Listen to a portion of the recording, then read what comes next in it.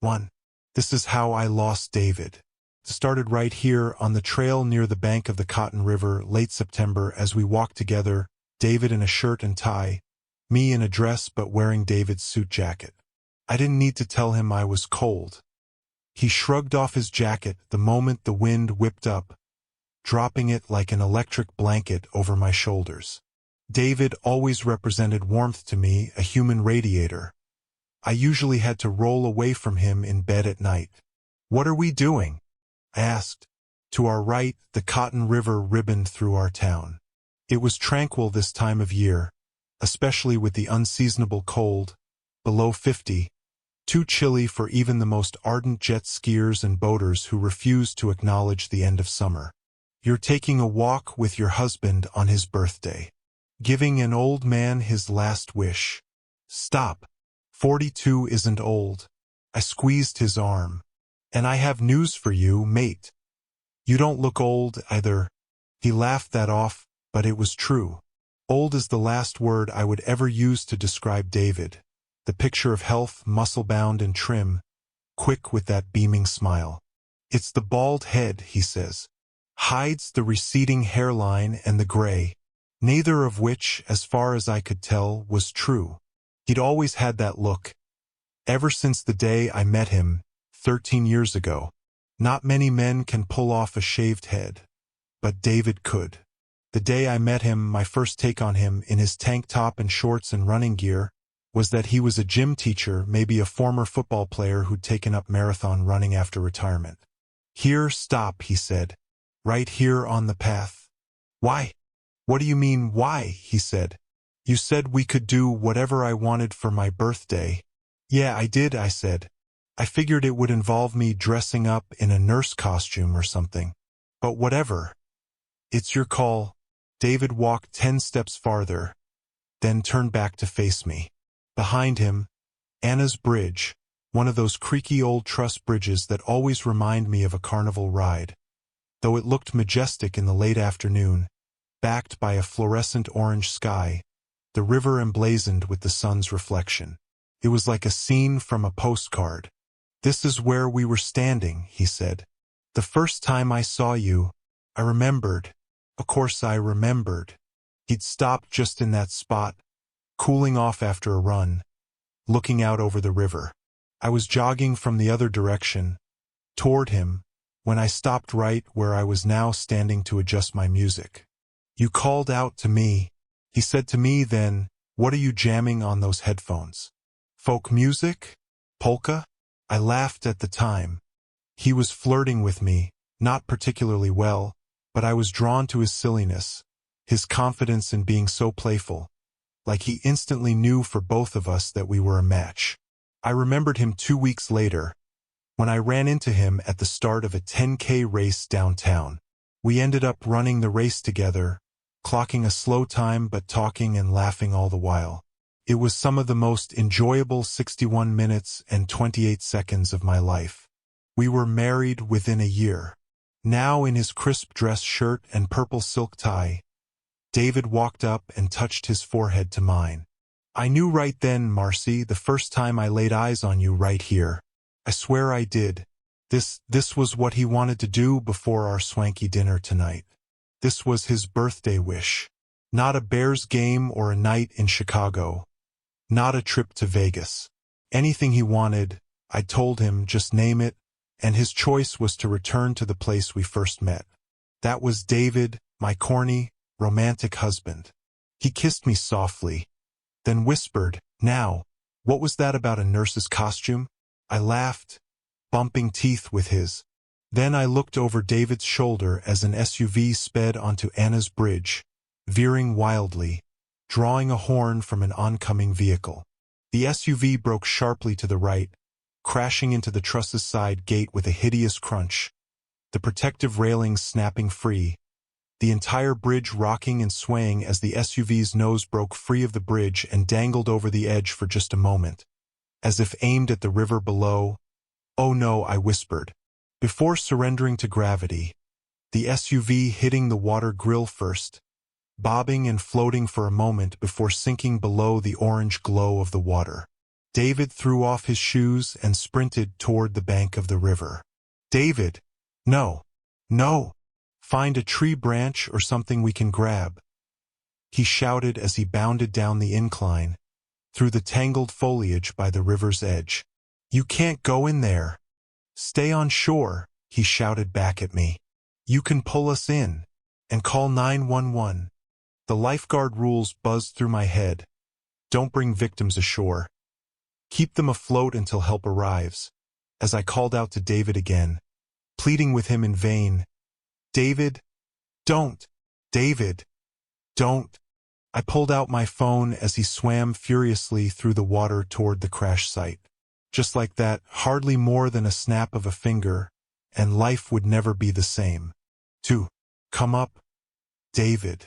Come up for air. Sirens screamed out from a distance. Hemingway Grove police and fire, responding quickly, but it wouldn't be quickly enough. I kicked off my heels, ready to jump in, those lifeguard rules again stopping me. David was right.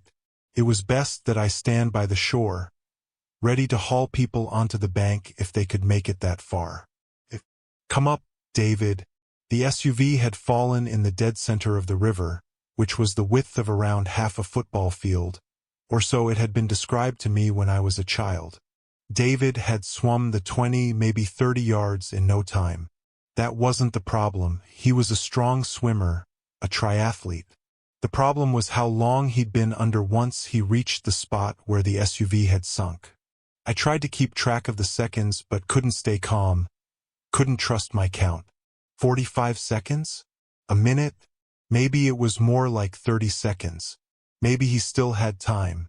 I started toward the water, nearly sliding down the incline. I couldn't fathom not going in to help David. But one thought kept me on solid ground, and it wasn't the lifeguard rules. It was an ugly but necessary thought. Our kids, Grace and Lincoln, they couldn't lose 2 parents in one day. I couldn't believe I was even thinking such a thing, that David could be gone. He'd come up for air, right?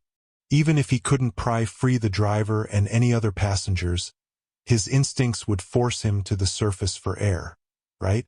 People were shouting from the bridge, people behind me, bikers and joggers, stopping and calling out, too. Some of the people on the bridge were taking videos with their phones. All eyes were fixed on the water, waiting helplessly. The sirens grew closer. I couldn't believe this was happening. Minutes ago, nuzzling by the place we first met, sharing a treasured memory, remembering how lucky I felt to have him, and suddenly, just like that, David was... No, I couldn't let myself believe it was possible. It had been more than a minute since he'd been underwater. I was sure of it. My head woozy, I finally remembered to breathe, something my husband could not do. Then all sound was lost as my vision grew fuzzy with tears. So many thoughts and emotions bombarding me. How will I tell the kids? How will it affect them? He'll come up for air, of course he will.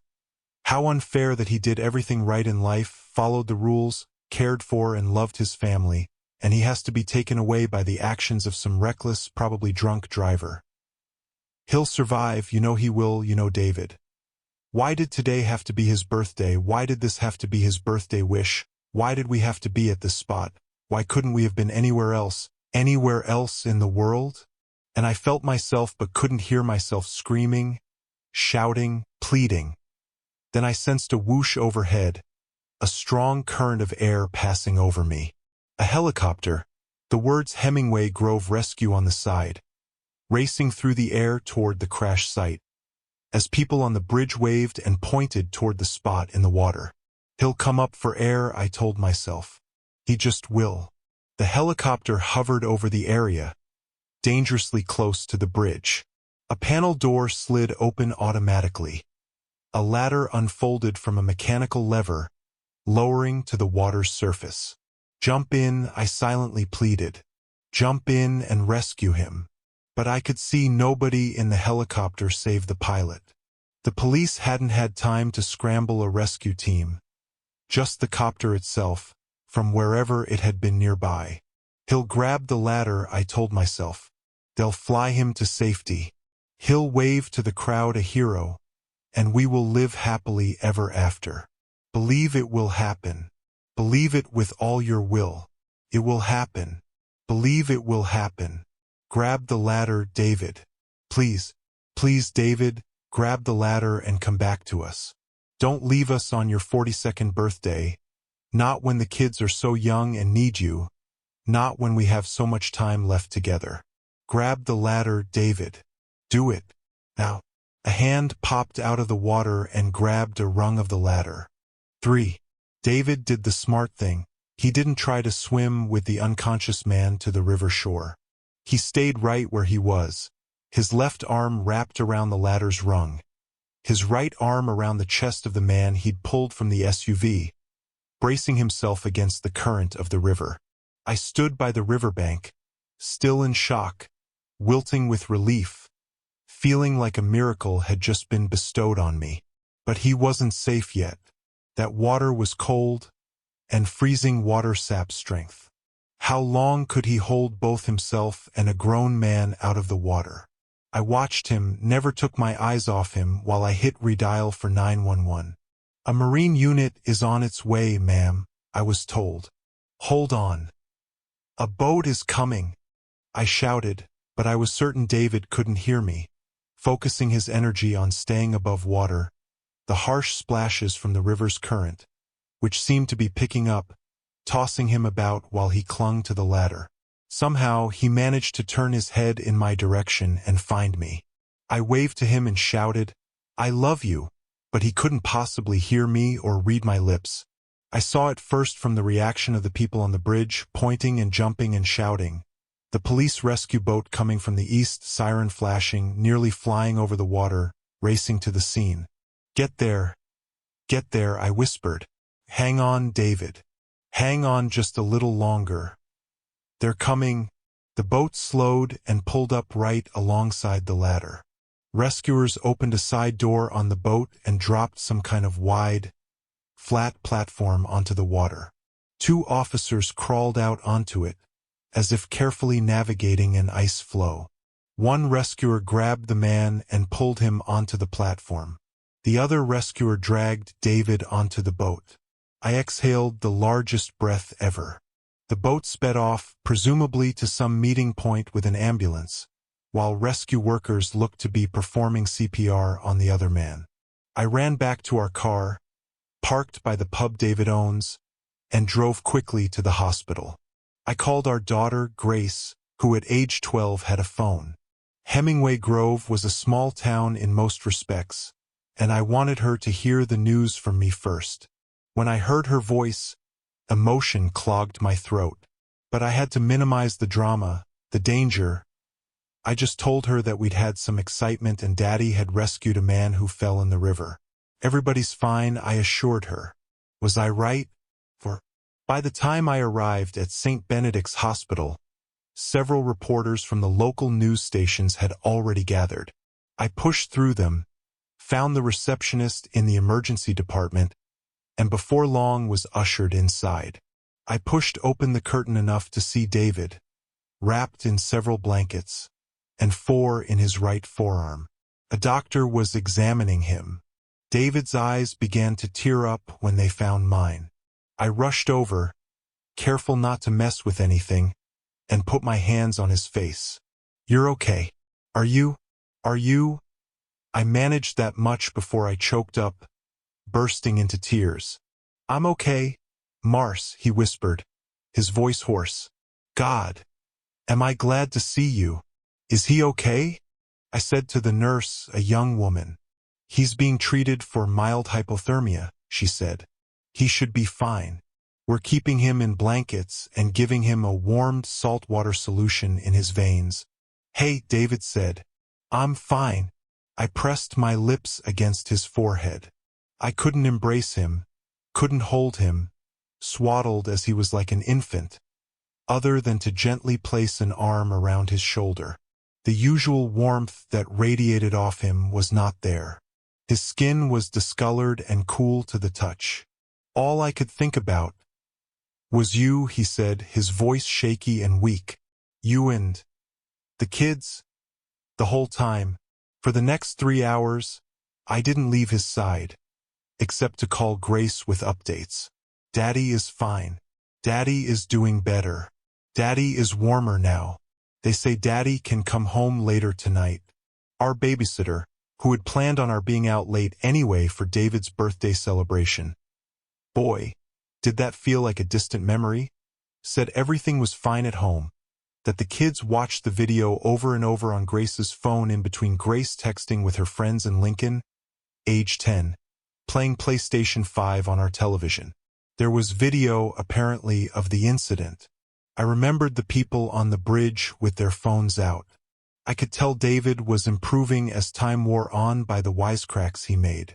Telling one of the nurses, who called me Mrs. Bowers, that I wasn't his wife but his mistress. Asking me to go check if they had any extra nurse outfits we could bring home for later.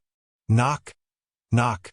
A doctor, a young woman with horn-rimmed glasses, swung the curtain open, then swung it closed behind her.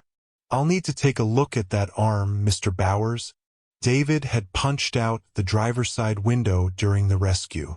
He used his left hand, his dominant hand, leaving his left forearm and knuckles bloody and raw. There were additional cuts and abrasions on his head, shoulders, and back, incurred when he reached in, unbuckled the unconscious man, and pulled him out. Just imagining it, I had to remind myself to breathe. How he did all that in so short a time underwater was almost impossible to fathom. If I ever doubted the existence of miracles, I no longer would. Turns out glass can cut you, David said. His voice stronger now, as the doctor checked the stitches on one particularly bad wound. The driver who lost control of the car.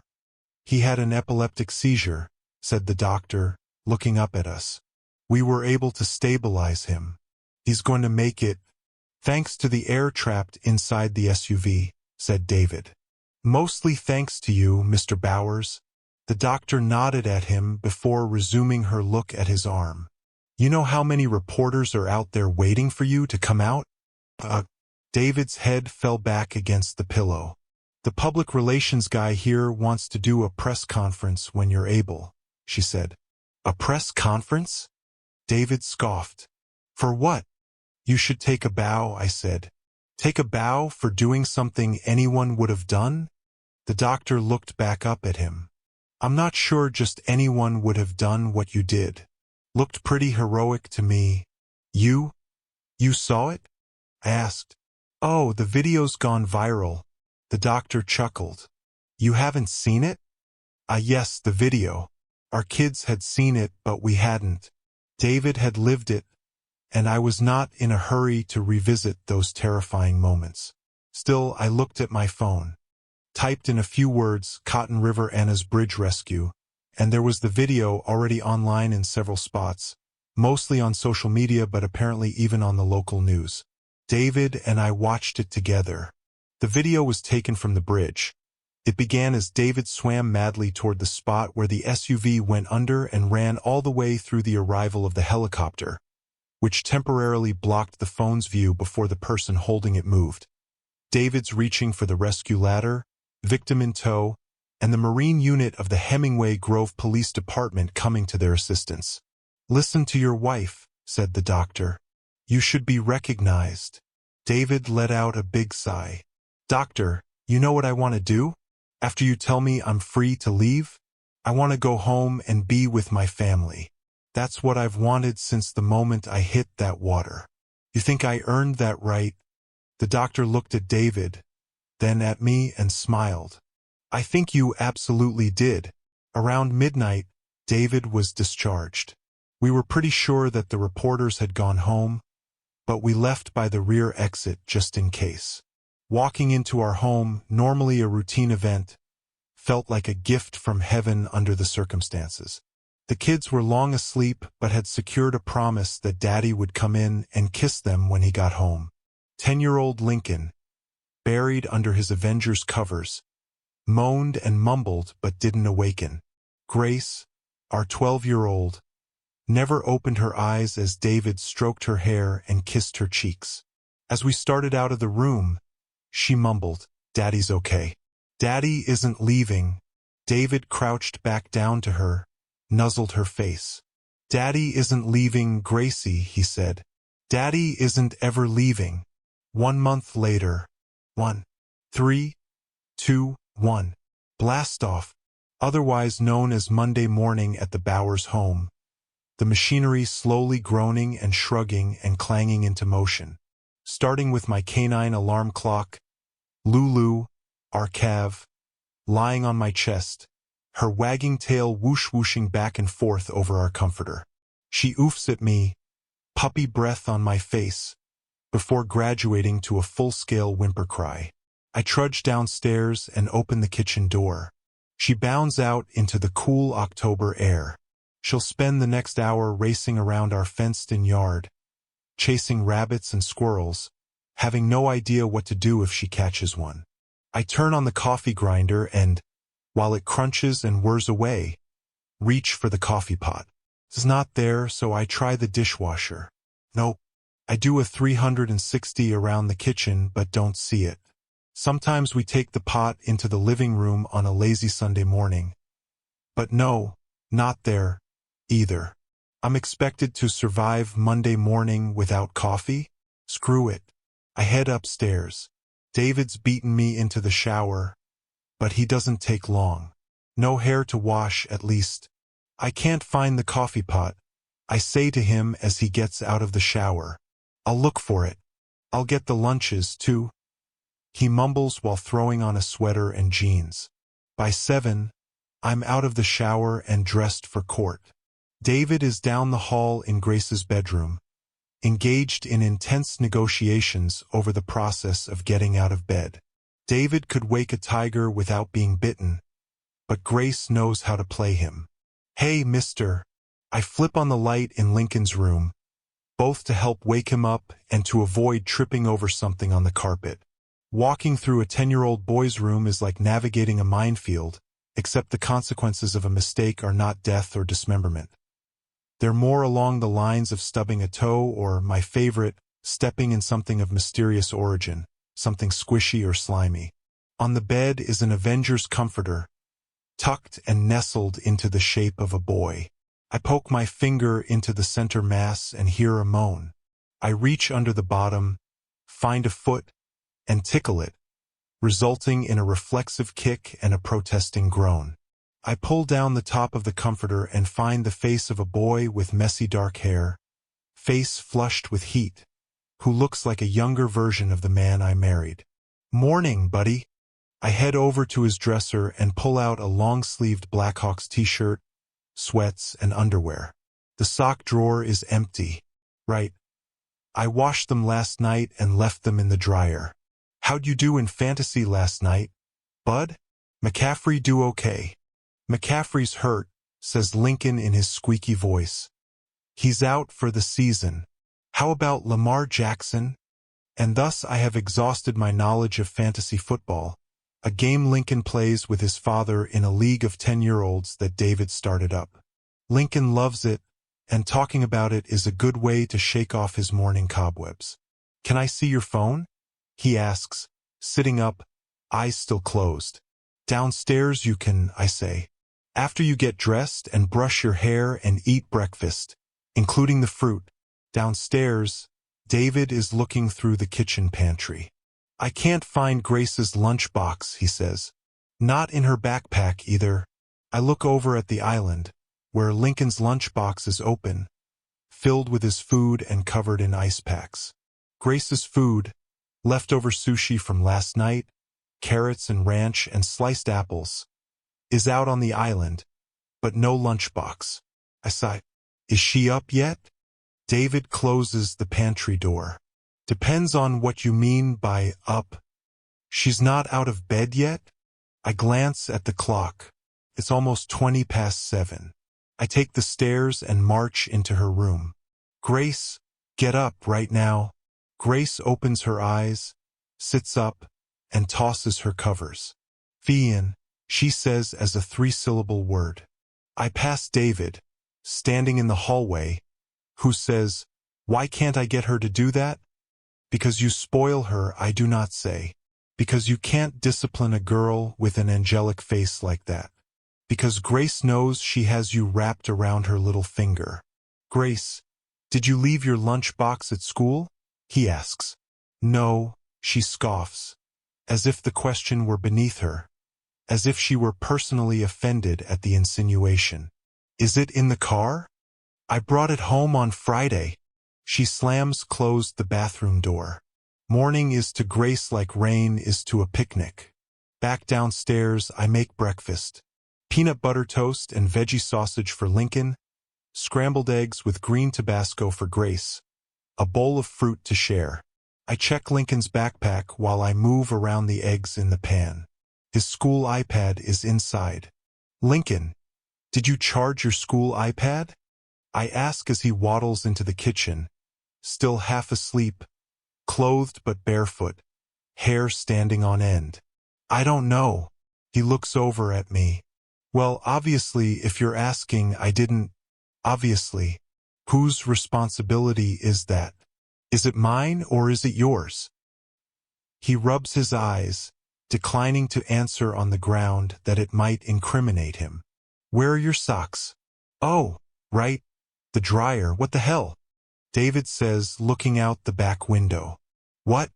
I walk over to him. He points to the center of the backyard. Grace's lunchbox. I do a double take, then focus. Why is Grace's lunchbox in the backyard? For God's sake, Gracie. I head to the washer-dryer in the mudroom by the garage door to get Lincoln some socks. I hear David calling up to Grace about the lunchbox. I can't hear Grace's response per se, but I'm reminded of a growling tiger. I bend down and pop open the dryer. What the hell? What's up?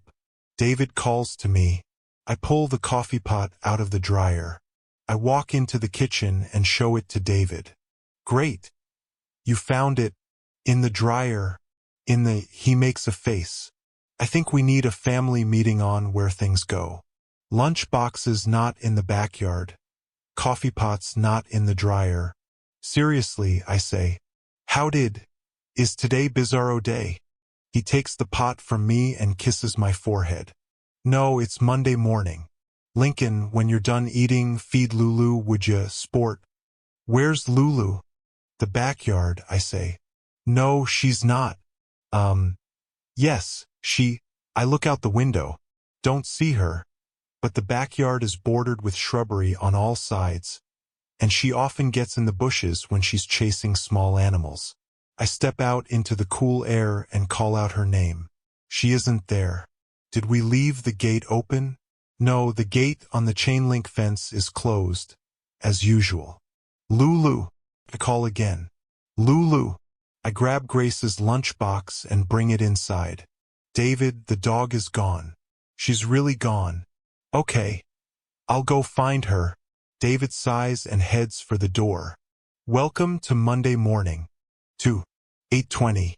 The last of the two kids, Lincoln, rides off on his bike with a perfunctory "I love you" on his way to school, 3 blocks away. By then, I've already read 3 texts from David, out looking for our dog Lulu. Not by Custers. The Custers have 3 Weimaraners whom Lulu loves. What a fucked up morning, true enough. And on way to Forest Preserve. The Forest Preserve. God help Lulu if she made it that far. She never has. She's been known to chase deer, who retreat to the preserve, but Lulu usually loses interest after they outrun her. Lulu won't know how to get back from the Forest Preserve, and she'll get lost within it. There's a good 3 square miles of woods, trails, streams, deer, to say nothing of the coyotes. Lulu, a harmless puppy, wouldn't stand a chance against a coyote.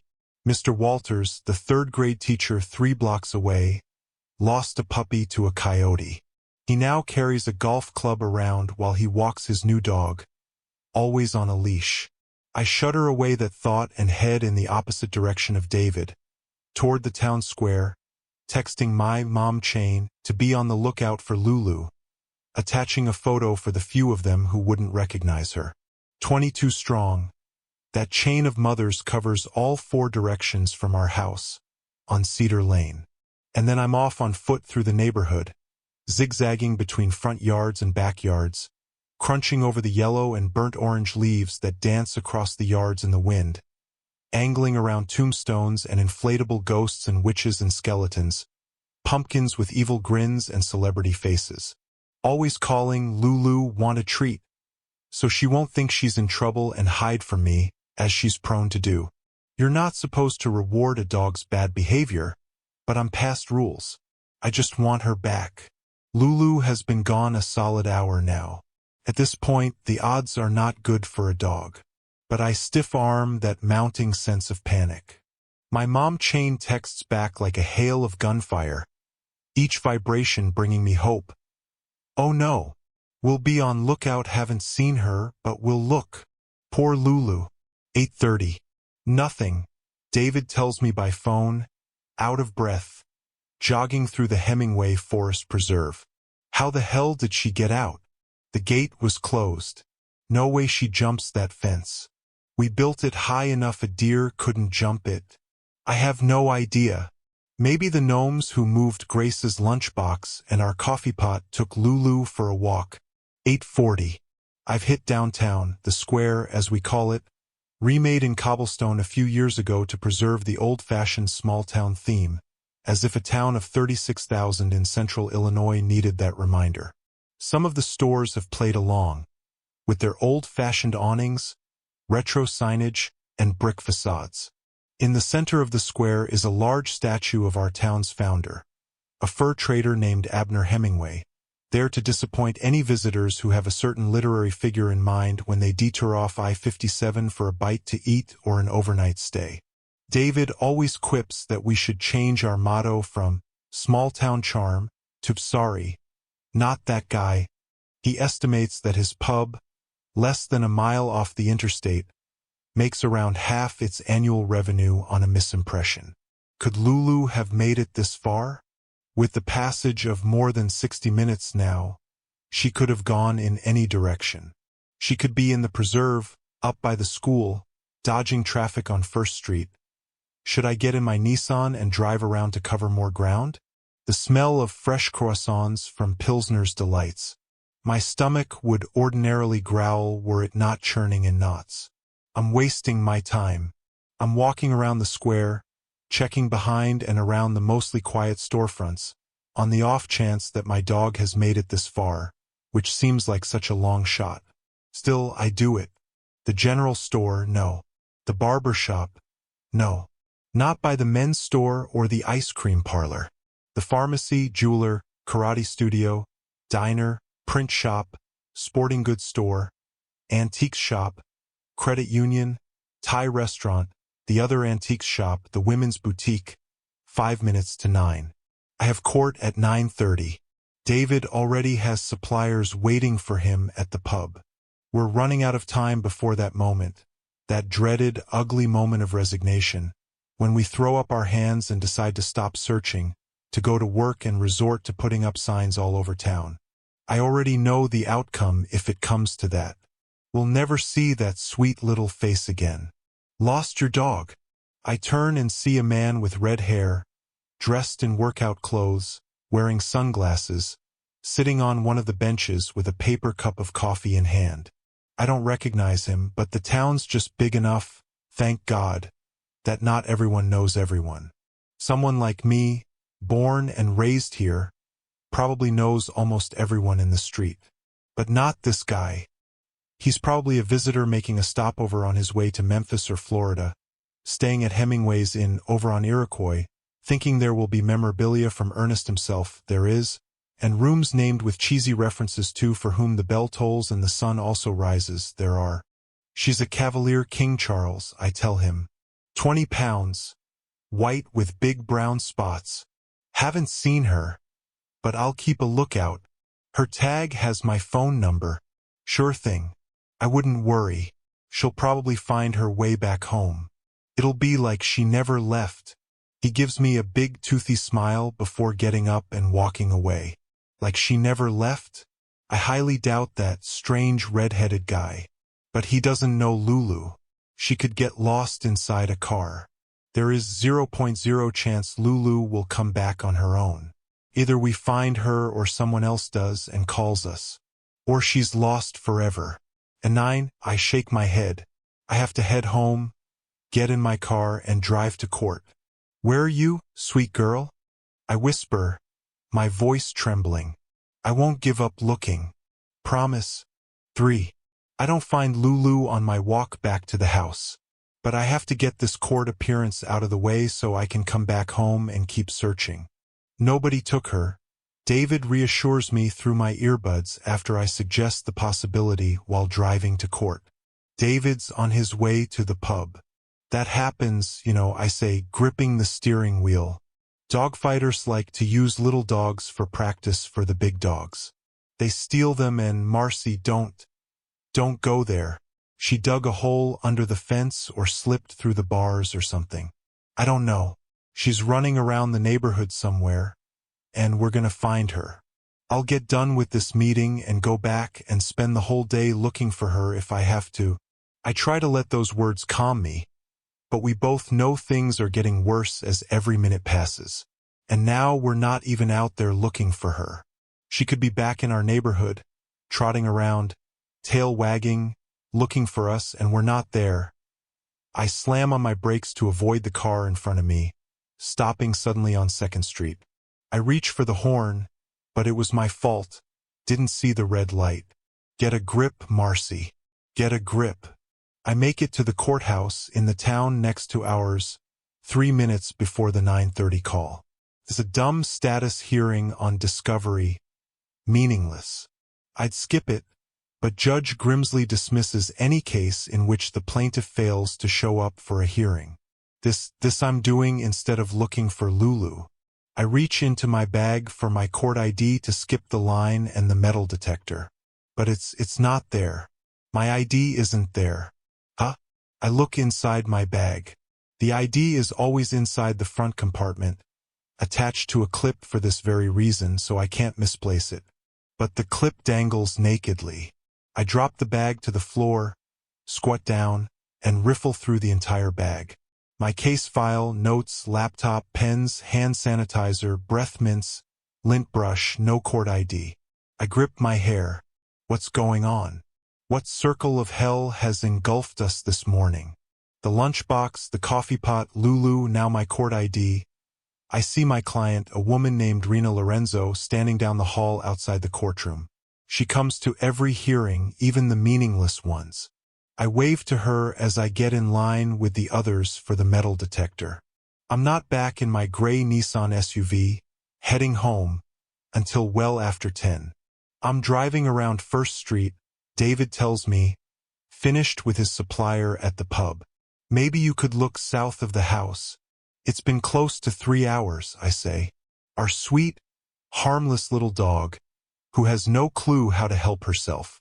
I check text messages and update my mom chain, saying that no, we still haven't found Lulu. Please keep looking. I search through photos of Lulu on my phone, looking for the best one to put on the signs that will go up all over town. Lulu going down the slide with Lincoln, my son clutching the 3-month-old puppy in his hand. Lulu in a bath, a puff of soap on her head, wearing a tiara Grace put on her head cocked as she stares at the camera. Numerous close-ups that Grace takes all the time around the house.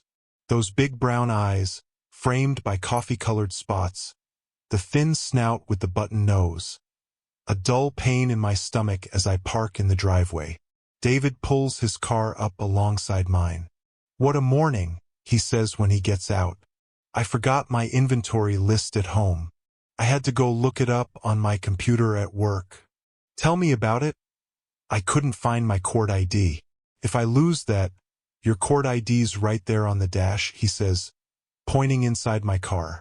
It's seriously? I look through the window. Yes, there it is. I let out air. I'm losing my mind this morning. I swear. You're focused on Lulu. What if she made it to the forest preserve after all? Ask. And she's walking around, so scared. And those coyotes, hey, David puts his hand on my shoulder. We can only do what we can do. And that's think and search. He's right, of course. I lean against the warm SUV. Okay, right. Well, what makes the most sense? We both hear it, the familiar high-pitched bark. We look at each other, then race to the backyard.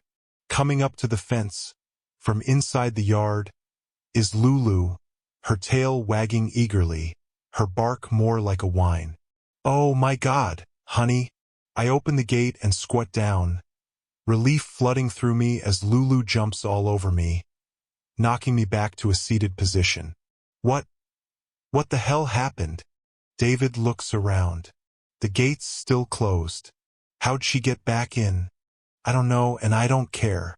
Not for now, at least, as Lulu burrows her head in my lap and continues whining. Is it possible she was in the yard all along? Behind a bush or something? I don't know, and I don't care. Then I look up, as Lulu rushes over to David and gives him the same treatment she gave me. It's like she never left, I whisper.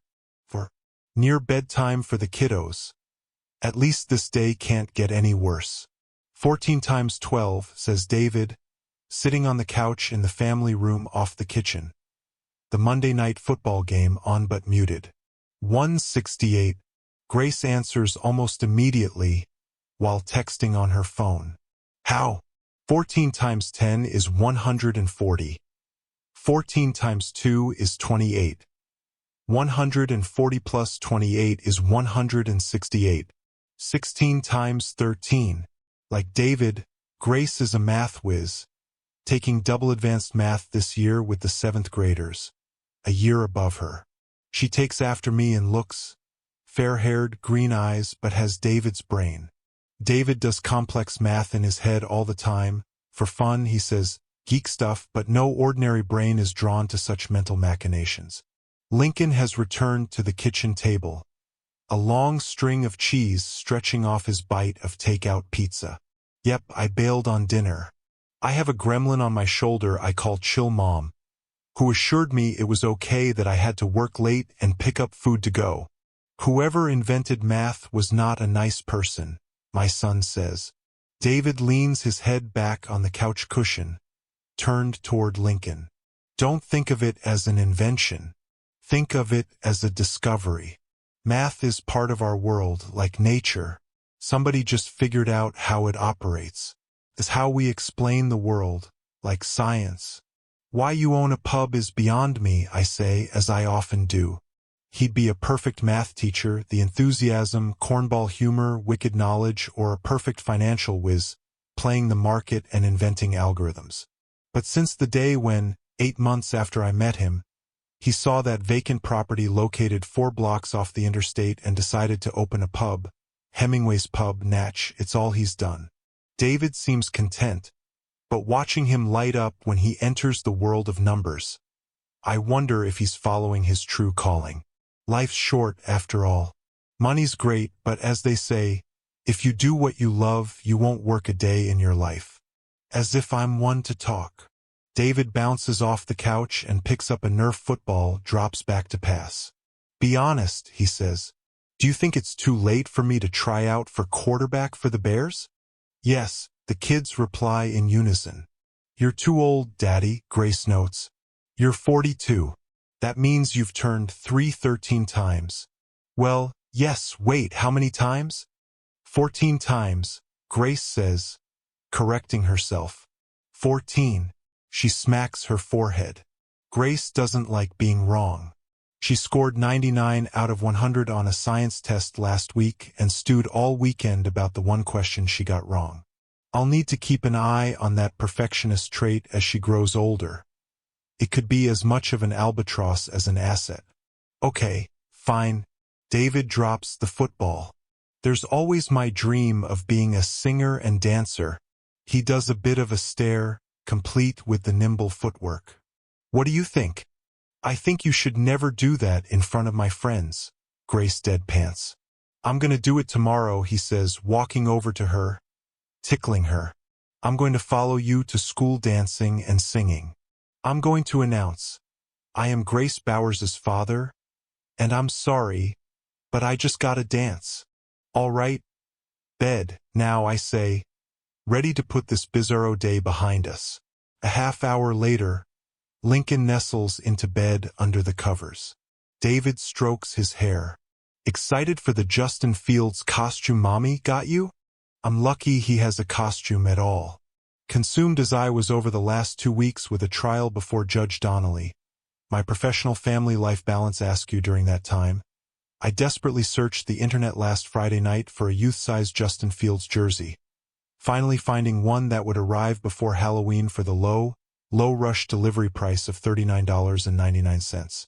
I threw in mini shoulder pads and pants for good measure to appease my maternal guilt. Turns out you can put a price on love. Tomorrow will be fun, buddy. I tuck him in and kiss him on the cheek.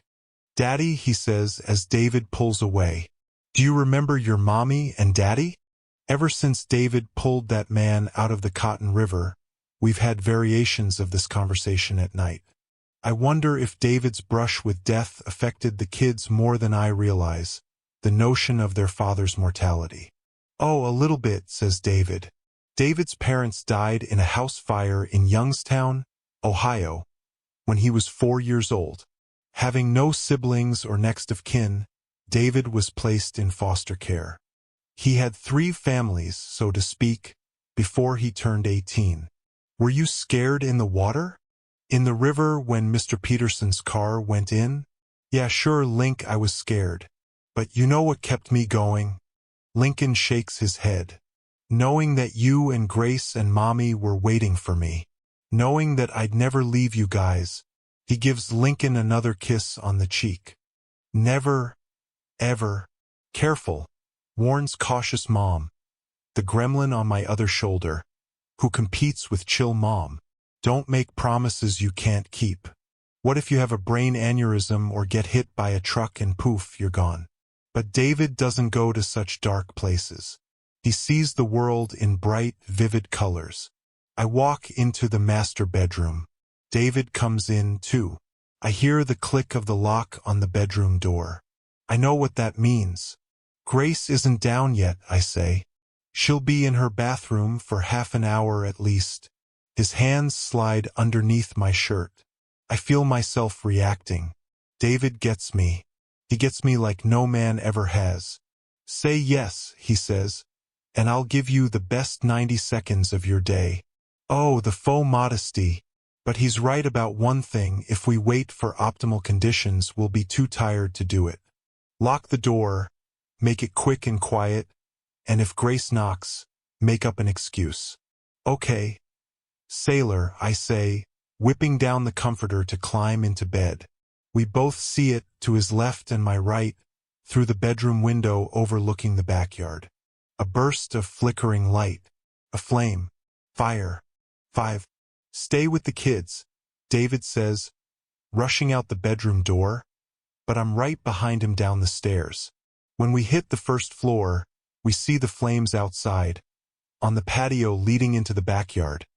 The wispy orange threads just sneaking into our view through the glass French doors. Exactly what's on fire back there. A tree? A bush? The deck railing? If it's the deck railing, the whole thing will be in flames in a matter of seconds. I'm racing through options. We don't have a fire extinguisher. Why don't we have a fire extinguisher? There's a hose out back attached to a sprinkler. We could unhook it and use that. Where's my phone? I left it upstairs. We have to call the fire department. David whips open the doors and bounds onto the patio, looking to his left, doing a double take.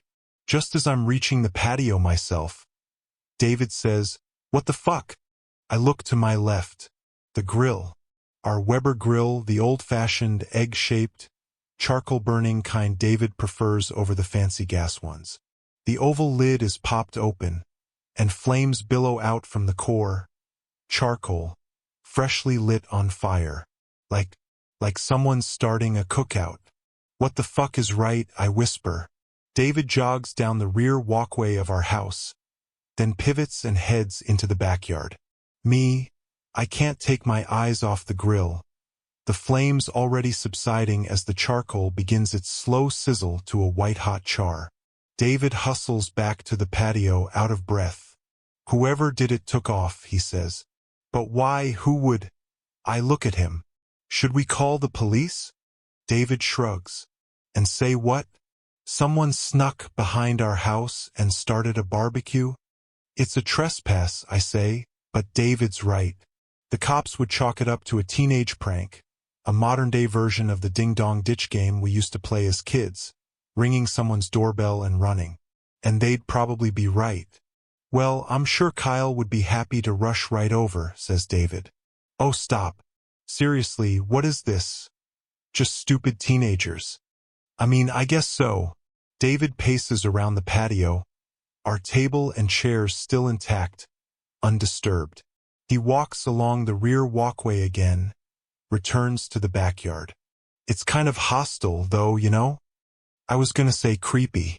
We're upstairs putting down the kids, and they're out here dumping charcoal into the grill, pouring lighter fluid, and lighting a match.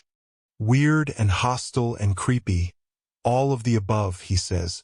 But at least it was never a threat. It's a fire, but it's contained inside the grill. It's not like it was gonna set the patio on fire or anything. That's true. It wasn't malevolent in that way. So, what do we do? He shrugs. You hungry? I could throw some burgers on. I shoot him a look. It was meant to spook us, David. And as far as I'm concerned, it worked. David plays with that thought and checks his phone. Well, it's only 2.5 hours till Halloween. Maybe someone was just getting a head start on the creepy, spooky stuff. I'm sure that's all it was, but his face reads otherwise. That brain of his is turning over and over, trying to connect all the bizarre things that happened today. None of them individually cause for alarm. Collectively, maybe another story. But if something has come to mind, David doesn't say so. Maybe he has no answers and maybe there's nothing to answer. Or maybe he does and there is. We all have our secrets, after all. Spouses don't tell each other everything.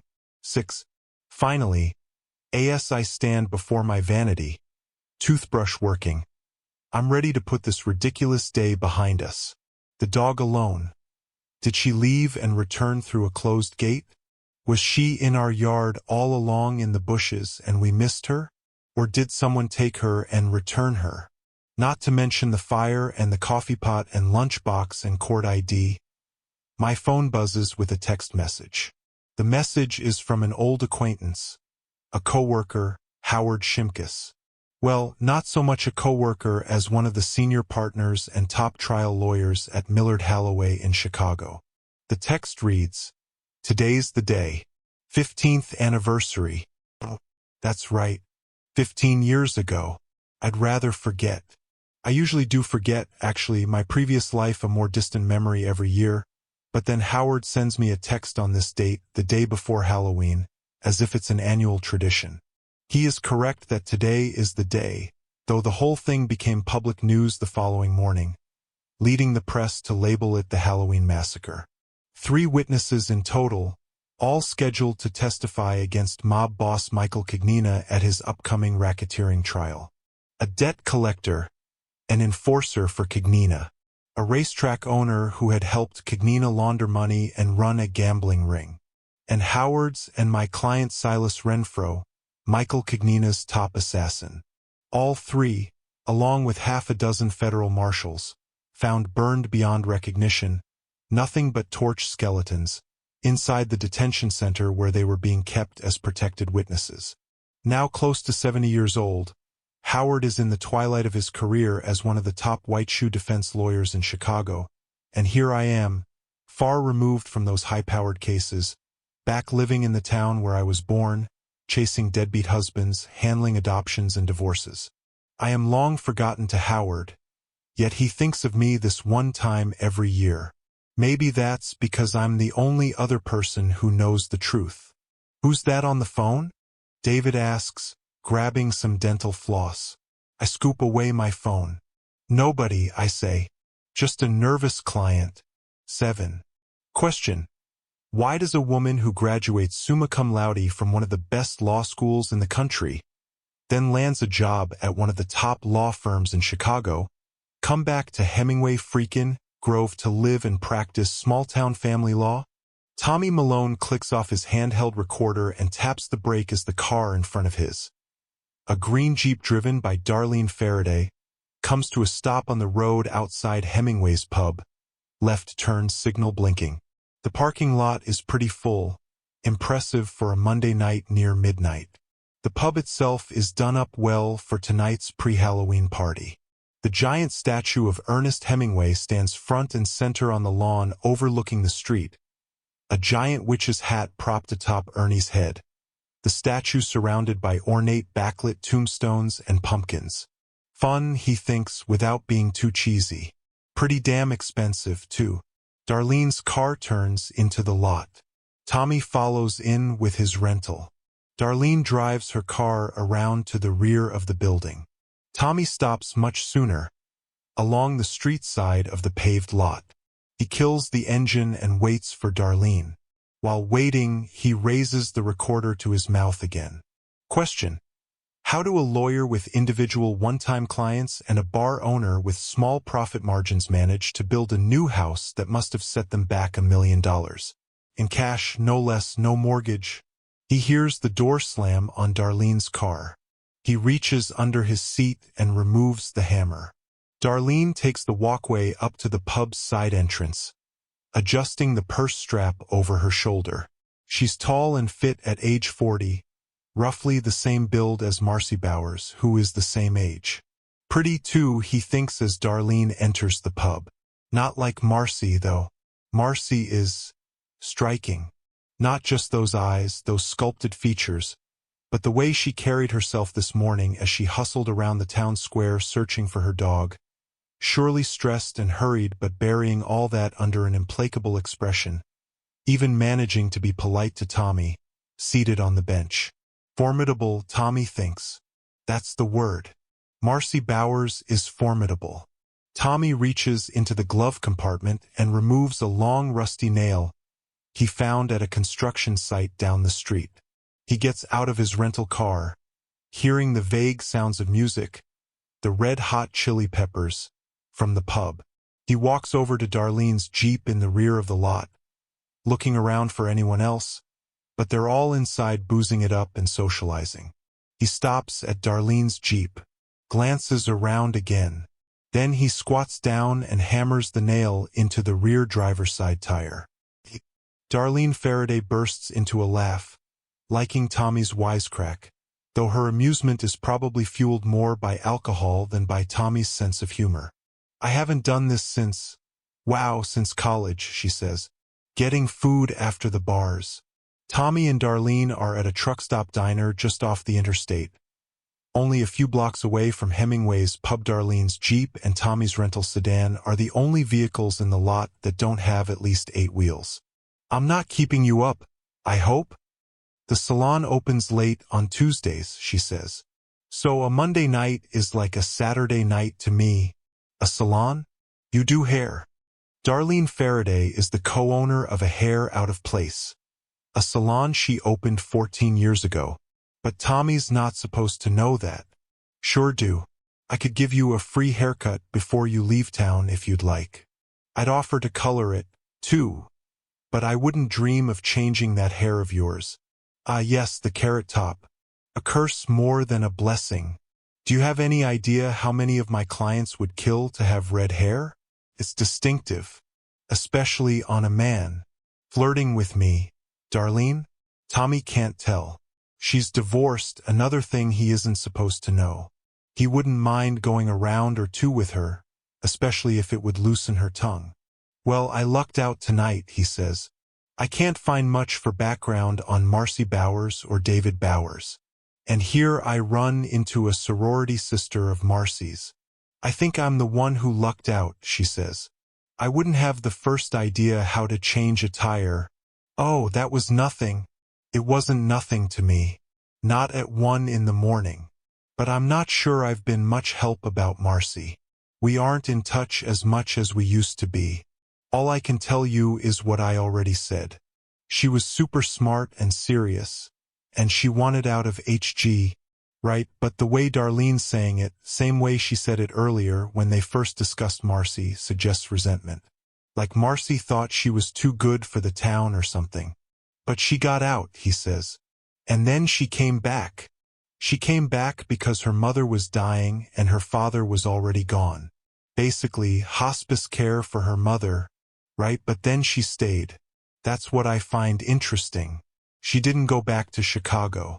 She stayed in Hemingway Grove. Darlene shrugs. Lot of people end up back here after exploring the world for a while. It's a good place to raise kids. Tommy sits back in his chair. Unfortunately, that's not interesting. It's not. Interesting? I mean, my editors want a human interest piece, right? Everybody knows David rescued that man from the river. Everyone's seen that video. For my profile to have any legs, I need something personal. You mean like scandalous? She asks. She looks away, a mischievous curl to her lips. Now we're getting somewhere. Darlene has a thought. He can tell. And he can tell she wants to tell him. Was there something that happened at her law firm in Chicago, maybe? He asks. She represented a lot of white-collar criminals. Darlene shakes her head. She seems to have lost touch with Marcy around that time after college. She stares into her coffee cup. She's thinking, considering. The best thing Tommy can do is stay quiet. Finally, Darlene looks up at him. Would this be off the record or whatever? Whatever you want. She nods, eager, he thinks, to spill. Well, some people thought she came back for Kyle. She means Kyle Yanofsky, Marcy's old flame, her high school sweetheart, currently a cop in Hemingway Grove. But Tommy plays dumb. But some of us, says Darlene, we thought it had something to do with her job at the fancy law firm. She said it was time for a change. But isn't that what you say when something went wrong? I mean, Marcy was so ambitious, and she was in this big-time law firm doing big-time things, and suddenly she drops everything. But she wouldn't talk about it. Tommy nods. I'll bet she wouldn't, he thinks. 9. Happy Halloween, I guess. No missing dogs or lunch boxes or coffee pots, at least. I watch Lincoln leave, the obligatory "bye love you" as he rides off on his bike to school. I watch him pedal along the street. No sidewalks around here, and turn right until he's out of sight, with that ever-present niggling worry that something bad will happen. A stranger danger offering him a ride. A car blowing a stop sign and smacking my 10-year-old biker. The constantly raging battle between cautious mom and chill mom. The latter of whom whispers to me in her soothing voice that the kids are going to have to learn how to live in the world sooner or later, and sooner is better. Before I leave, I set the house alarm, something I've never done because, this is Hemingway Grove. But after yesterday, it feels like a good idea. I have court all morning. The last of the hearings involves my client Diane Worley, who sits in the front row while I stand at the bench before the Honorable George Slattery. Standing next to me, my opposing counsel argues in favor of his client, Diane's ex-husband, an asshole radiologist who left Diane and their 3 kids after he started making big money, trading Diane in for a younger, prettier model and moving to Chicago. When it's my turn, I say, "Let's rewind the clock, Your Honor." I remind him that Diane worked 2 jobs to support her husband, Ron, and 2 young kids while he completed med school and residency. That Ron divorced her 2 years after joining his lucrative radiology group, running off to Chicago with his pretty new girlfriend while their youngest, their third, was only 18 months old. That he agreed to the standard 28% of his income for child support. That since he started raking in the dough, Ron doesn't think she and the kids need 28%, even though he knew his income would fluctuate. That he's breaking his word after the fact. That Diane stopped working after Ron got into that radiology group. That she's long out of the workforce now and would have a hard time getting work as an accountant, at least at the level she once held. That their middle child's speech and occupational therapy bills are going up every month.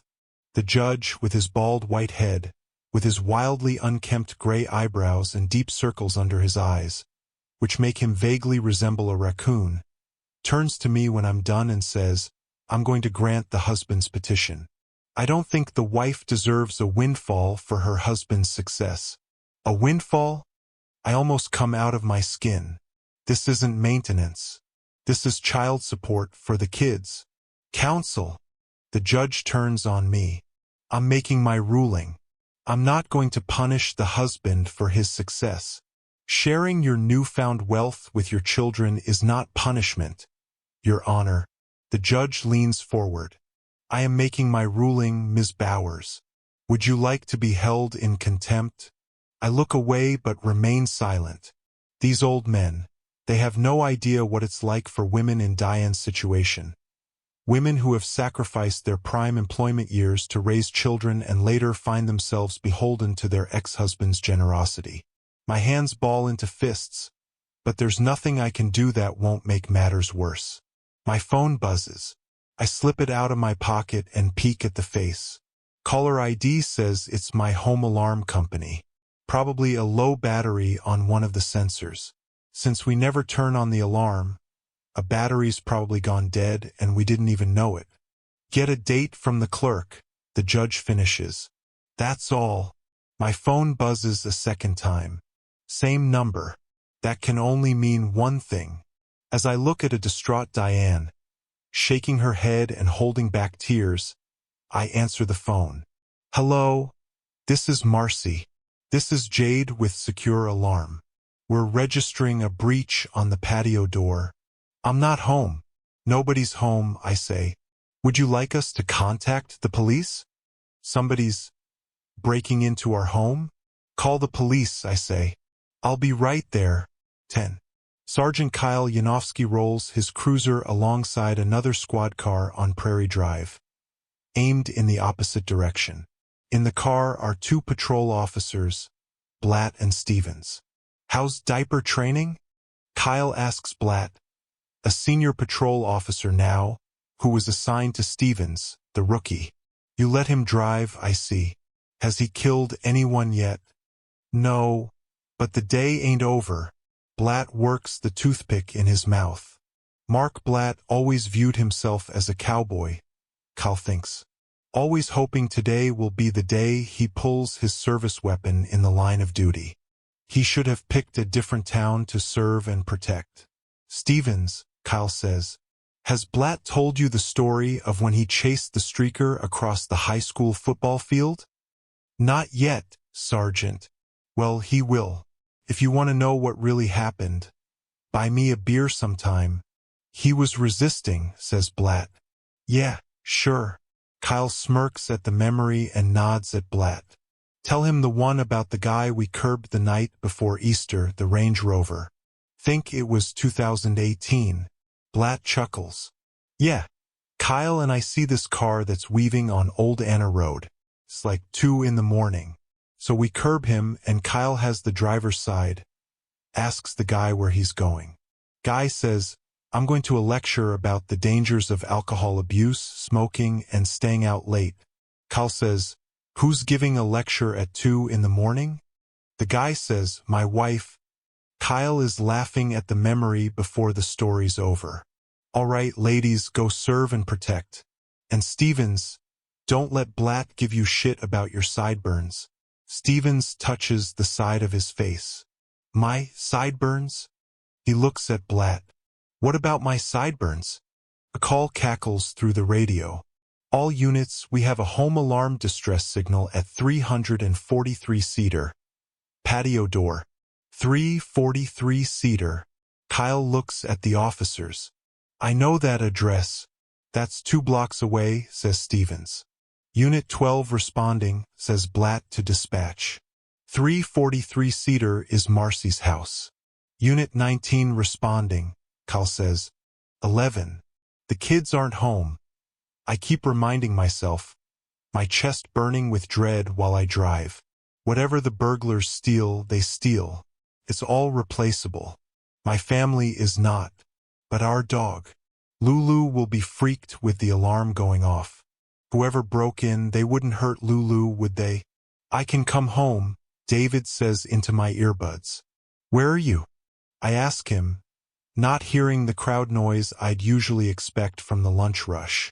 The pub, he says, out back taking out the trash. It's a madhouse. All hands on deck. Do you want me to come? Just wait, I say as I turn my car onto Cedar, within sight of our house. The police are here. 2 cars. Be careful, Mars. Let them do the heavy lifting. And call me. I park in the driveway and get out of my car, shaky, unnerved. A police officer, a large man, comes around from the side of the house. You're the homeowner? Mrs. Bowers? Yes. We don't see any outward sign of forced entry. We have officers by the patio door. Hey, Mars. It's Kyle walking through my backyard. I haven't seen him in over a year. Every once in a while we run into each other. It's become less awkward over the years, but still, it's awkward. Oh, hey, I say. Doesn't look like anyone forced their way in, Kyle says. Okay if I enter and look around? God, please do, I say. Okay. Officer Blatt here is going to keep watch over the front of the house, in case whoever's inside runs out the front to escape, though he doesn't want to say that to me. Why don't you stay out here, just in case, he says. Maybe across the street, in case someone really is inside and there's a confrontation. I shudder at the thought of someone creeping through our house. Our things. My nerves jangling, I follow him to the patio door.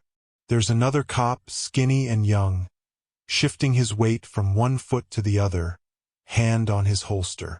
Closer to the door, I can hear the whooping siren, the burglar alarm going haywire inside. I'm going in too, I say. That's not a good idea. Let us do our jobs. My dog's in there. I'm going in. Cal pauses but says nothing. He reaches for the door handle, grips it and turns it. The door opens, the sound of the burglar alarm piercing now. He turns back to me. This door's normally locked, I assume? Yes. I mean, it should be, especially last night, after the unexplained barbecue on our back patio at 9:30 at night. David slept near this door the rest of the night. No way he left it unlocked. The alarm probably scared him off, says Kyle. He's probably a mile away from here by now. Probably never even got inside. But that doesn't stop Kyle from drawing his service weapon off his hip holster. The other cop does the same. Kyle puts a protective hand on the other officer's gun and gently pushes it downward. Gun stays down unless Stevens, right? Roger that, Sergeant. Kyle nods. Okay. Let's have a look. 12. I follow the officers inside. Heart pounding, adrenaline racing. As the alarm bellows out its whoopee cry, I reach over to the alarm pad, type in the key code to turn it off. The house rings from the sudden silence. For a moment, none of us moves, listening for sounds. Police officers, Kyle calls out with a reassuring authority. Whatever else, I can't deny that I'm glad he's here. Announce where you are and have your hands showing. I look around. The dining room, overlooking the patio, seems undisturbed. There are a few nice things in this room, including an ornate chandelier, but nothing you'd expect a burglar to snatch and grab. Lulu, I call out. Lulu, honey, Semir. Kyle puts out a hand. Marcy, step back onto the patio. You can't be inside. We'll look for your dog, I promise. Big dog? Small? Small. A Cavalier King Charles. Wouldn't hurt a flea. Okay. Now please go outside. This time I obey. I head back onto the patio not far from the barbecue grill, the lid now closed after last night's impromptu cookout from who knows who. I hear voices in the backyard. A man and a woman in conversation. 2 more cops I see, as they come into view, joining in the search inside the house. You probably shouldn't be so close, the female officer says to me. Why don't you go back to your car? They head inside, radioing their presence to the other officers. I stay where I am, Someone was inside our house. Someone walked through our house, touched our things, invaded our private space. With nothing else to do but make myself crazy, I check my phone. Diane, my client, has texted me, saying she hopes everything's okay at my house and asking about next steps in the dispute with her ex. She must feel like that old white male judge has no idea what her and her kids' lives are really like. She's right about that. Now we'll have to appeal, which will cost Diane more money, even after I cut my fee, which I always seem to be doing. The patio door opens, causing me to jump. I realize how nerve-wracked I am. Kyle steps out, holding Lulu in his arms. She breaks into a combination whine and yodel as I take her, her whole body trembling. She was down in the basement by the boiler, he says, trying to get away from the sound of the alarm, I think. It's all clear inside, Marcy. Nothing taken as far as we can see. Nothing disturbed either. Your boy has an iPad on his bed. Your daughter has a laptop in her room. There's jewelry in your walk-in closet. Those are the first things a burglar would take. My guess, nobody ever got inside. Not past the door. They heard the alarm and decided to try another house. They want something quick and easy. But how did they get in? Door must have been unlocked. Could they have picked it? Ask. Kyle makes a face. Picking a lock takes a lot of effort and time. If the door was locked and they really wanted in, they probably would have smashed one of the door windows, reached inside, and unlocked the door. My guess, this is some random guy who was going around trying doors till he found one that opened. I look at him, start to speak, but don't. What? He asks. I shudder at the weight of the statement that was on the tip of my tongue. Saying it aloud makes it seem more real. I don't think this was random, I say. 13. The other officers file out. I profusely thank each of them. You take cops for granted until you need one. Kyle stays, especially after my last comment to him. I walk back into the house, putting down Lulu, who follows me. Kyle follows me inside, too, stays by me as I do a check of the entire house. My nerves are still rattled, but the sense of danger is gone, replaced with a mounting sense of violation. I enter every room, the kids' bedrooms, these sacred, safe, warm places where they sleep and play and study and dream of their lives, wondering if some creepster invaded their private space, touched things, wanting to disinfect every nook and cranny to remove the taint. I check for anything amiss, anything moved, anything disturbed, anything missing. All the while feeling ever so grateful that an armed police officer, that Kyle in particular, is escorting me. We end in the last room upstairs, the master bedroom. Nothing out of place, no reason to think the creepster invaded this private area. You said you don't think this was random, says Kyle. Some weird things have been happening, I say. I give him the rundown. Kyle doesn't speak, but his facial reactions to the various odd and borderline disturbing things only reinforce my concerns. You think of them individually and how inconsequential they are, and you blow them off. I mean, my coffee pot in my dryer? Who would go to the trouble of sneaking into my house to do that? And Lulu? Maybe somehow she got out and back in.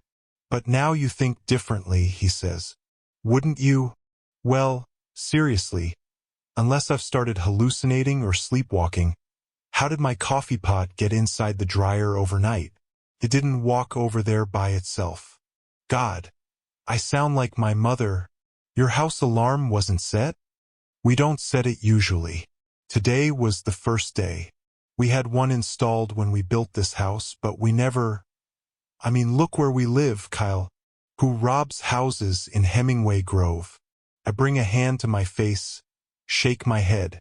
I'm beginning to think that somebody's doing something. I don't know who, I don't know why. Okay. His warmth against me, his arms around me. So seamless and natural that I don't know if I fell into his arms or he came to me. Of course, this is innocent. Of course, this is wrong. But so familiar, so comforting. So, his hand slowly runs up my back. No, I release myself, step back. Yeah, no, I'm right.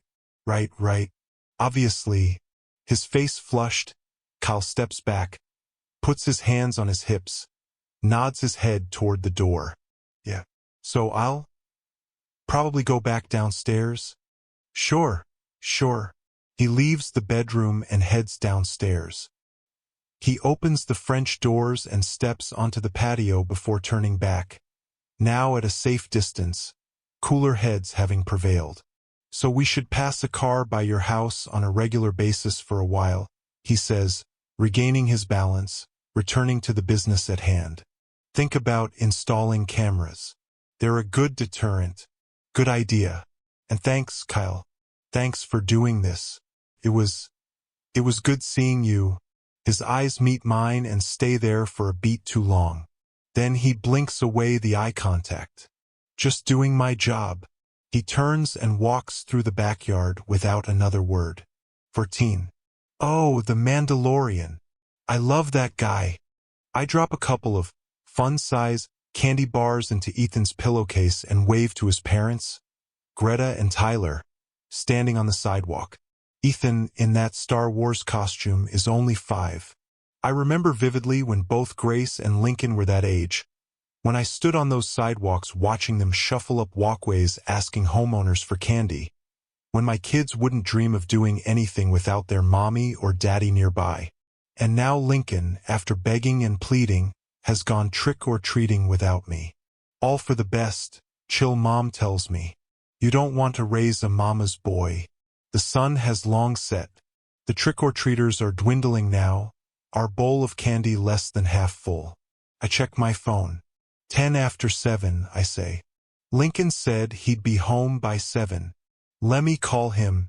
David looks at his phone, digs up the number for Lincoln's gizmo watch as I walk into the kitchen to check on the chili in the pot.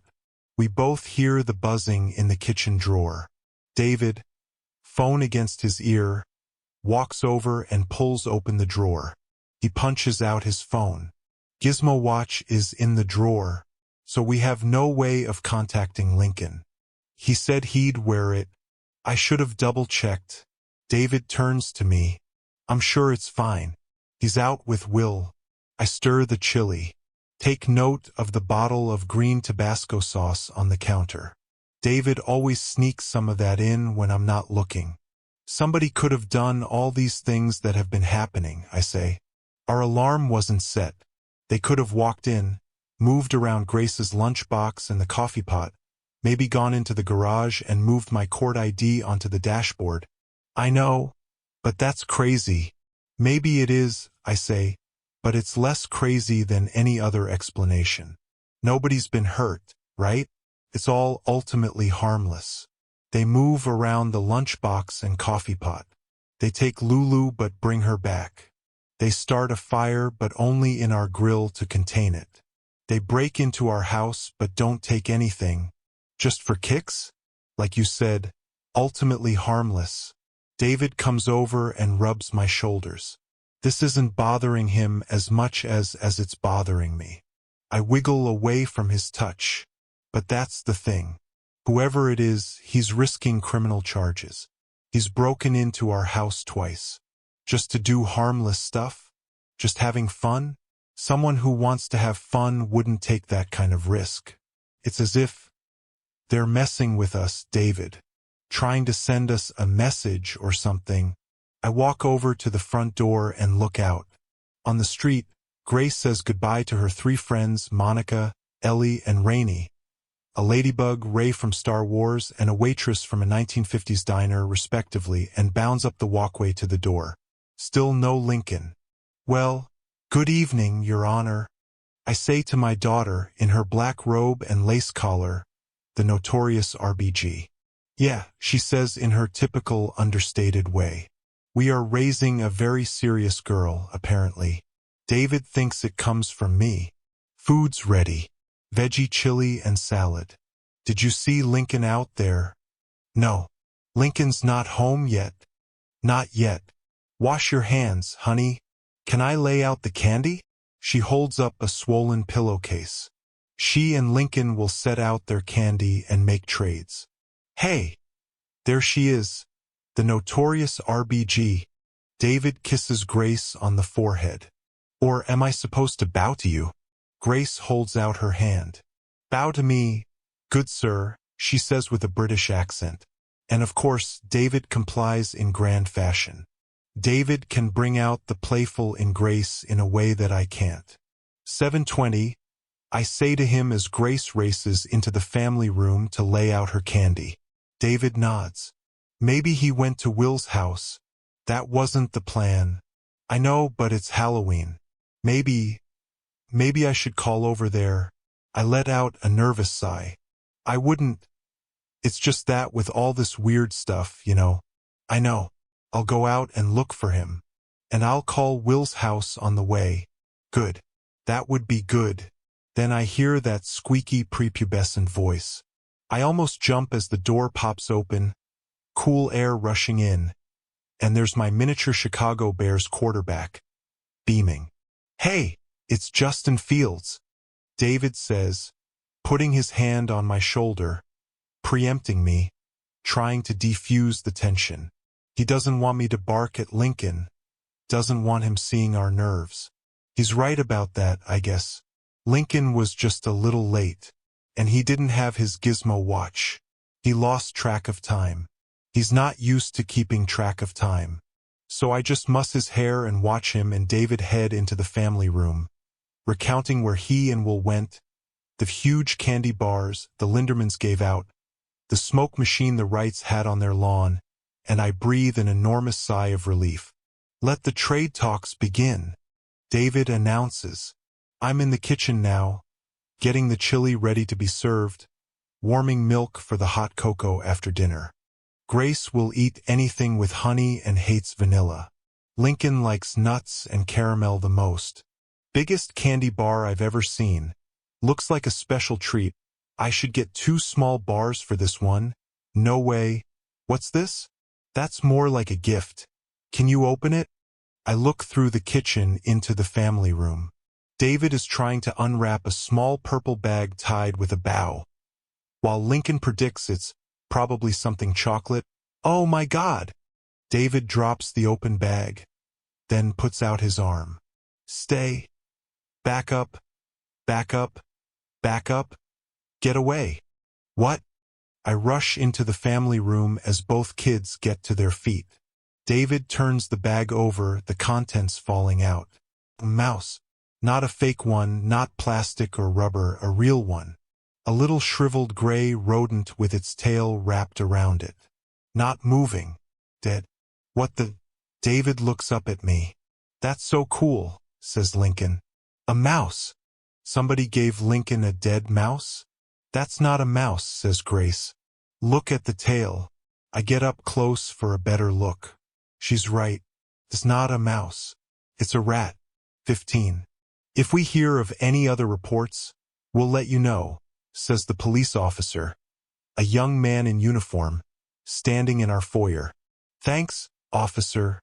David closes the door behind the officer, sets the house alarm, and turns to me. Okay, all the candy's in the trash. All Lincoln's candy. It was a point of contention. I wanted to toss every piece of candy both kids got. David persuaded me to leave Grace's candy. She wasn't with Lincoln, didn't hit that corner where Lincoln got his candy. And bless her heart, Grace volunteered to split her haul with Lincoln, probably sensing her parents' tension. What a disastrous end to the night. For the 3rd time, I go through Grace's candy, checking that the wrappers are still sealed, looking for puncture holes, any evidence of tampering. They'll never find the guy, says David, moving to the kitchen, looking out the window into the backyard. Someone wearing a Darth Vader costume, standing on the corner by the Busey's house, handing out candy? That was the best description we could get from Lincoln, who became more upset the more we pressed him. Are we still clinging to the possibility that this was a prank and Lincoln just happened to be the victim? A coincidence? No. David stuffs his hands in his pockets. Not with everything else going on. I talked to Kyle about this, I say. Kyle? David's head snaps in my direction, but I see him try to moderate his response. When? He was one of the officers who responded to the house alarm today. David's eyebrows lift. You didn't mention that before. It was hardly important. David doesn't seem to think it was unimportant, but he doesn't press the matter. You told him everything that's been happening? I nod. He said they would drive patrols around the house during the day. And overnight, for that matter. That seems like a good idea, doesn't it? It does. Yeah, it definitely does. He turns back to the window. You're upset with me. He throws up his hands. I'm upset about all of this. The bigger question, I say, is who's doing this and why. I know. He turns to me again. Got any clients pissed off at you? Or other lawyers' clients you beat in court? That had never occurred to me. I can think about that. Anyone pissed off at you? Who gets pissed off at a tavern owner? Maybe some drunk we 86'd? I can't imagine. But you're right, none of this is random. Someone is trying to get our attention without actually hurting us. Yet, I say as I gather up Grace's candy. Without hurting us yet. 16. I remember his eyes more than anything. Probably because that's the only part of his face I ever saw. By the time he hired Howard Shimkus and, by extension me as Howard's young associate, to be his lawyer, Silas Renfro had been taken into custody by federal authorities as part of the investigation into mob boss Michael Cognina. He had had plastic surgery to alter his facial features. And he didn't want anyone, not even his lawyers, to see his new face. The whole thing was cloak and dagger. Unlike anything I've ever seen, said Howard, a highly respected attorney with 20 years' experience prosecuting, and then defending white-collar and violent criminals. We were picked up in downtown Chicago by undercover federal marshals and placed in the back of a van without windows. We didn't know where we traveled, only that it was 2 hours away from downtown. We were led directly into a building, presumably an old government office reinforced to house important government witnesses. Inside, it was a fortress with concrete barriers, remote locking doors, bulletproof glass, and federal marshals armed with rifles and automatic weapons. We were led past a series of cells, which we were told were empty, before we reached the one housing Silas Renfro. The door was solid metal with a single slot, a long rectangular peephole at approximately waist level, so guards could see Silas's position inside the cell before entering, preventing an ambush. 2 chairs were put out for Howard and me just outside the cell, with a desk in between. This isn't private enough, said Howard to the marshal. It's what your client wanted, the marshal snapped. I looked at the opaque metal door, then the rectangular peephole, where I saw a pair of eyes, ocean blue, looking back at me. I almost jumped in my seat. I know Howard already, said Silas from behind the door. What's your name? His voice sounded robotic. He was using a voice-altering microphone, as if this whole thing weren't surreal enough. Hello, Mr. Renfro. I'm Marcy Dietrich, I said. I'm an associate of Howard. My compliments, Howard, he said. His blue eyes turning to Howard, one eye winking. I was eye candy, in other words, not a serious attorney.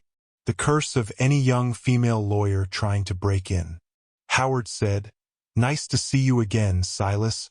But Silas's eyes were back on me. Marcy, tell me what you know about me. I wasn't expecting to do much of the talking, but I'd surely done my homework.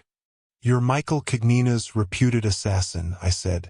You've been accused or suspected in the alleged murders of... No, he said. You can do away with reputed and accused and suspected and alleged. Everything they say about me is true. I glanced over at Howard. But the client was directing the questions to me, so it was up to me to answer. How many people have I killed, Marcy? I swallowed hard. 14, I say. 14 that they know of. Excellent, he said. Excellent qualifier. 14 that they know of. Do you want to know what the real number is? However intimidated I felt, I couldn't back down. If you'd like to tell me, I said. 32, Marcy. I've killed 32 people. Do you know what I felt about those murders? Each and every one of them. Silas, said Howard, reasserting himself, why don't we? I'd like an answer to my question, said Silas. And then we can proceed as you wish, Howard. Marcy, my question. I looked into those piercing eyes, focused on me. In that moment, I felt like I could see him better just by looking at those eyes than if I'd been able to study his entire face. Nothing, I said. You felt nothing. His eyes narrowed a bit. I was pretty sure he was smiling. 17. My eyes pop open, fear seizing me, though the tendrils of the nightmare have faded from my memory. My heart pounding, my eyes stinging from perspiration. I turn to David's side of the bed, which is empty, the covers pulled down, the indentation of his head on the pillow. I pat the bed for my phone and find it.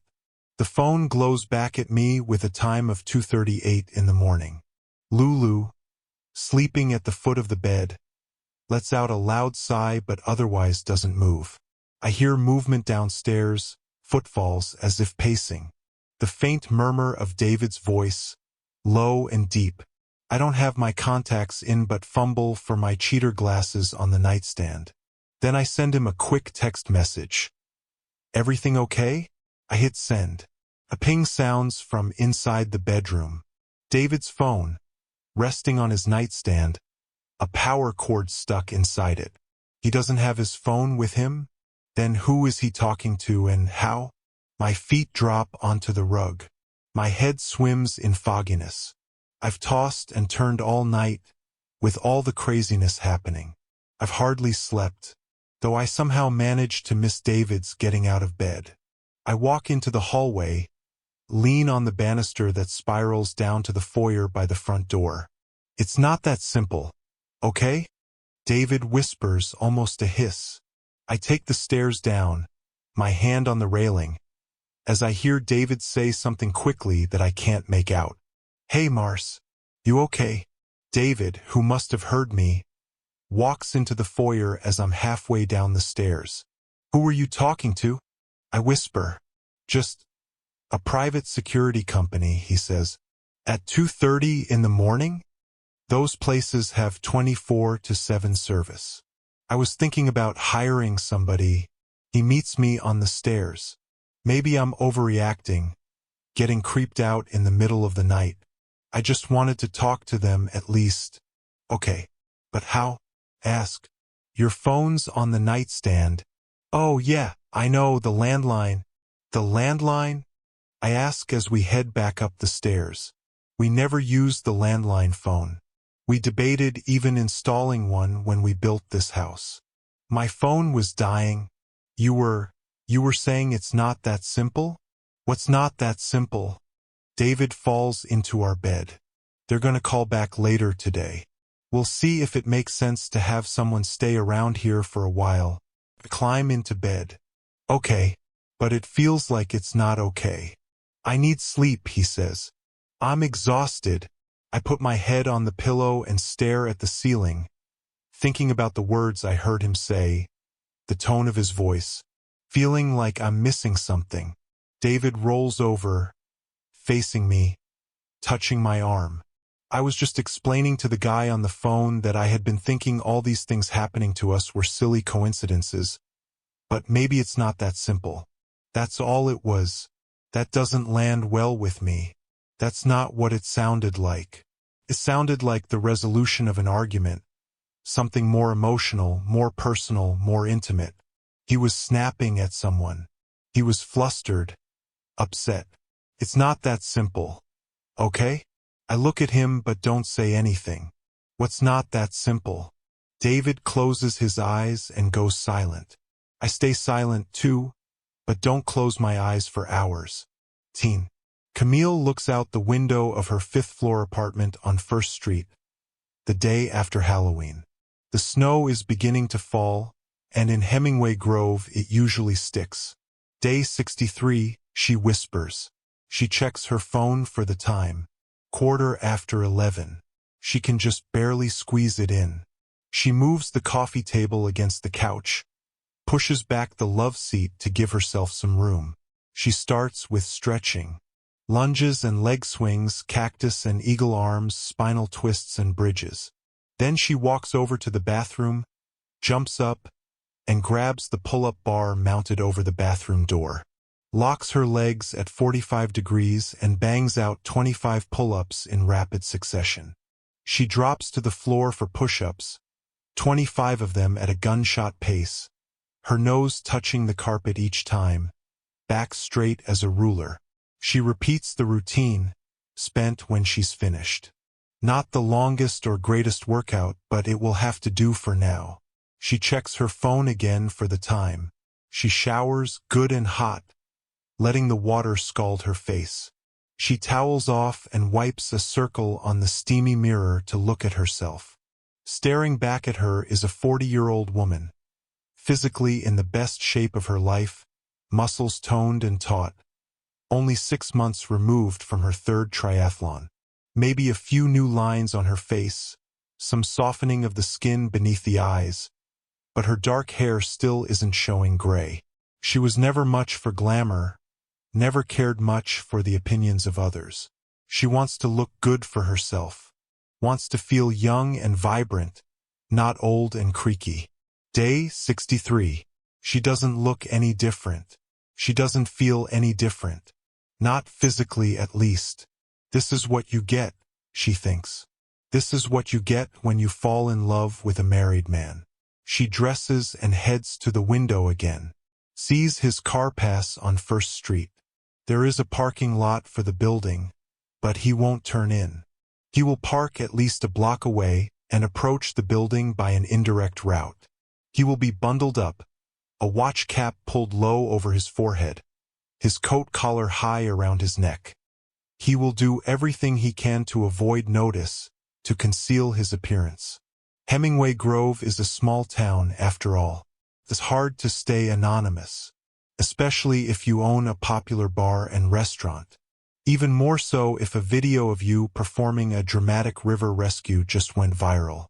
15 minutes later, a knock at her door. She looks through the peephole. David, though inside the apartment building now, still wears his cap and jacket, the last remnants of melting snow dripping off him. Camille removes the chain guard and opens the door. 19. It's not that simple, okay? The words won't leave my brain, no matter how forcefully I try to evict them. Unable to stay seated behind my desk, pacing my office, trying to focus on some motions and an interlocutory appeal I have to draft, but always returning to those words David spoke over the phone when he didn't think I could hear him. It's not that simple, okay? By noon, I'm losing my concentration. I want to see him. Sometimes I'll drive to the pub for lunch, but usually I wait until after the rush, after 1 o'clock. Today, I'm not in the mood to wait. I reach the pub at 1:15. The lot is half full. A good crowd, but nothing crazy. Inside, the bar area, with its exposed brick, shiny oak tabletops, booths with leather seats, and brushed nickel overhanging lamps, is busy but not slammed. The bartender is Gwyn, an Italian beauty. She has looks that would qualify for a magazine cover, a cup size that would make any woman envious. I'm guessing they're fake, and silky dark hair that bobs around in a ponytail. There isn't a man in the bar who isn't ogling her. She gives me a little wave while she draws on the tap, pouring a beer. She's never been particularly friendly and seems even less so now. The male customers sure love her, though. Is David here? Ask. No, he's not. I'm not sure where, she says. The dining area in the back is humming with activity. Most of the staff recognizes me with quick waves or nods, but they don't have time to chat, buzzing between tables for orders or going back and forth from the dining area to the kitchen. Marcy, hi. One of the assistant managers, Dennis touches my shoulder as he passes. Hi, Dennis. Is he in the back? Oh, David had to step out. Said he'd be a few hours. Oh, okay. Shoot. He's not here. That's what I get for an unannounced pop-in. I pull out my phone and type a text. Stopped by to say hi but missed you. Returning soon? I poise my finger over the green send button. But I don't send it. Instead I pause. Take a breath. It's not that simple. Okay? I hit the backspace button and erase the entire text. I type this one instead. Thinking of stopping by for quick lunch. Are you free? This time I hit send. I stand outside his office door, listening to the familiar symphony of the kitchen. Burgers sizzling, pots scraping, hot oil hissing, people calling out to each other in English and Spanish, until my phone buzzes. A response from David. We are crushed right now, all hands on deck, maybe later? I read that text over and over, searching for any conceivable interpretation that isn't a flat-out lie. What possible reason could he have to lie to me about where he is? I can't let my mind go there. With a burning in my chest, I put the phone in my purse and head for the exit. Out the window it has started to snow, the wet, slushy kind. A waiter, a 30-something guy named Jesse who's been with David for years, calls out to me. Careful out there, Mrs. B. He says, something bad's coming our way. I look at him and nod, force a smile. Or it's already here, I mumble. 20. I know. I get it, David says inside Camille's apartment, hands in the air, as if surrendering. He drops into the love seat, hands covering his face. If you know, then do it. Camille keeps her distance. David's phone buzzes. He fishes it out of his pocket and reads it, groaning. His thumbs type a response. Who's that? She asks. Marcy. David nods.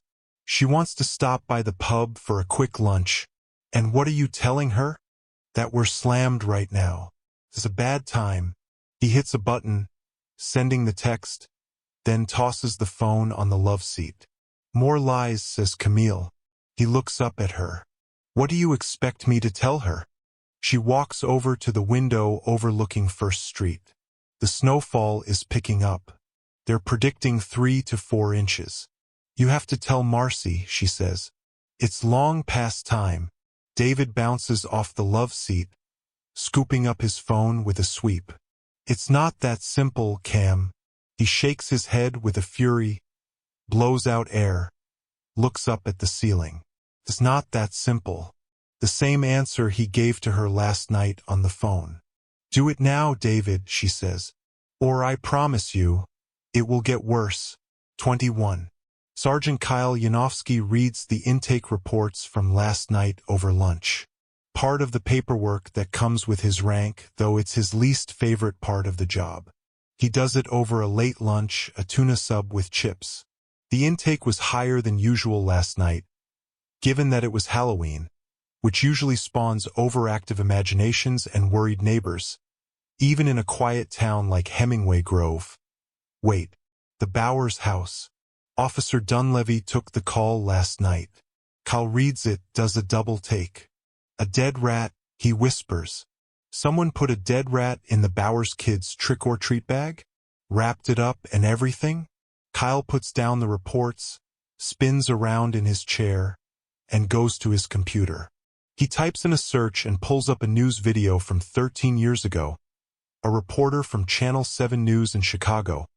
A woman whose hair flaps in the wind as she speaks.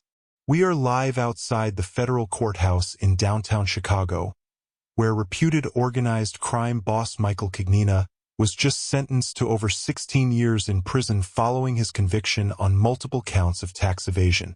Right? Kyle remembers. The feds Al Caponed Kignina.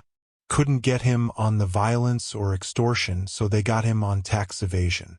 Kignina, who was believed to run the crime family that dominated organized crime from Chicago to Kansas City, was suspected in the Halloween massacre of 2 years ago, when 3 witnesses scheduled to testify against him were assassinated, all in the same day, right?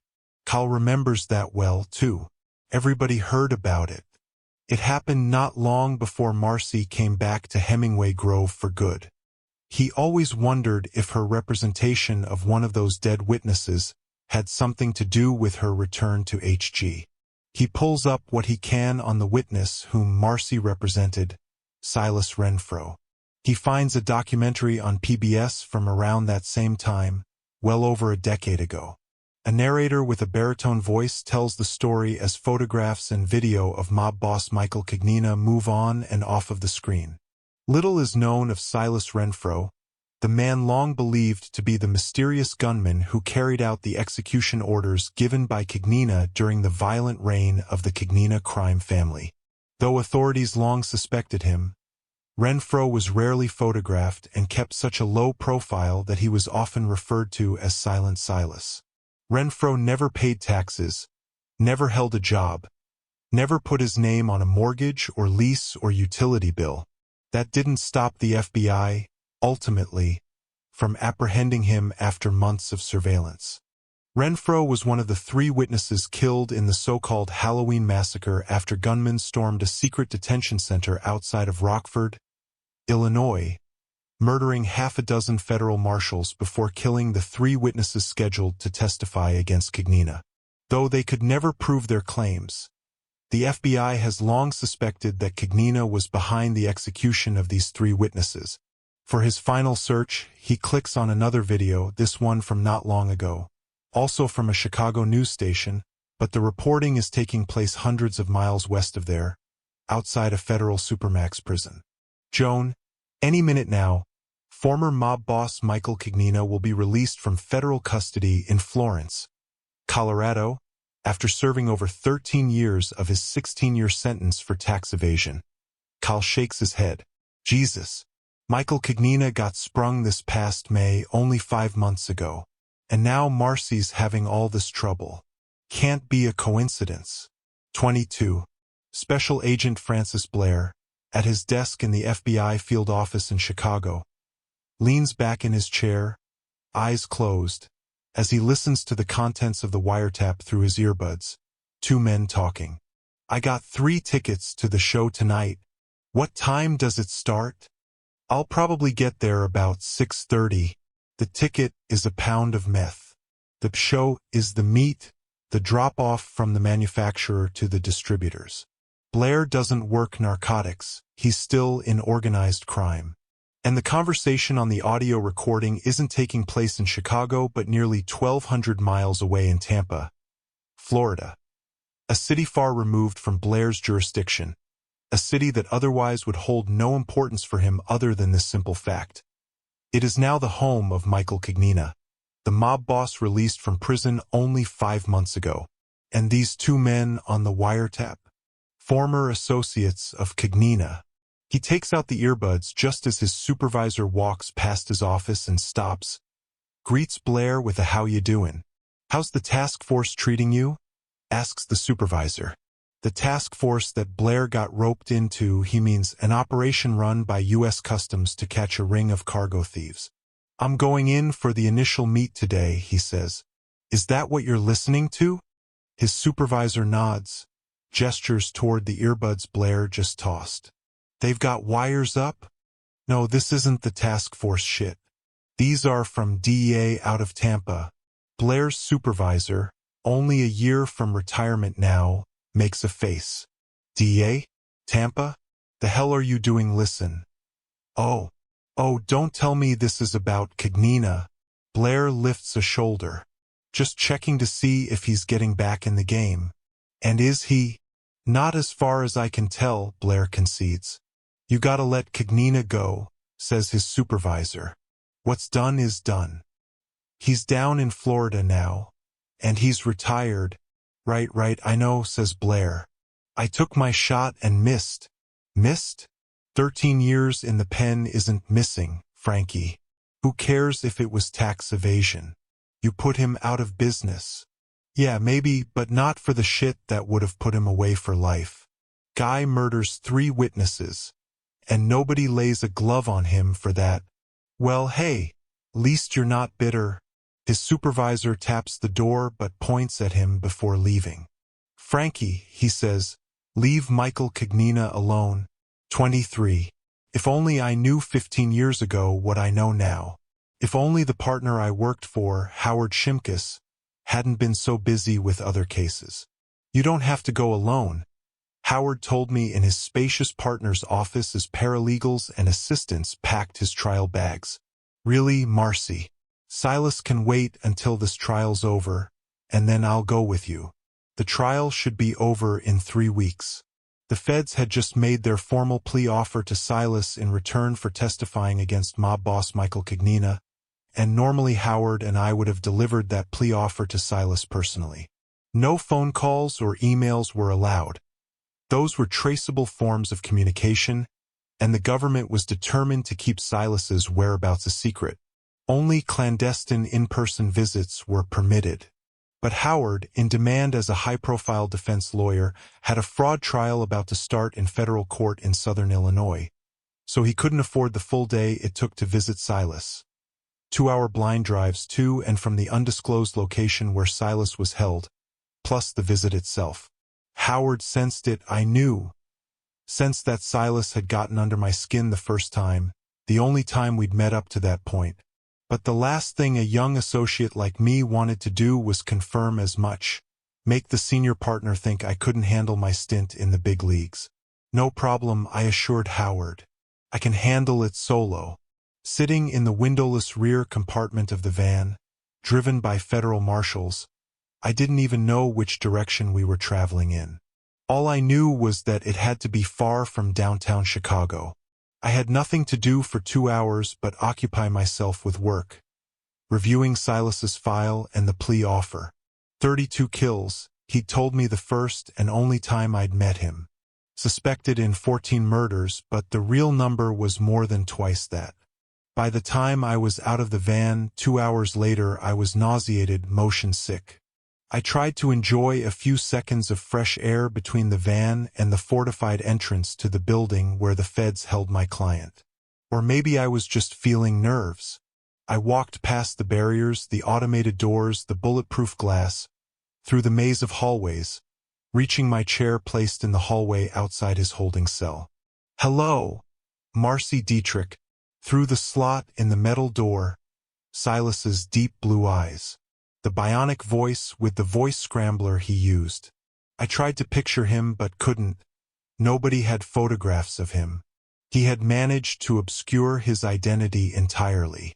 If the feds had photos of him, they didn't share them with us. Anyway, Silas had helped himself to substantial plastic surgery before he surrendered to the authorities. So however he used to look would bear little resemblance to his current appearance, even if I had the X-ray vision to penetrate the metal door. Mr. Renfro, Howard sends his...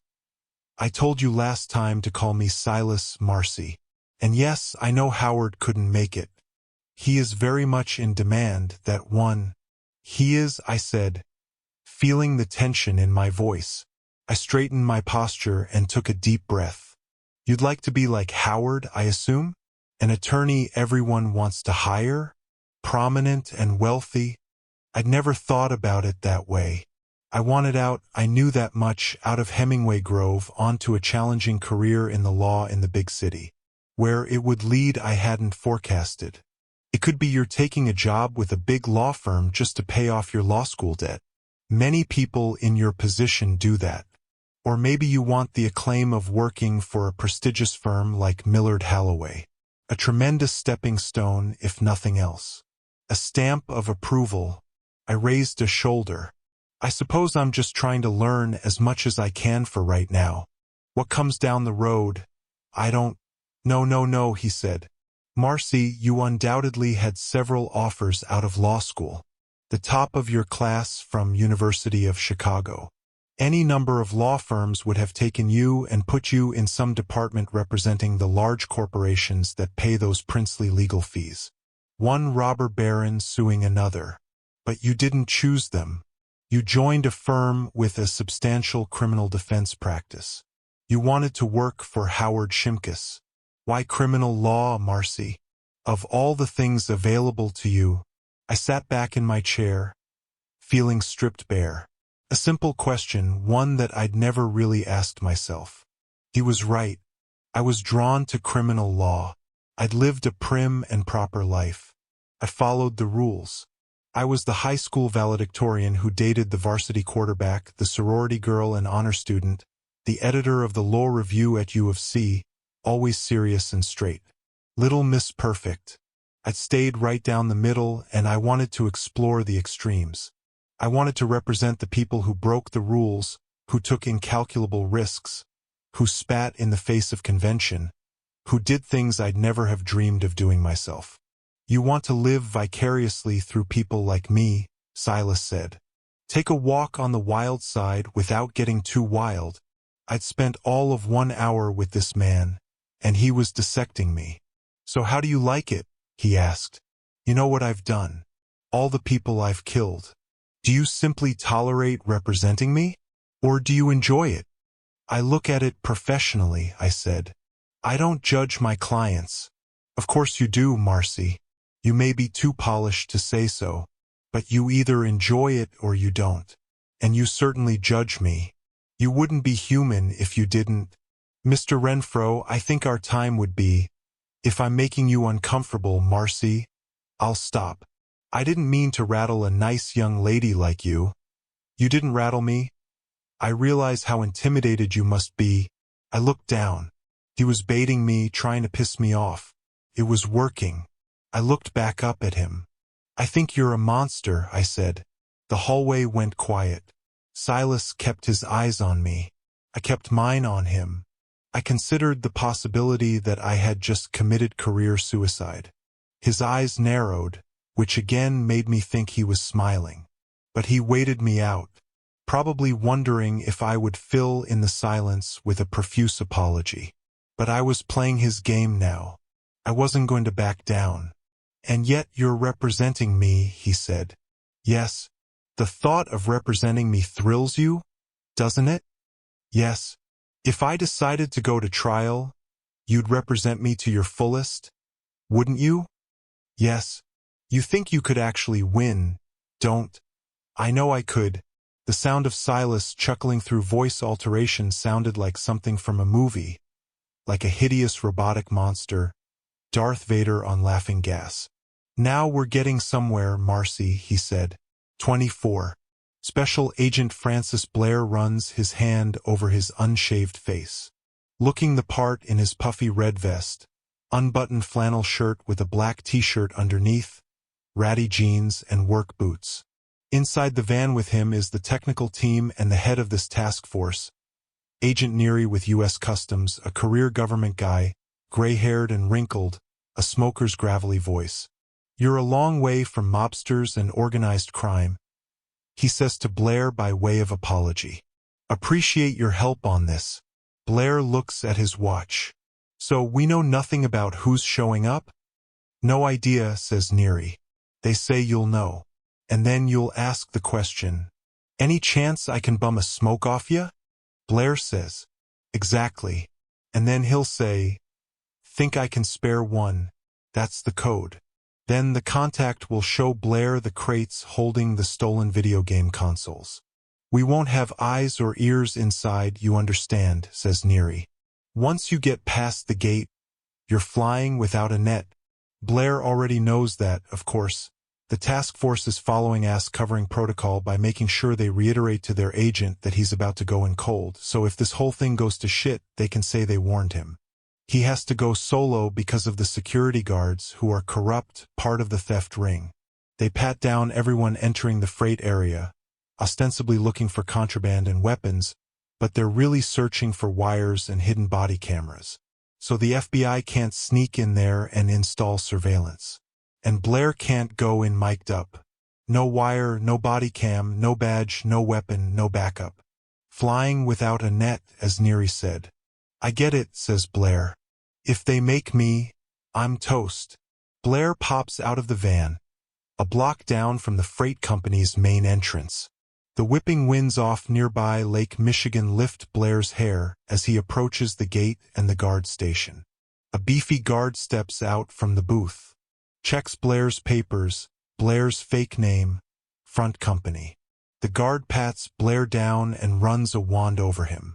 Satisfied, he hands Blair a hard hat and a lanyard bearing Blair's fake name. Blair heads to Cargo Area C, where he's supposed to meet his contact, a person with a pack of cigarettes showing, leading to the confirmation code. Any chance I can bum a smoke off ya? Think I can spare one. He is surrounded by huge drums, crates stacked high, large rectangular containers the size of boats, men and women in hard hats and colored jackets buzzing back and forth. He passes 20 people at least, mostly men, all in hard hats, IDs dangling from lanyards on their chests. He scans each of them, their shirts and pants, looking for a pack of cigarettes. That's all he has to go on. The contact, on the other hand, knows Blair's fake name, Pete Martin, and will see it on the ID around Blair's neck. He also knows that Blair will be wearing a puffy red vest and flannel shirt. More men pass, including one holding the hand of a small child, which rules him out. You lost? Need help finding something? Blair turns back. It's the man with the small child. The name Joe Driscoll on his ID. A pack of smokes sticking out from his front pocket. Blair tries not to be too obvious about checking the man out so he can remember his features later, when the bust goes down. The man is black, bald, maybe 6'2", 180 pounds, maybe mid-30s, wearing a haggard expression, raccoon eyes. The little girl, probably no more than age 4, in her own little hard hat, has a distinctive look to her that Blair immediately flags as Down syndrome. No, says Blair, recovering from his surprise. But any chance I could bum a smoke off ya? The man, Joe Driscoll, nods. Think I can spare one. Jackpot. Driscoll removes the pack of cigarettes and hands it to Blair. Here, he says, I can show you where you need to go. Driscoll starts walking, his young daughter alongside him. Blair keeps pace, the little girl between the two men. I'm Jody, the little girl says to Blair. Nice to meet you, Jody. Had to bring her with me today, says Driscoll. My mommy's in the hospital, says the girl. Blair looks down at her. Oh, gosh. Sorry about that. She's getting radiation. Radiation. Cancer. Oof. Okay. Sugar, that's private stuff, remember? Says Driscoll. Right down this way. They turn down a row of stacks, 20 feet high at least, nearly blocking the midday sun, leaving them in cool shadows. Driscoll turns to Blair, holds out a key. Go ahead and check it out. Blair will now take the key, open the crate, and confirm that it contains the video game consoles before closing it back up. But first, he looks into the eyes of this man, Driscoll. Take care, Blair says quietly. Rough business you're in. The man chuckles, though it sounds more like a grunt. Like I have a choice, he says. Blair watches Driscoll leave with his daughter. Christ, he thinks. Driscoll's wife has cancer, his daughter Down syndrome. And now he'll go down on a federal conspiracy charge for this theft ring, no matter how small his role, 5 years minimum in the pen. A few minutes later, Blair has left the freight yard, heading back down the street, looking out over Lake Michigan's rippling waters. The van is waiting for him as expected. He climbs in. How'd we do? Asks his superior, Agent Neary. Blair shows him the key. The goods are ready to go, he says. We're in play. Yeah. And who was the contact? The contact was a bit player, not a ringleader. A guy doing a minor job for a few needed bucks for his struggling family. Joe Driscoll. Black, bald, 6'2", 180 pounds, mid-30s. I didn't get a name, says Blair. His lanyard was twisted around. Couldn't see it. I tried. But I didn't want to be too obvious about it. He was a short white guy, overweight, gray hair, wore a goatee, probably late 40s. Neary nods. Think you could recognize him again? Maybe, says Blair. Hard to say. 25. I stagger out of the pub like a zombie, my chest burning, still stinging with disbelief as I read, for the 10th time, the text exchange I just had with David. Me, thinking of stopping by for quick lunch. Are you free? David. We are crushed right now, all hands on deck, maybe later? And yet David is not inside the pub. A flat-out, undeniable lie. It's not that simple. Okay? He said to someone on the phone last night, whispering downstairs on the landline. And his explanation didn't ring true. I sit in my car, shaking, unable to bring myself to turn on the ignition. I pick up my phone and start typing a search. How to tell. The first prompt is, if your spouse is cheating, God. Am I that much of a cliché? I put down the phone. No, I'm not going to be that woman. If I have a question, I'll ask it, no matter how crushing the answer might be. This isn't me harboring doubts, afraid to speak my mind. I will just ask him. Why, David? Why did you lie about being busy at work when you weren't actually at work? Where were you? Does this have something to do with all these things happening to our family? Yes, I decide as I drive back to the office for my appointment. I will just ask him. At the office, I meet with my client Diane Worley, who has just reviewed a draft of the appeal I will file in the case where the judge let her ex-husband off the hook for additional child support. This is so good, Marcy. Diane sets down the document on my desk. And you did it so fast. It took me more than 6 hours to get it into shape. But as always, I will cut my bill in half for a client like Diane, who can't afford high legal fees. It was fresh in my mind, I say. And the sooner we file, the sooner we overturn that ruling. You think there's a chance? I do, yes. A decent chance.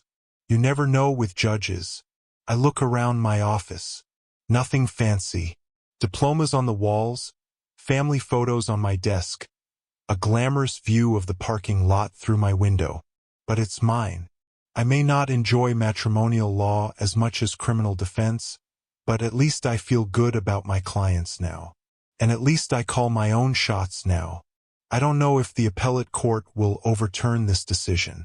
How teeth-gnashingly frustrating it must be for Diane, knowing that the fate of her and her children's financial well-being rests in the hands of a selfish ex-husband, blessed by a trial judge, and her husband off with another life, a young trophy wife at his side. Diane, can I— Oh, you know what? Never mind, I say. What? You can ask me anything. Well, I drum my fingers on the desk. How did you know? When did you first? How did I know my husband was cheating on me? She allows a bitter smile. Oh, well, probably the first sign was that he was exercising more. Not an issue. David works out almost every day I've known him. Later on, I learned he'd opened a separate bank account and thrown some money in it and attached a debit card to it. He had the bills sent to work, so I'd never see them. A separate bank account. Okay. She leans forward. But the real kicker for me was the burner phone. A burner phone. A prepaid phone. It's not that simple. Okay? Was David really talking on the landline when he whispered those words? Or did he have a second phone? Diane nods. When I caught him using another phone, I knew. Unless you're a drug dealer or a terrorist, why else would you have a separate prepaid phone? 26. Happy hour at Hemingway's pub. It's the third time this week Tommy Malone has been here, always between the hours of 4 and 7. He's kept to himself, sitting alone in a booth in the bar, wearing a baseball cap to downplay his memorable red hair. He lays out some work in front of him, sales numbers and graphs and charts that are utterly meaningless, and he has earbuds in sync to his phone. He looks like someone getting a little work done but enjoying a few cocktails while doing so. Between the work laid out and the earbuds, he figures nobody will bother him. So far, it's worked all 3 days. In reality, Tommy is counting. Counting the drinks the bartenders pour and the finger food they serve. Counting the number of times the bartenders use the cash register or credit card machine. He already knows the prices they're charging for wine, straight liquor, martinis, draft beers, premium draft beers, bottled beer, and mixed drinks, plus the appetizers. 2 mixed drinks, 1 wine, he says into the microphone on his earbuds. His words transcribed onto his phone. Cash register, $5.38. Credit card, $6.22. For drafts, non-premium, like that all night or at least between the hours of 4 and 7. He knows he won't catch every single transaction. Or he might confuse a draft beer for a premium or miss the fact that a Jack and Coke was a double. But he's pretty damn close. And the overall count is the most important thing. The late, great Jimmy Buffett is wasting away in Margaritaville over the speakers blasting in the corners. There are currently 25 people spread out among the long bar, the high-top tables, and the booths. Off to the right is the dining area, reachable only by walking past a hostess station. Tommy's not bothering with the food. Drinks are easier to catalog, and a sample is all he needs anyway. Tommy's seen more than his share of taverns, and Hemingway's pub is cleaner, classier than most. Well lit, fresh paint on the walls, new flat-screen TVs, an impressive and colorful collection of bourbons and vodkas and tequilas and rums behind the bar. The stone statue of Hemingway outside the pub is a nice touch, a replica, or so it says on a plate at its base, of a statue of Hemingway in Pamplona, Spain, beckoning tourists and travelers to come have a drink with Papa. The security system is surprisingly low rent, purchased through a local vendor. Alarm pads by each of the 3 entrances, plus a motion detector and glass break sensor. David Bowers is here, got back to the pub mid-afternoon, though Tommy waited until 4 to come in. No chance David would talk to Tommy. Not if Tommy introduced himself as a freelance reporter for USA Today. David has declined all interview requests about the heroic river rescue. From what Tommy's seen over the last 3 days, David Bowers is all about the receipts. He chats up the customers a bit, but otherwise seems to leave the management to one of his people. David collects the receipts from the cash register at the bar. He collects the receipts from the register by the dining room. He disappears into some back office. Tommy would really like to see that back office where David works. Tommy walks up to the bar for a refill from the busta bartender, Gwyn, who has a face he'd expect to find on a Miss Italy contestant. She knows how to work it, too. Dressed just provocatively enough but leaving something to the imagination. Those tight leather pants, a revealing skin-tight white shirt with a flannel hanging loosely over it. In town on business? She says to Tommy as she puts a second bourbon in front of him. Can't really hide that red hair. Don't I know it? Hey, is what I'm hearing true? Your owner over there. He's the guy that rescued the man from the river like a month ago. That's him. Gwyn looks over at David, who has reappeared behind the bar with a bunch of receipts in his hand. Our resident hero. Not that he'd admit that. Let me buy him a drink, says Tommy.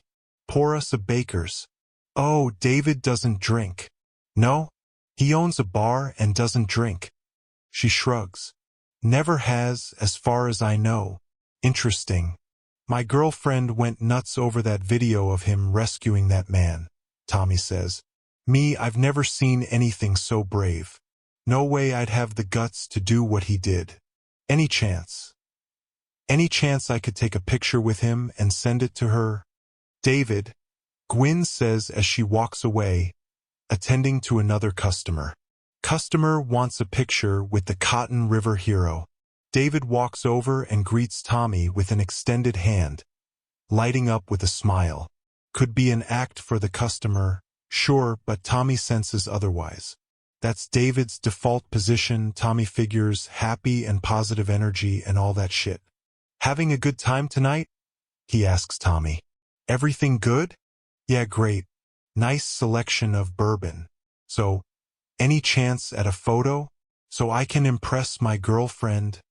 Nah, I'm not into that stuff. How about a drink on the house instead? David manages to blow him off without seeming like he's blowing him off. Ah, okay. Hey, could you sign something? He laughs. Like an autograph? David shakes his head but ultimately shrugs.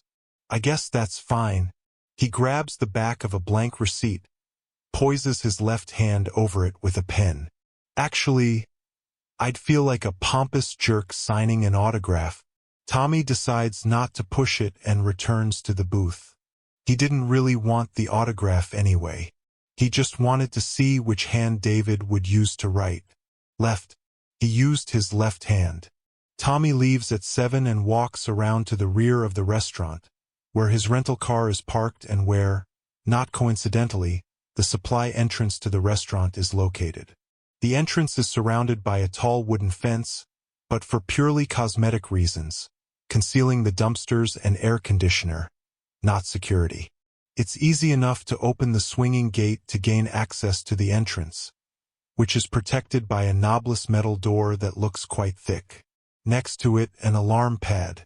Tommy turns back to the swinging gate. He reaches up and removes his device, a small motion-sensitive contraption he stuck high up on the interior of the gate 2 days ago. The device, facing the metal door and alarm pad, surely has picked up the alarm code by now, because this is the entrance used by the manager who opens the restaurant every morning. Tommy drops the device into his pocket, walks to his car, and drives away. See you tomorrow night, David, he says to himself. 27. Agent Blair takes the elevator to the 4th floor, shows his credentials at the front desk, and heads down the hallway. Rebecca Crandall is on the phone when he walks in. She gives him a surprised happy look when she sees him and motions for him to sit. Well, don't I feel honored? She says, hanging up the phone, pushing herself out of her chair, and giving Blair a hug. A visit from no less than Special Agent Francis Xavier Blair. She pats him on the chest. How you doing, Frankie?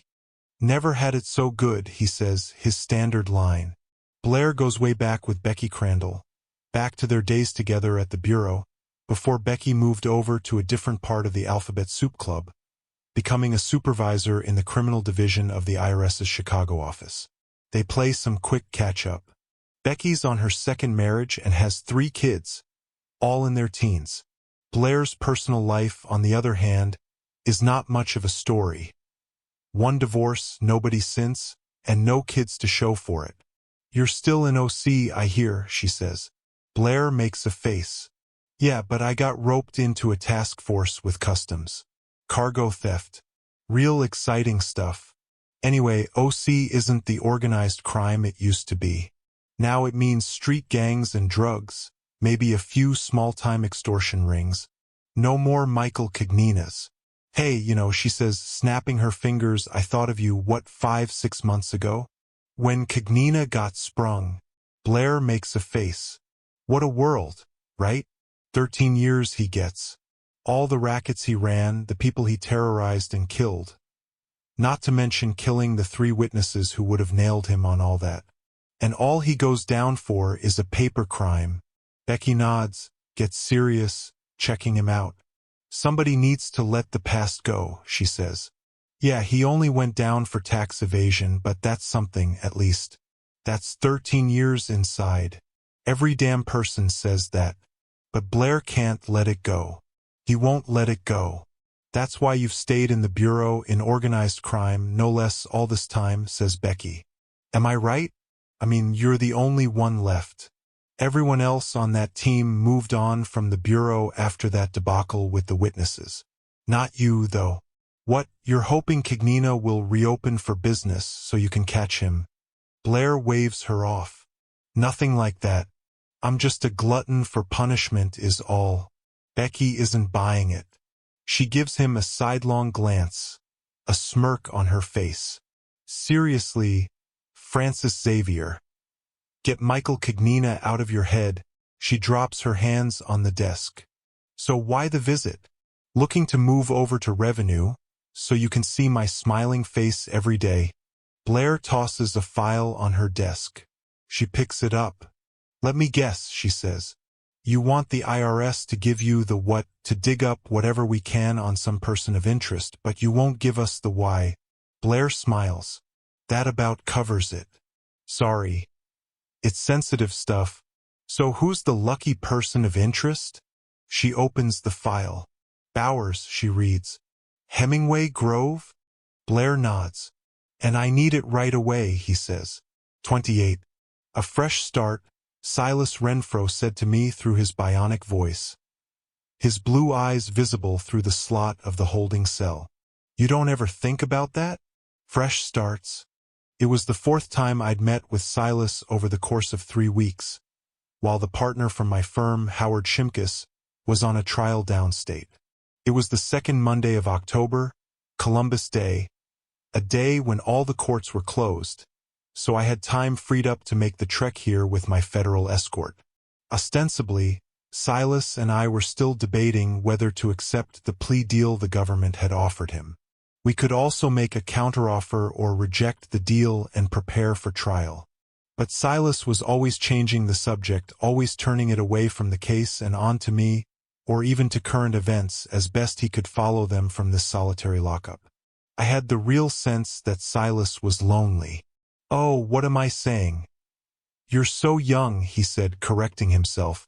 Your life right now is a fresh start. You haven't lived long enough to have regrets yet. That wasn't entirely true. There was Kyle, my boyfriend through high school and college and most of law school. I wasn't sure I would have logged our breakup under the category of regret, because my diagnosis was correct. Kyle was born and raised in Hemingway Grove and wanted to live his whole life there. Me, I wanted out. I wanted Chicago or some other big city, or some adventure at least. So I was confident I'd made the right decision in breaking things off. But that didn't make it sting any less. Maybe I should just pull a Heron. Say goodbye to this place, Silas said. But I'd hate to deprive you of my company.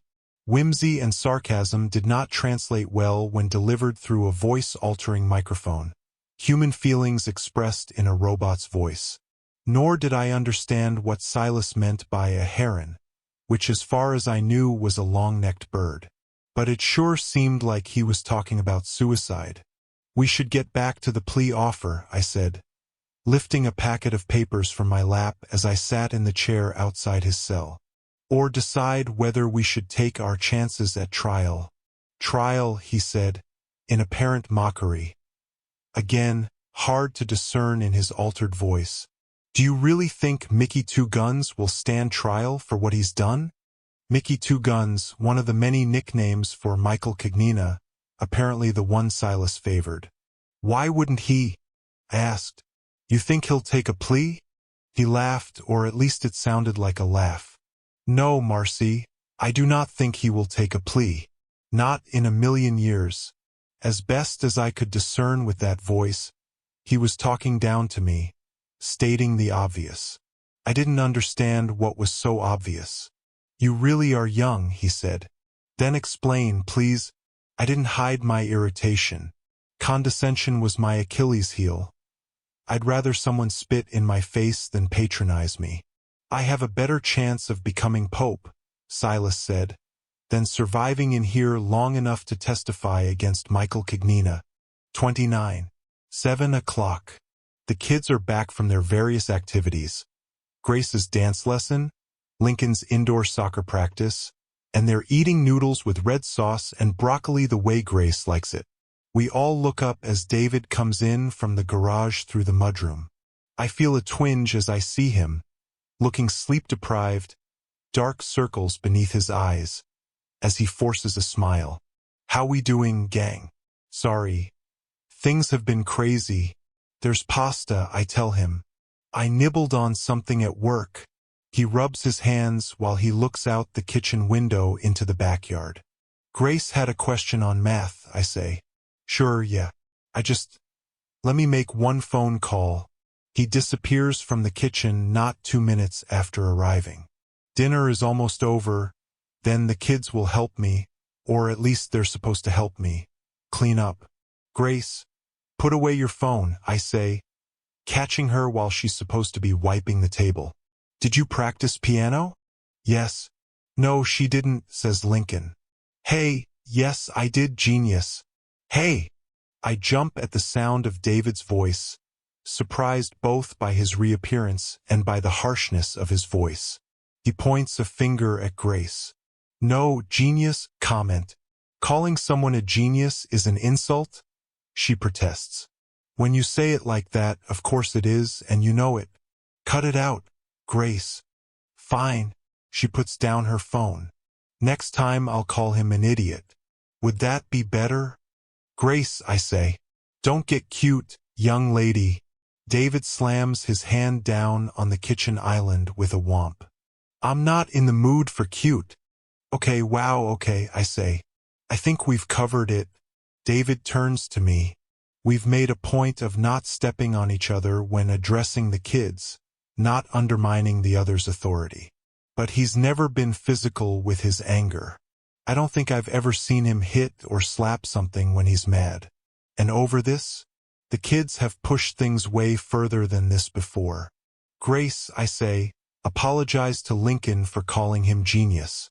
Do it now.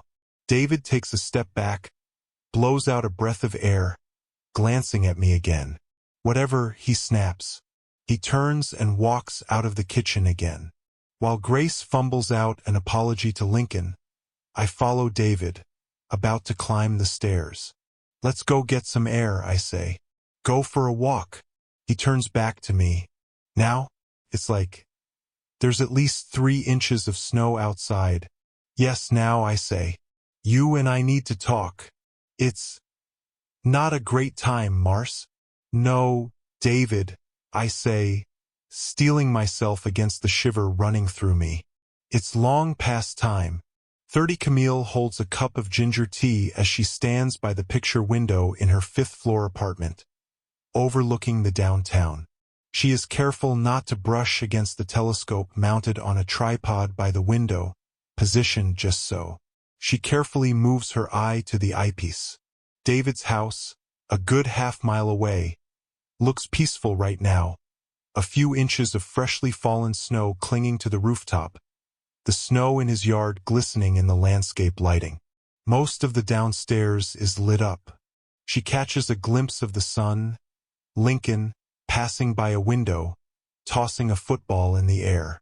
She adjusts the focus, looking through David's bedroom window, then zooms the focus back out to the entire house, even most of the yard. This morning, David left before 6. Marcy got the kids out the door and went to work, setting the house alarm before doing so. After school, Grace had her dance lesson, Lincoln his soccer practice. David just got home a half hour ago. Camille puts down the tea and pulls a blanket over her shoulders. The heat in this apartment isn't great, and some cold air escapes by this window. Her phone buzzes. It's her best friend, Zoe. She considers not answering but punches the green button. Feeling any better? Zoe asks. The ginger tea helps. Haven't vomited in 5 hours. Camille peers again through the telescope. The house looks relatively still, quiet. What's the latest? Zoe asks. Let me guess. He's still not going to leave his wife. I hate it when you say it like that. They're married on paper only. They don't even sleep in the same bedroom. Says him, Zoe replies. How do you know he's telling you the truth? Oh, that's right. You don't. You're making me feel like a homewrecker, Z. He doesn't love her and she doesn't love him. He just doesn't want to rock the boat. He's waiting for the right time. I know. God, Camille thinks, is she becoming that predictable? Is she just rationalizing? But everything she's telling Zoe is true. He doesn't love his wife. She doesn't love him. Zoe doesn't believe that, but Zoe doesn't know him. Well, so have you told him? Zoe asks. Have I told him what? That I'm pregnant. Yeah, Camille. Have you told him you're pregnant? Kind of an important piece of information, don't you think? It might make a difference. She breathes out. I told him, yes. And he's going to tell his wife. He's going to leave her.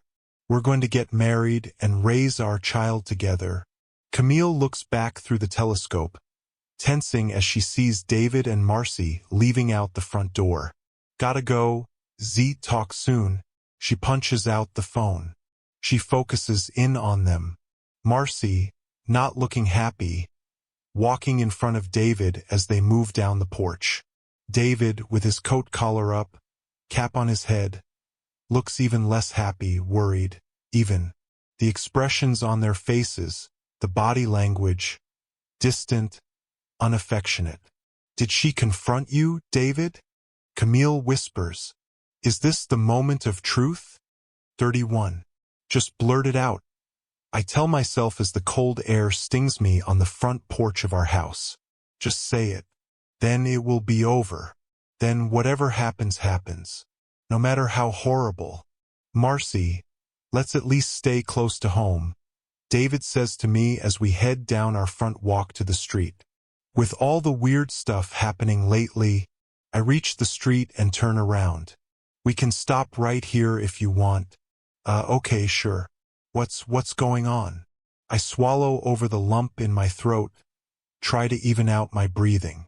He's looking at me intently, but it seems also with apprehension. Today, I went to see you at the pub. For lunch. You said you were too busy. But the pub wasn't busy, and more important, you weren't there. You, his eyes narrow. When you texted me today, you were already at the pub. You were, what, testing me or something? No, I say, my voice trembling. You are not going to turn this around on me. Yes, I was testing you. I was seeing if you'd lie to me. And guess what? You did. Why? Why did you test me? My mouth drops open. You're really going to play that game? Misdirect, distract, avoid the question? Okay, David, you know what? I catch myself raising my voice. Nobody else is dumb enough to be out here in the cold right now. But voices carry. No matter the rage and hurt I'm feeling, I will not make a spectacle out here. I will not do that to our children. Okay, fine, I say. I'll play the game. I tested you because you lied to me the other night when you were downstairs on the phone, whispering in the middle of the night. It's not that simple. Okay? Remember those words? You said you were talking to a security company. That wasn't true, was it? David lets out a sigh, looks away, shaking his head. 2 lies, I say. And all these strange things happening to us. Why, David? David puts out his hands like he's trying to frame an answer, trying to pinpoint how to begin. I never thought that communicating with me, his wife, his life partner, his soulmate, would require such effort. Are you having an affair? I ask, and despite myself, all my efforts, my eyes well up, my throat chokes up. Oh, for God's sake, no. He moves toward me, arms out.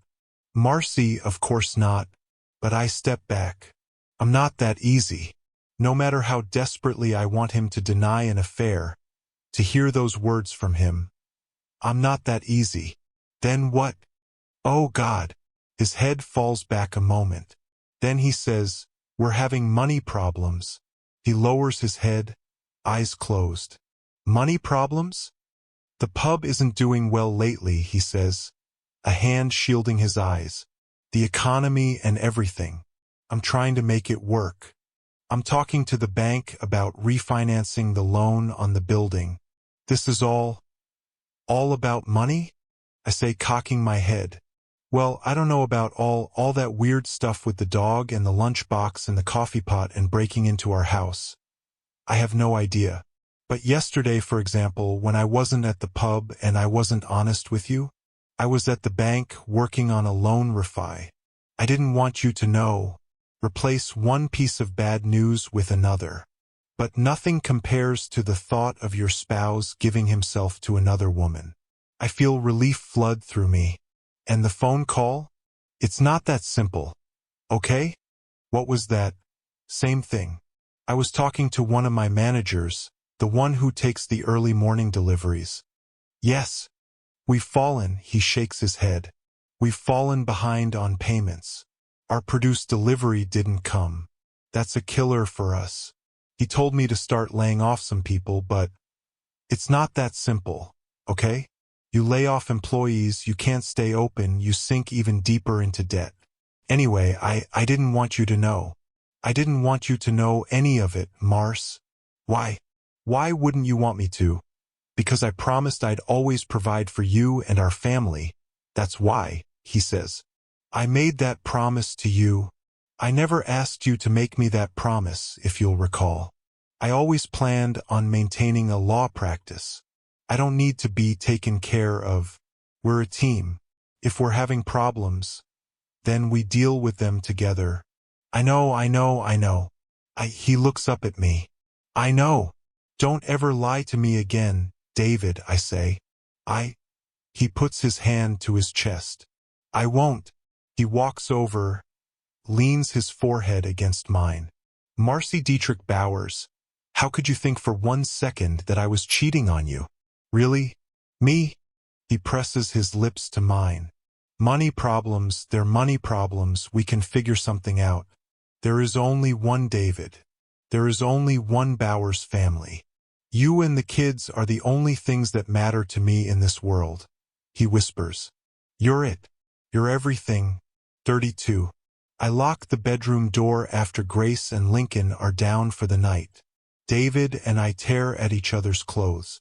I want him with a desperation I've never felt, a sense of urgency born of relief. Yes, times are tough for us, financial problems. But we can handle that. David is still mine. He always was. He throws me on the bed and climbs on top of me. I wrap my legs around his waist. Everything is okay. Everything that matters is okay. David knows me. He knows the buttons to punch, my buttons. The first time, I cry out in spite of trying to keep quiet with the kids down the hall. David putting his hand over my mouth and chuckling. Sweat from his brow trickling onto my face. My body on fire as David thrusts inside me. Two animals going at it as we used to when we first started dating. When we realized that this thing was more than just a thing, it was real, it was forever. The second time, I mute myself, folding my lips inside my mouth while I let out a slow guttural moan. David can no longer hold back. This time, it's my hand over his mouth, his jaw clenched, while his body shudders. He collapses on me, all but smothering me in a way that would feel like smothering if it were anyone else. But it's David. It's my husband. No, don't move, I whisper as he starts to pull out. Stay here. Stay with me. This is it. This is what I want. We can handle anything if we're together. Money's just money, I whisper. We can figure something out if we have to. We could take out a mortgage. We could sell the house and get something smaller. I could sell the restaurant, he says, still catching his breath. We could move to freakin' Hawaii and start over. You could teach math, I say. You could go back to criminal defense. Whatever we want, I say, still coming down from the high. Whatever we want, he says. A fresh start. I don't know how serious we are, but there's a certain thrill to envisioning it. It is possible. We can do it. If you believe it hard enough, you can make it be true, David whispers. 33. I still remember that morning 15 years ago. Halloween morning.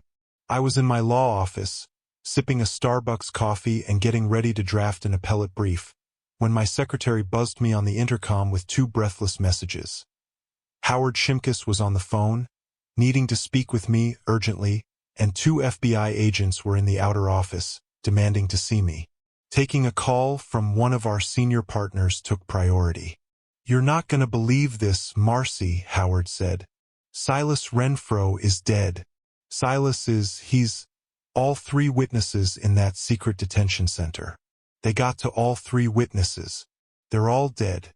They stormed the place, killed all the marshals, then the 3 witnesses, then torched the place. Burned everything and everyone to a crisp. I remembered Silas's words to me only weeks earlier. There was no chance he'd survive long enough to testify against Michael Cognina.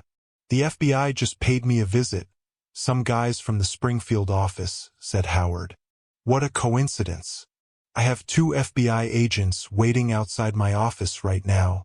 Those agents, to say the least, were agitated. Even more so when they questioned me about everything I knew, to which I politely but firmly replied that anything Silas and I discussed was protected by attorney-client privilege. Lady, 6 U.S. Marshals were killed along with the 3 witnesses, said the lead FBI agent, a guy named Francis Blair, as if that fact allowed me to make an exception to the most sacred rule a lawyer follows. And besides, what could I tell them? That Silas predicted that Cognina would somehow discover the location of the secret detention center and rub out the people testifying against him? I didn't see how that would help anyway. Eventually the agents left and I read online about what was being called the Halloween Massacre.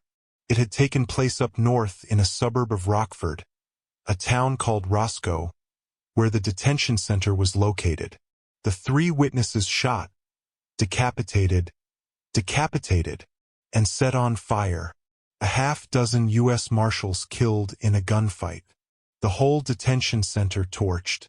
It wasn't until a week later, when Howard finally completed his long fraud trial in downstate Illinois, that he and I had a chance to talk about the whole thing at length. We were at the bar at the Union League Club, Howard drinking scotch, me a glass of wine. By then, the shock had worn off.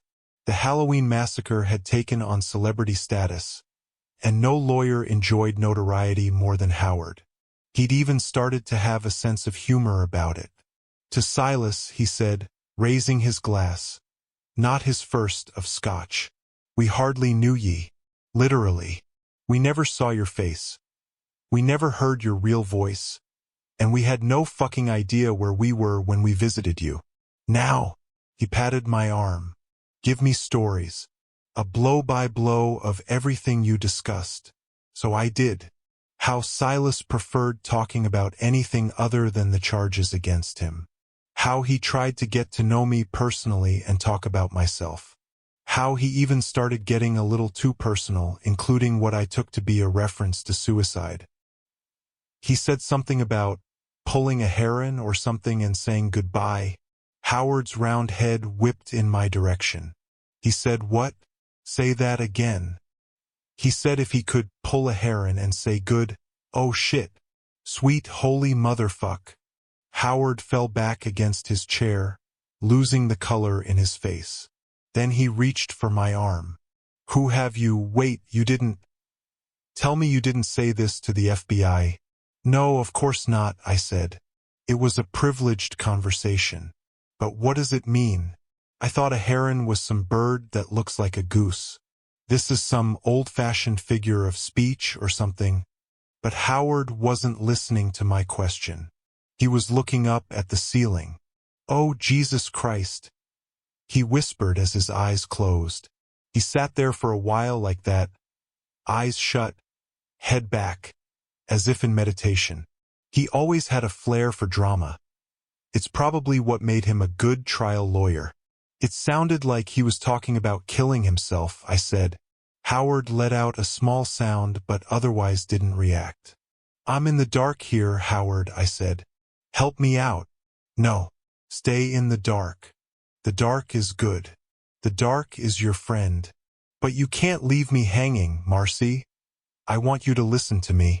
You can't ever repeat that to anyone else. Anyone, ever." He opened his eyes, rejoining planet Earth, and leveled his stare on me. "And as far as I'm concerned, you never told me either." Howard wouldn't explain any further or give me any idea what that cryptic phrase meant. But me being me, I couldn't let it go. I thought about it, then started searching the internet. Took some time. A lot of trial and error. But eventually, I discovered the meaning of pulling a heron. I wish I hadn't. I wish I'd let it go. Because what I discovered changed my life forever. 34. Tommy Malone walks through the frigid darkness, returning to Hemingway's pub on foot. Not a terrible walk from the hotel where he's staying, toting a bag over his shoulder. The parking lot is empty at 2 in the morning and well shoveled from the snowfall, but he watches out for the possibility of ice. At the back entrance, he types 6 numbers into the alarm pad, the same 6 numbers his device captured the early morning manager typing into the pad the last few mornings. Sure enough, the thick metal door pops open, allowing Tommy inside. Tommy figures he has until 5 in the morning, 3 hours from now, before anyone shows up at this place. That's been the routine over the last several days of his surveillance, at least you never really know. He keeps his flashlight low to the floor, just enough to allow him to navigate through the supply room and the kitchen, which smells strongly of disinfectant, until he reaches the back office. This is where he will know for sure. The door is locked but not, thank God, with a code. Just a straightforward single-cylinder deadbolt lock. In his business, you learn how to get past these things pretty quickly. And he does. Less than 2 minutes with the tension tool and jiggler, and he's inside David's office. He risks flipping on a light, figuring that an interior room, with the door closed, won't emit any light outside the restaurant to any patrol officer or looky-loo who might be driving by. David's office is military-level neat, with 3 stacks of paper on the desk, shelves filled with folders labeled clearly. He notes a bit of dust on the desk, which tells him that whoever is charged with cleaning up the restaurant isn't allowed in this office. Only you're allowed in here, Tommy whispers. Isn't that right, David? He needs the receipts from the last 3 nights, taken from the cash registers between the hours of 4 p.m. and 7 p.m., when Tommy was here watching. He finds the folder for the receipts from this week and looks them over. For each day, there are 3 stacks of receipts. 3 stacks, but there are only 2 cash registers. Maybe the 3rd stack is for credit card receipts? But no, Tommy finds as he leafs through the receipts for yesterday. The credit card slips are included along with the cash receipts. What's this 3rd stack? That's when he sees it. Hell, it's sitting right there in front of him, right next to the computer. A 3rd cash register. A cash register inside David's office? He smiles. His job just got much easier. He doesn't bother with the dining room register. He didn't pay attention to food, only to drinks. He riffles through the bar receipts, doing math on his phone's calculator, counting all the beverages purchased at the bar yesterday between the hours of 4 p.m. and 7 p.m. He does the count quickly once, then repeats it. Each time, he gets the same number. 127 drinks of various kinds were purchased during that 3-hour window and rung up at the bar. That sounds right. Tommy, watching from the booth yesterday, had a count of 124. He was off by a handful, which he figured might happen no matter how careful he tried to be. Wait, he realizes he didn't count his own drinks, dumbass, in the calculation. He had 3 bourbons. So the count of 127 beverages matches exactly. Leaving aside the receipts from the dining room, that leaves the mysterious 3rd stack, from the cash register so close to Tommy right now that he could reach out and touch it. He riffles through the stack quickly, counting the number of drinks purchased according to these receipts. He does it once, then again, and because his 2 counts are different, he counts a 3rd time more slowly and meticulously. Finally, he's sure of the number. 58. The receipts from the mysterious 3rd register record 58 additional drinks purchased between 4 p.m. and 7 p.m. yesterday. Drinks, of course, that were never actually purchased. And every single one of these phantom drink purchases, every single damn one of them was rung up as a cash purchase. Of course they were. Tommy sits back in his chair. I fucking knew it, he whispers. He pulls the receipts for the 2 days before yesterday from the 3-ring binder and repeats the process, comparing them to the counts he made while watching from his booth in the bar. And the results aren't much different. 3 days ago, David's mysterious 3rd cash register showed 62 additional purchases of booze, again, all in cash. 2 days ago, the inflated number was 51 additional drinks. And yes, all in cash. 62, 51, 58. David's mixing the numbers up from day to day, keeping it relatively level because he's not an idiot. That would be the smart play. Keep a nice, fairly steady total from day to day of fake purchases. Nothing that would jump out to a bank looking at your daily deposits. And this is just for the sale of drinks, alcohol and mixers that have long shelf lives. Imagine what David could do with the food, some of which inevitably goes bad before it gets used and has to be tossed. Every item of food the pub throws out David could pretend was sold and consumed and ring up a cash transaction for it. Tommy closes the binder and puts it back where he found it. He takes a deep breath and releases it. To review, David Bowers is the town hero, an internet sensation, after diving into a river to save a drowning man. He's a local business owner who has operated a popular restaurant for more than a decade. He's left-handed. He doesn't drink. And he's one hell of a money launderer. 35. The fog's so thick I can't see anything before me but faint shadows. The ground beneath me uneven and treacherous. While I search for him, call out, David, David, and then I feel a pressure in my chest, my breathing growing shallow. David, David, David. My eyes open into the large brown eyes of Lulu, lying on my chest, her nose sniffing my mouth, small whines escaping her. I hear the growls and churns within her skinny midsection. She's always had a sensitive stomach. She does this to me a lot. She needs to go outside in the middle of the night. I pat the bed for my phone and squint at it, not having my contacts in. It's just past 3:30 in the morning. David's body rises and falls in a soothing rhythm next to me. The house is quiet with the exception of my little dog's whines. Okay. Already I whisper, causing Lulu to pop to attention and hop off the bed. I clutch my phone while my feet find my slippers, basically fuzzy sandals, on the floor. Down the stairs we go, my right hand on the railing, my left shining the phone's flashlight on the stairs, while the remnants of the dream cling to me like cobwebs. At the turn of the staircase, I glance out the large picture window overlooking the intersection of Cedar and Wilbur. The trees quiver in the wind. Shadows move about. I can't put my finger on it, but something feels wrong. I'm wearing only a long pajama top, wishing immediately that I'd thrown on something else, because the downstairs feels drafty. I punch in the alarm code to deactivate the alarm and open the back door for Lulu to go out. The harsh air smacks me, so I step back, praying this will be the only time tonight that Lulu has an emergency. I glance over to the living room, where the halogen light we installed over the baby grand piano is on, something I've talked to Grace about. And the piano's fallboard is up. I've told Grace time and again to pull it down over the keys when she's done practicing to avoid dust buildup.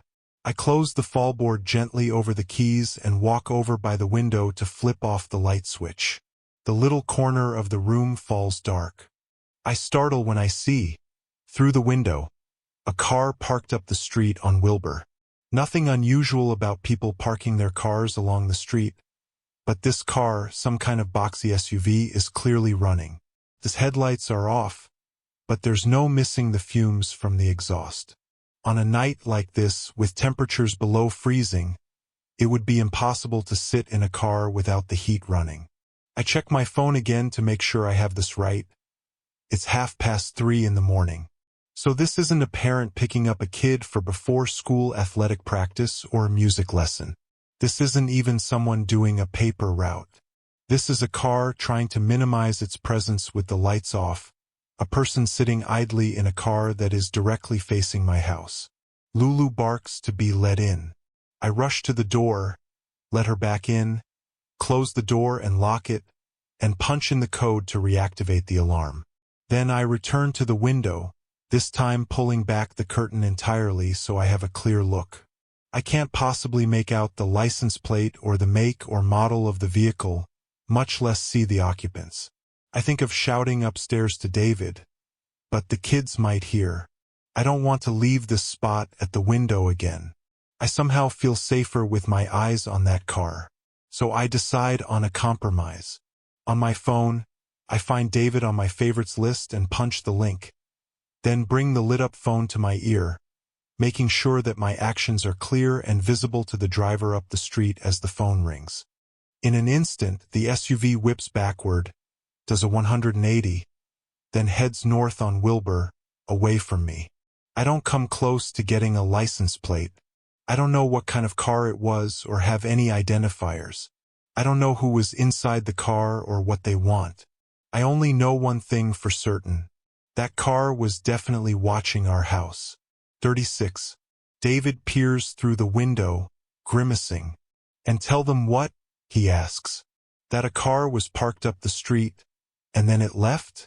You can't say anything about the car other than that it was an SUV. It left when the driver saw me making a phone call. It peeled away as soon as I put my phone against my ear. David nods. So you couldn't make out anything at all about the car except that it was boxy? You couldn't see the driver at all? But the driver could clearly see you through the living room window. He probably could. Maybe he had binoculars, which we can't prove. Well, if he was watching our house, which we can't prove either. He probably did have binoculars. He gives me a look of exasperation. Why are you fighting me on this? I shout, catching the volume of my voice. Don't you care about all the strange stuff happening to us? Of course I do, Mars. You're the lawyer here. Think like one. We have nothing to tell the police. I mean, go ahead. He flips his hand. If you want to call them, call them. He drops into a chair, rubbing his eyes. What's going on, David? He looks up at me. I don't know. Your financial problems, I say. How bad are they? Well, how am I supposed to?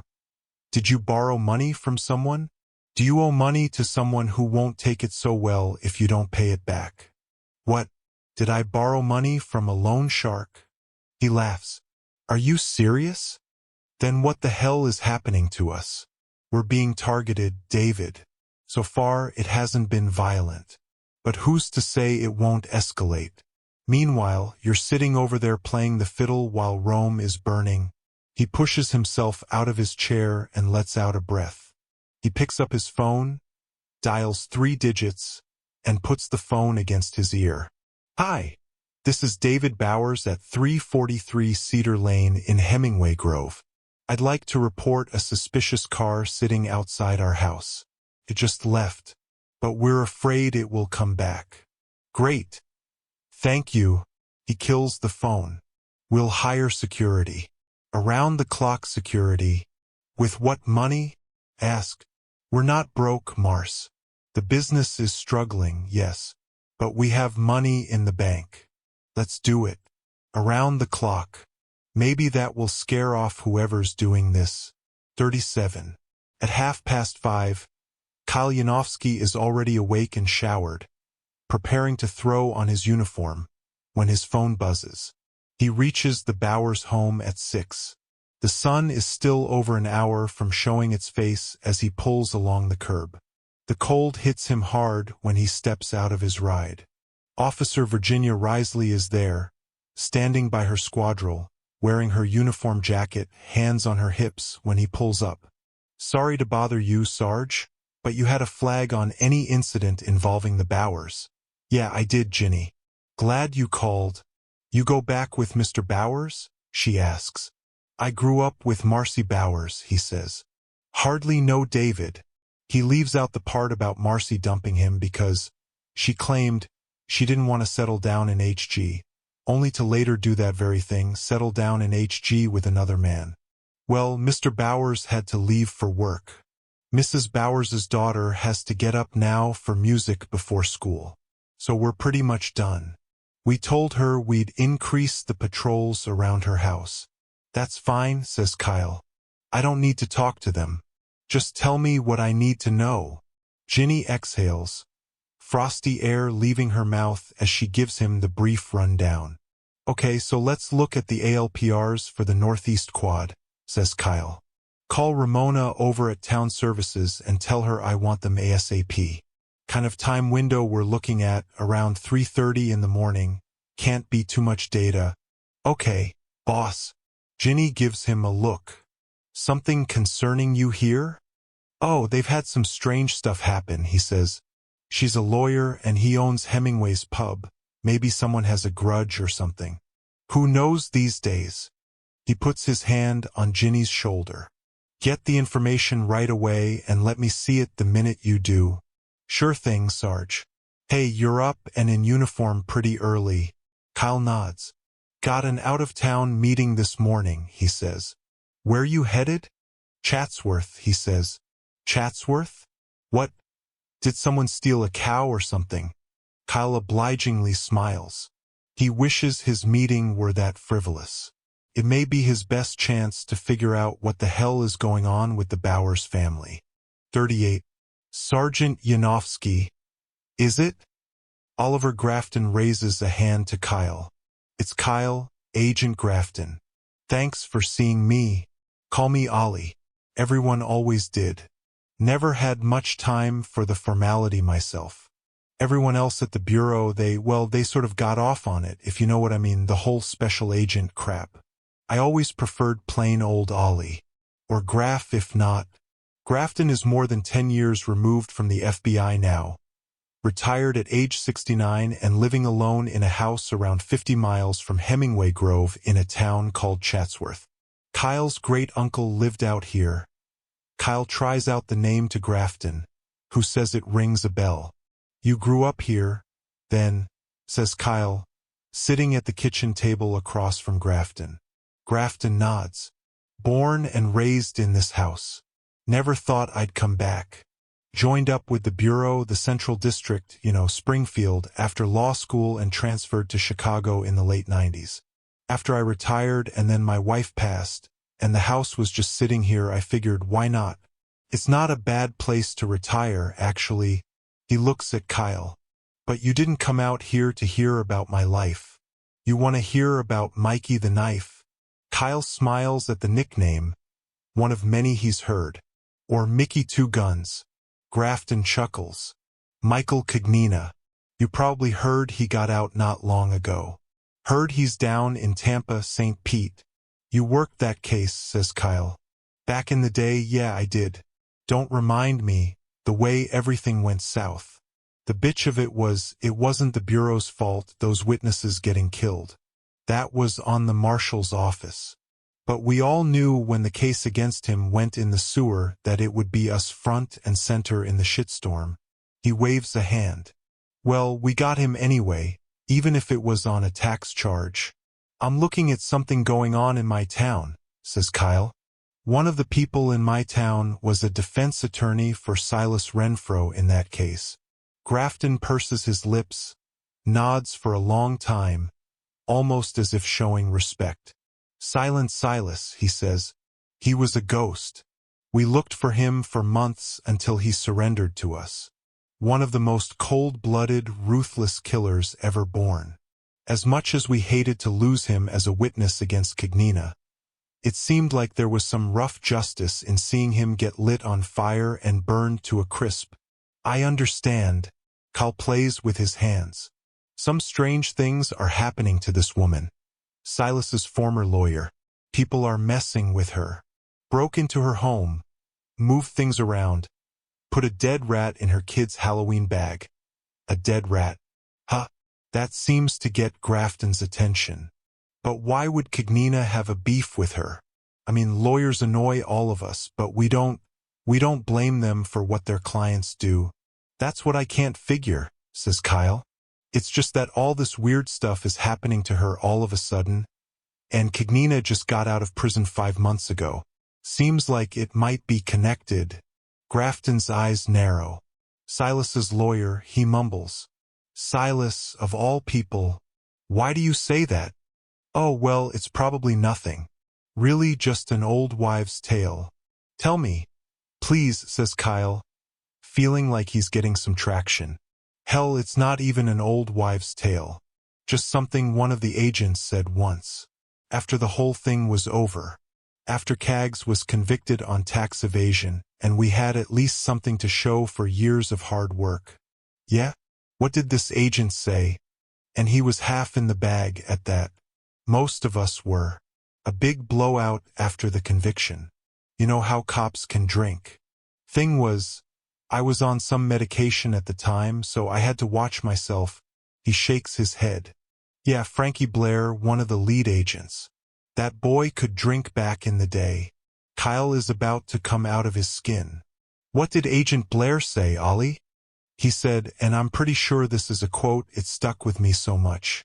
He said, "Are we really sure that Silas is dead?" Kyle draws back. I'm not following. Like he faked his own death, says Grafton. Put another body in his place and escaped. Could you even imagine? And where would a guy like that even go? Kyle tries with all his might to maintain a poker face. Where, indeed, would a guy like that go? Probably someplace nondescript. A small town where you could live anonymously. Until something thrusts you into the spotlight. Something like a heroic rescue of a drowning man in a choppy river.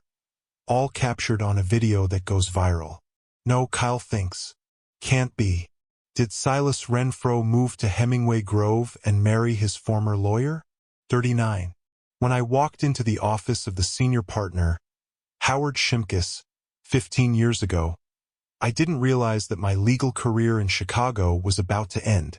It was almost 2 weeks since the federal government had notified us of Silas Renfro's death, but only days since Howard and I had talked about it. Oh, good. The motion to dismiss? He asked when I walked in holding a document in my hand.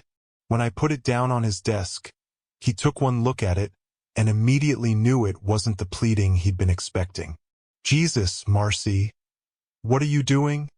Liam Heron, I said, pointing at the printout of the online article I just handed him. Escaped from a maximum security prison in Northern Ireland in 1971.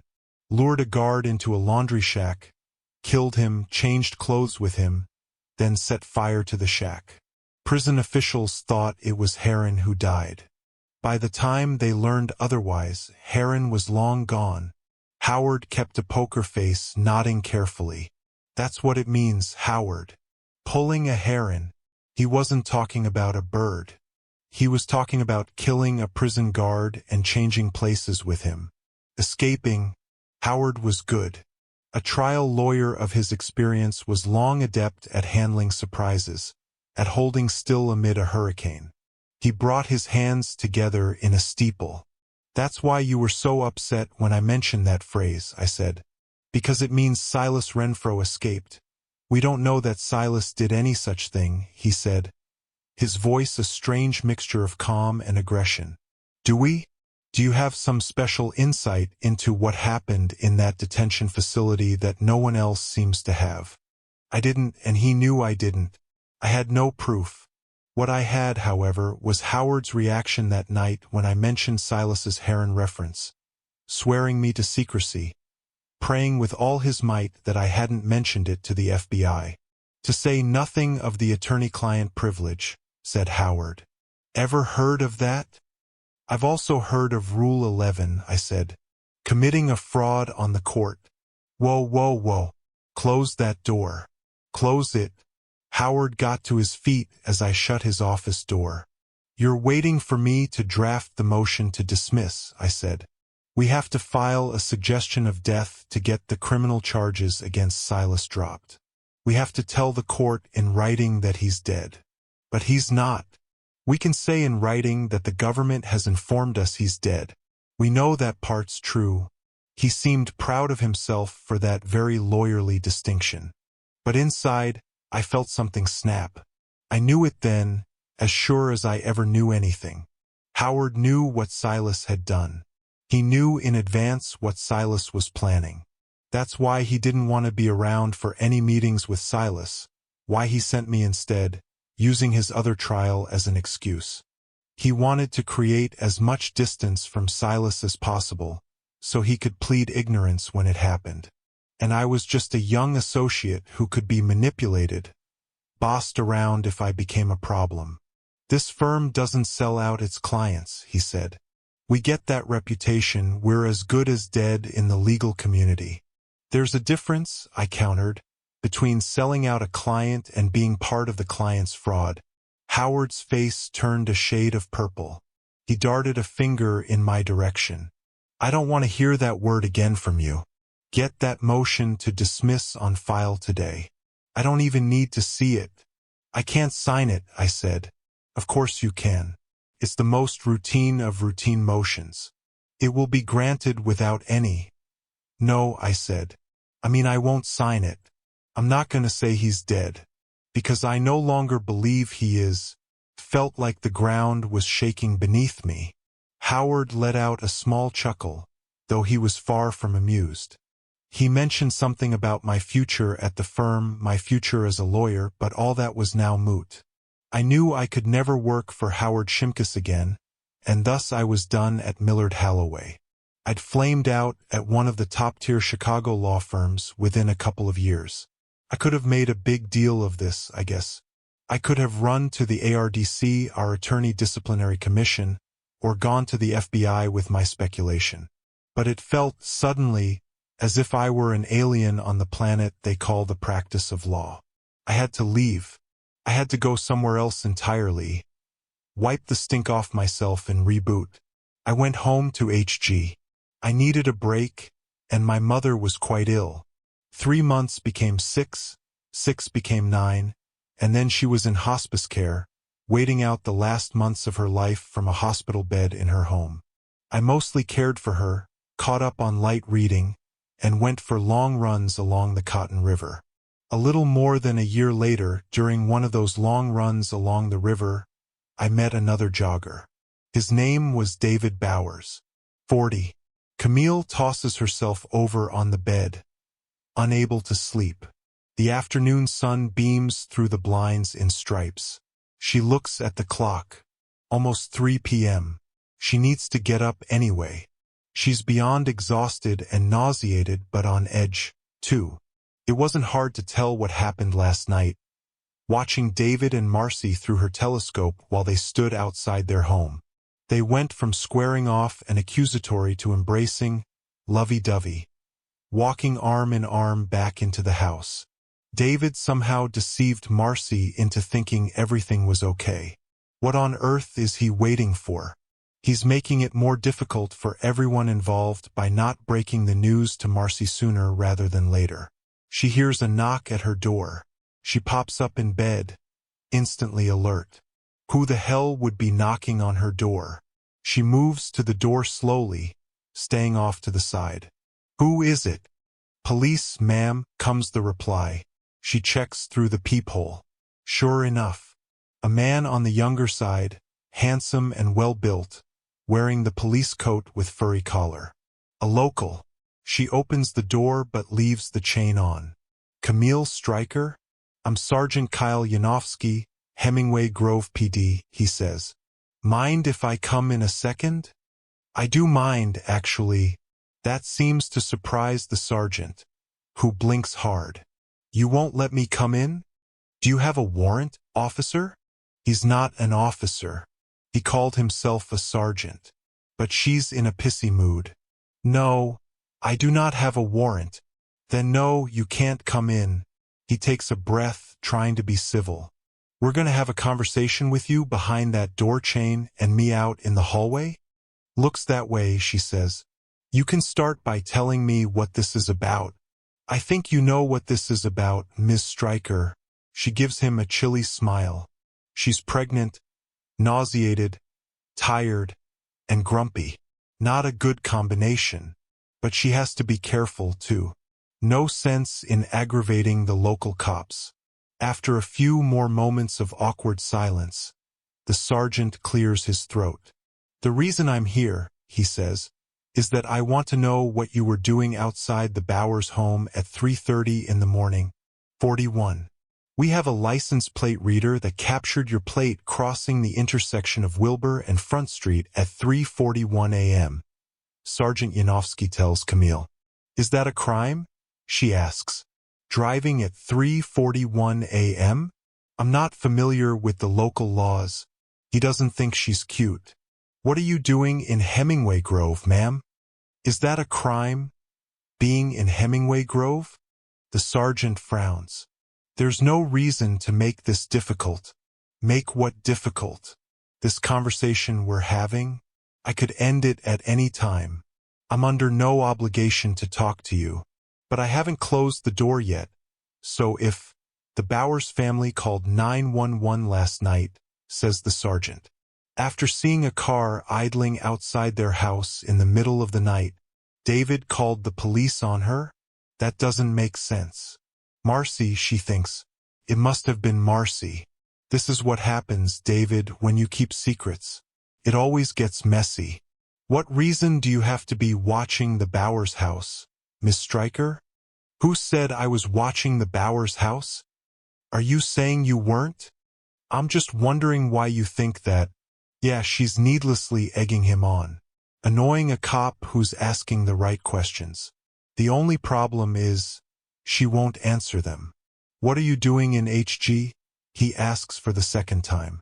You don't live here. You don't work here. You live in Chicago. But I didn't always live in Chicago, Sergeant. You've done your homework, but you haven't dug that deep. Camille makes a point of checking her watch. Anything else, officer? Okay, you won't answer my questions. That's your prerogative. Thank you, she says. We done? She starts to close the door, but he puts a hand out to stop it. One more question, he says. Do you know the name Silas Renfro? Her heart skips a beat.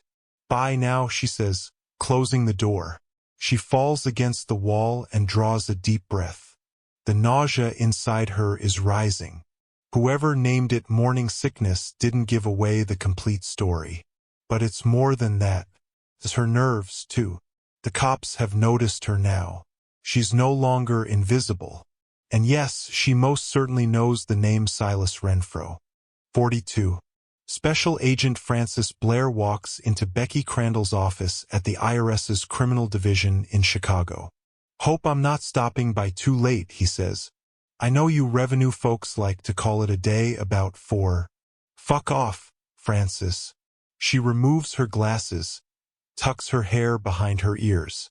Nice scruff, by the way. The facial hair, 3 days' growth of beard. I'm undercover. A task force with customs. Might have mentioned to you.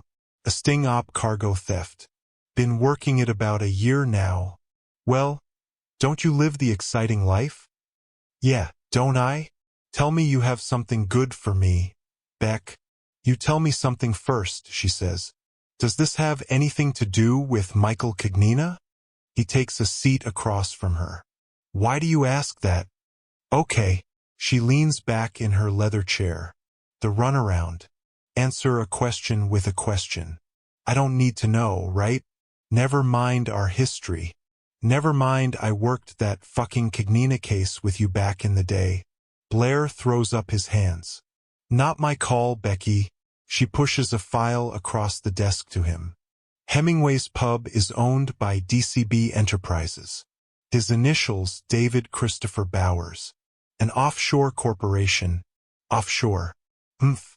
Yeah, humph. Not illegal, though. Anyway, you know much about the place? The pub? He shrugs. Not really. Why? It's done really, really well as a business. Very strong revenues. Very strong. It serves food and sells booze. But it must be really popular with revenues like that. It's located right off the interstate. I know that much. Blair opens the file. So I suppose with a name like that, it probably draws a lot of one-off customers, travelers. Plus the local town regulars. Shit. What do I know about restaurants? Well, I don't know much either, says Becky. But I do look at a lot of financials. This place is doing better than most. Blair looks over the numbers. Yeah, seems like it. You're thinking, what, he's laundering money? She shrugs. It's an ideal vehicle. Personally, if I were going to launder money, a restaurant would be my first choice. A combo restaurant and bar, actually. Drinks are so easy to fudge. But I can't tell if there's laundering just by looking at financials. Got it. You see who's preparing his tax returns, though? No. Who? She sighs. Down in the corner. Dumbass. He finds it. David Bowers is doing his own corporate tax returns? He sure is. Now, that's not anything necessarily suspicious, either. But if I were laundering money, I wouldn't just pick a restaurant and bar. I'd also do the tax returns myself. Okay. What else? David Bowers is paying himself at least $500,000 a year. Pretty nice coin for a place like Hemingway Grove. Shit. I'd take that up here in Chicago. Me too, pal. One year it was as high as $750. He varies it, but never less than $500 a year. Awfully good pay for a guy running a bar and restaurant. Just saying.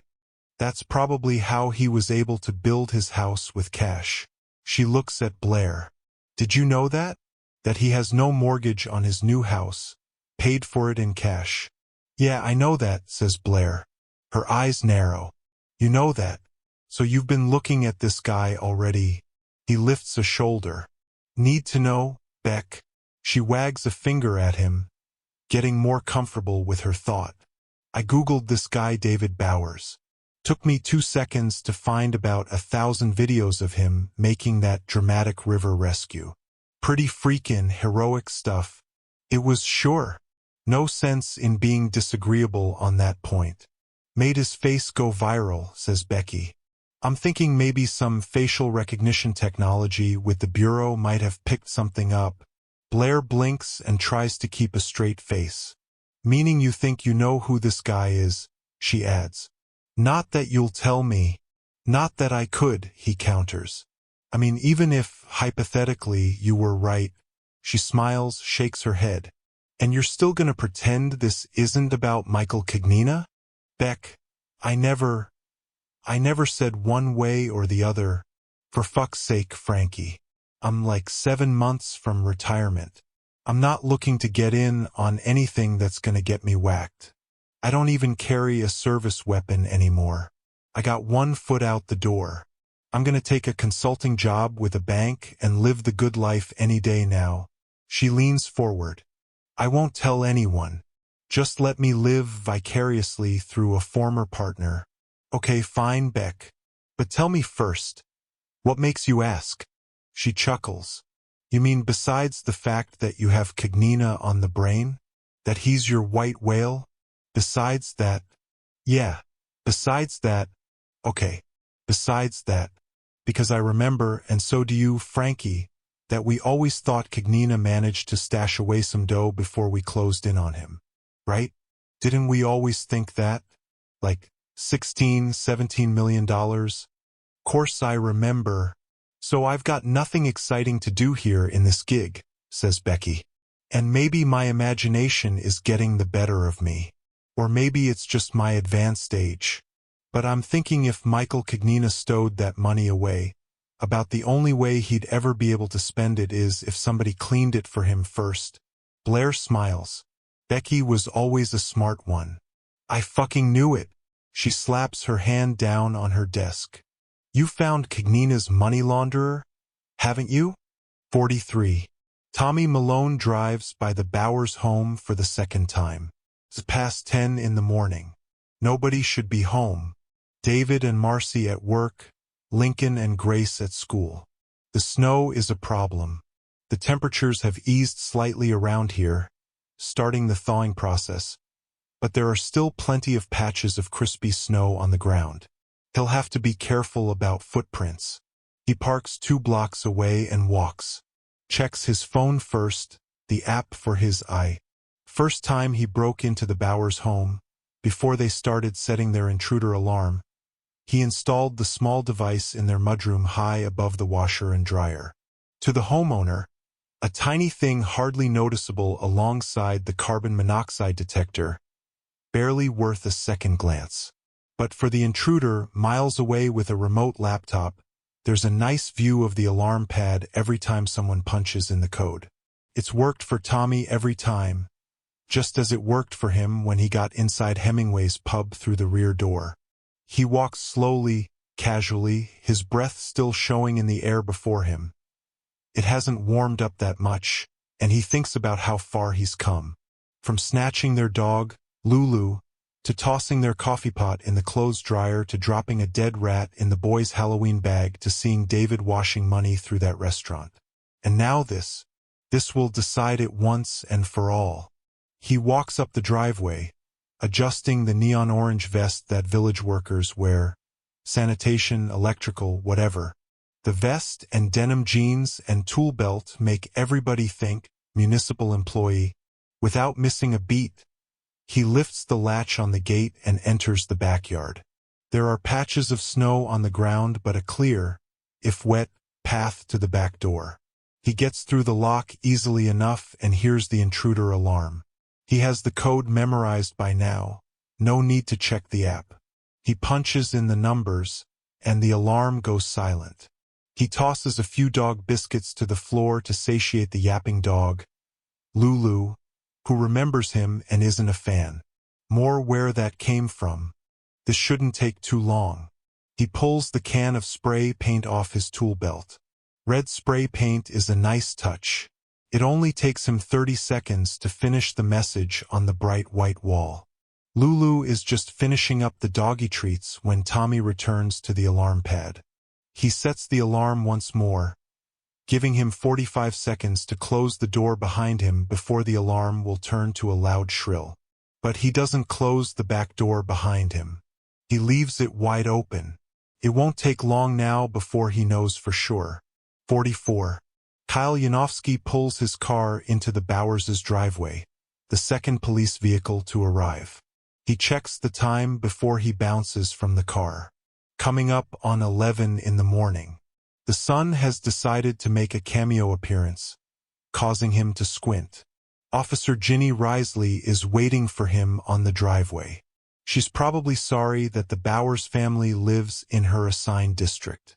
"Everything okay?" he asks her. "Everything stable," she says. "Okay might be a different story. Tell me." Kyle puts his hands on his hips. "Normal home intruder alarm call," she says. Hatch and I respond. Hatch meaning Lee Hatcher, her partner. "We beat the homeowner to the house." Mr. Bowers, says Kyle. "David, right? So we're first on the scene." "The back door's wide open," she continues. "The door was left open? That's odd. So we enter, right? An open door like that, we're gonna go in every time." She looks at him for approval. "That's right, Ginny. Keep going." "Well, Mr. Bowers is not far behind us. He walks in and he's pissed. Or maybe that's too harsh. He's upset that we're inside. He couldn't get us out of that house fast enough, Sarge. He didn't even want us to secure the interior. Most people, they're spooked as hell. They want us to do a walkthrough and make sure the bad guys aren't hiding in a closet or something." Right. Just then, Kyle can hear them coming around from the rear of the house through the backyard. Officer Hatcher and David Bowers. Ginny hears them, too. She leans in closer to Kyle. "I saw something in there," she says as Hatch and David come through the gate. Kyle steels himself. "It's been a long time. It shouldn't still affect him." "Kyle, right?" David extends a hand. "Hey, David. Good to see you." "Yeah, good to see you too. I want to thank your two officers here. Getting here so quickly. Totally professional." Sure. Just doing their jobs. "Two of our best," Kyle adds. David rubs his hands together. "I can probably take it from here. No harm, no foul. No real damage. A little spray paint, some dumb kids. Spray paint." Kyle glances at Ginny. He's getting the same vibe as she did. David seems awfully eager for them to leave. "Well, I'm glad to hear it was nothing serious," he says. He turns to Ginny. "We have enough for a police report?" "Well, that's the thing," Ginny starts. "Oh, no need for a police report," says David. "Huh? That doesn't make sense." "Well, for insurance, if nothing else." "Nah, I won't bother with insurance. To clean up some spray paint? The hike in premiums isn't worth it. You guys have been great." David starts to backpedal. "Really, thanks for everything. I can take it from here." And with that, David disappears through the backyard. Weird, right? Ginny says to Kyle. Very. Kyle looks at his two officers. What, did they force entry? That damage alone is worth insurance. If they forced entry, it was a pick, says Ginny. No damage. And they spray painted. Yeah, they spray painted, says Hatch. But what I think. What Ginny and I think. He looks at Ginny. She nods. We think he knew the alarm code. We think he picked the lock, disarmed the code. Then he reset it when he left. Why do you think that? Kyle asks. Ginny this time. An alarm's going off, you know you don't have much time inside, right? The cops will be coming quickly.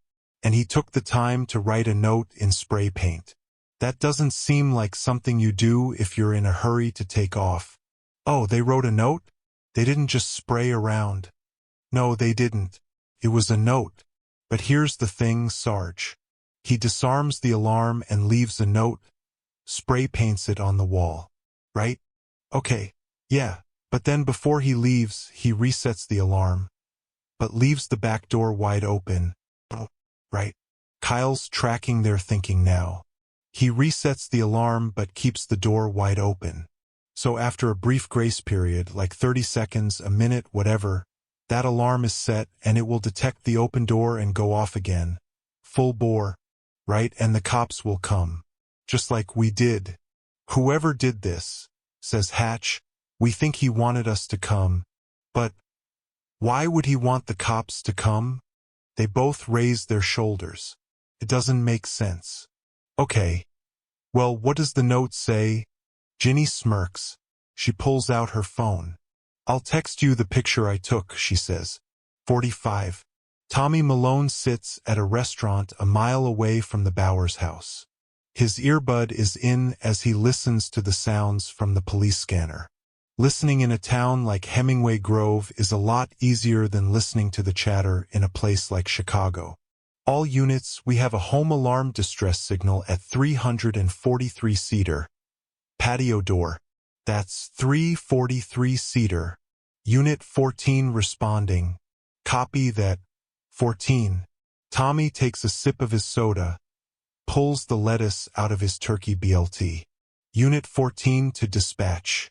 The patio door is open. We've announced our office with no response. We're heading inside. Copy that. 14. Dispatch. Contact Sergeant Yanofsky per his direction. Tommy perks up. Sergeant Yanofsky. Per his direction. Sergeant Yanofsky has some special interest in the Bowers family? Dispatch to Unit 19. Dispatch to Unit 19. Dispatch, this is Unit 19. Sergeant, Officer Risley is responding to a home alarm distress call at 343 Cedar and requested you be notified. Copy that, dispatch. Unit 19 responding. The plot thickens. He finishes the fries, the only thing on his plate worth eating, and sips his Coke.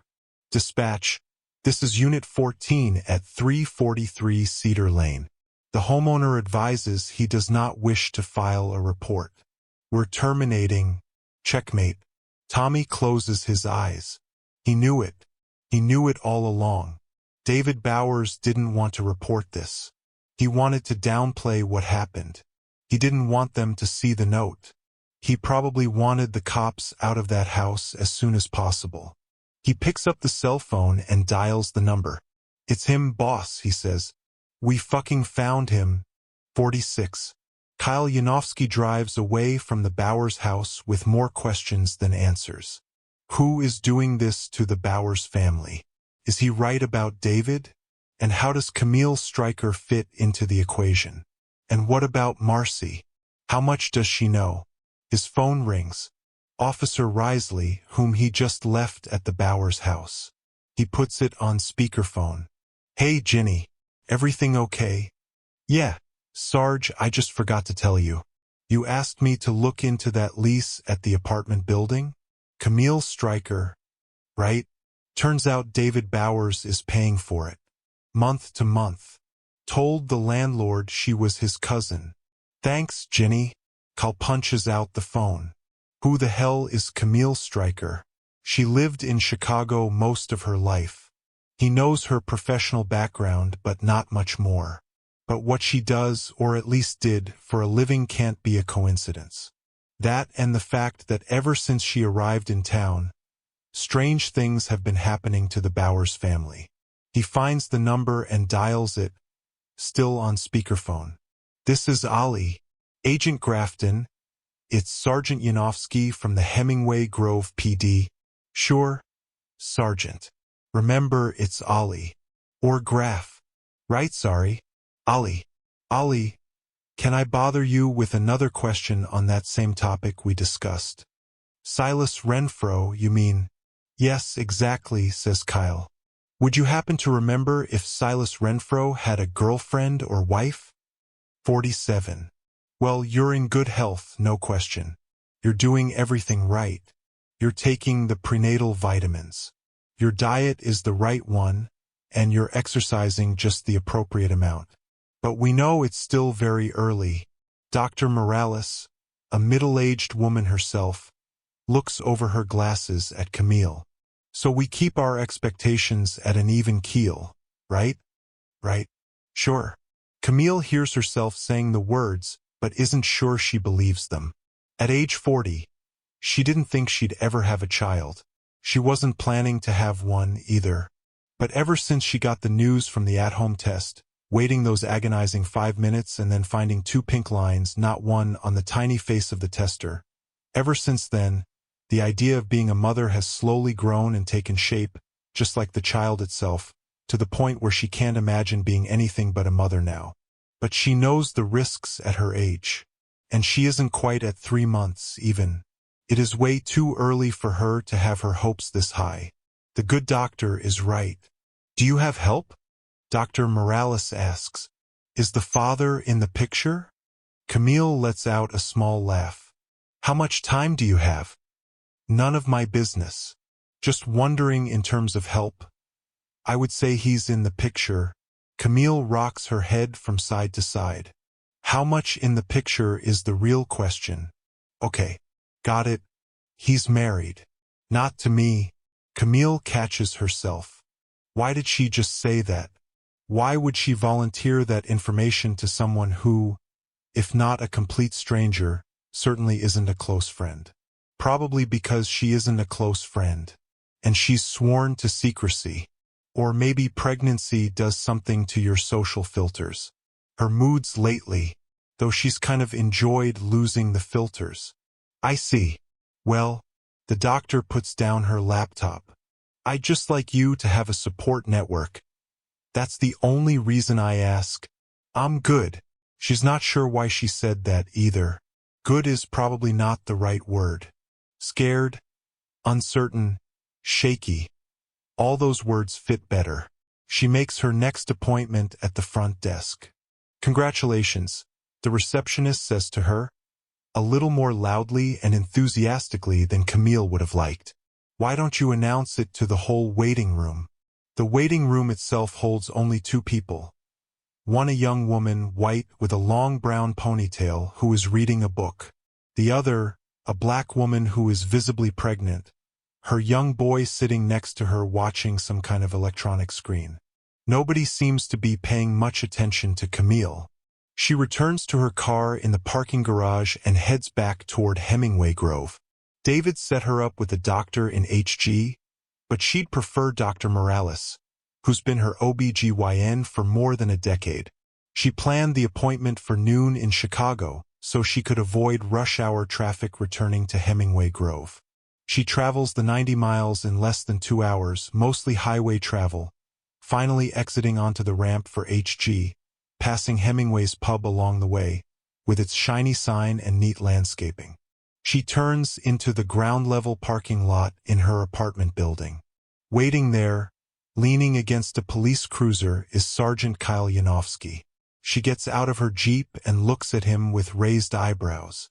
Officer Yanofsky, using the inferior rank again. What a nice surprise. Afternoon, Miss Stryker, he says. How was your doctor's appointment? 48. Let me guess, Camille says. The young woman in the ponytail in the waiting room. You had me followed, just doing my due diligence. You're within your rights to refuse to talk to me, as you seem to know all too well. Sergeant Yanofsky shrugs. I'm within my rights to find my answers other ways, like by violating my privacy. He squints into the sunlight. See, Miss Stryker, I'm pretty much done fucking around. He levels his stare on her. There are things happening in my town, things that aren't right, and I'm afraid they're about to get worse. Such as, I have a theory, Miss Stryker. Wanna hear it? Does it matter if I do? She smirks at him. Sure. You could tell me to go fly a kite, which is pretty much what you did the last time I tried to talk to you. You could walk away right now, and I couldn't stop you. But you're not going to walk away. His turn to smirk. You want to know what I'm thinking? Maybe she's underestimated this guy. Probably her bias as a city girl, making this guy for a lightweight, a small-town hayseed. Kyle Yanofsky looks the part through and through, born and raised here. A varsity football player and decent student who never dreamed of venturing far from the place he's always called home. But who is she to judge or make assumptions? Any woman who has had to make it in the professional world should know about stereotypes. That's her mistake. She won't make it again. It's a free country, she says. I've got a minute. That's what I thought. The sergeant nods. Something is happening to the Bowers family. Little things at first. Things being moved around their house. Their dog was stolen but then returned a few hours later. Someone started their barbecue grill one night. Someone dropped a dead rat in the little boy's Halloween bag. Someone screwing with them, basically. Not hurting them, but screwing with them. Right? Go on. Then it escalates to break-ins. Break-ins to their house. This last one, this morning, they sent the Bowers family a message. What message? She catches herself, seeming too eager. Oh, I think you know what the message was, says Yanofsky. He gives her a moment to comment, then continues. Anyway, this theory of mine. I asked you before if you ever heard the name Silas Renfro. Care to answer that question this time? No, well, he's a hitman for the mob. Specifically, a hitman for Michael Cognina. The authorities believe that Silas Renfro was murdered before he could testify against Cognina. But there's kind of an unofficial theory circulating that Silas Renfro didn't die in that detention center. He staged the whole thing and escaped. And my theory is that Silas Renfro is alive and well and living in Hemingway Grove. Jesus, she thinks. I really did underestimate this guy. She looks out over First Street. Light traffic, cars on their way to pick up children from school, maybe do some shopping or go to a medical appointment. All oblivious to what's happening in this town. My theory says that David Bowers is Silas Renfro. He continues. And if there's a wanted assassin living in my town, I kinda want to know that. You understand? She doesn't answer. She's wondering how good a poker face she has. Now, if my sources at the FBI are correct, and I'm pretty sure they are, the word is that Silas Renfro had a sweetheart. A woman whose ballpark age now would be about 40. Just like you. She zips up her jacket as the wind picks up.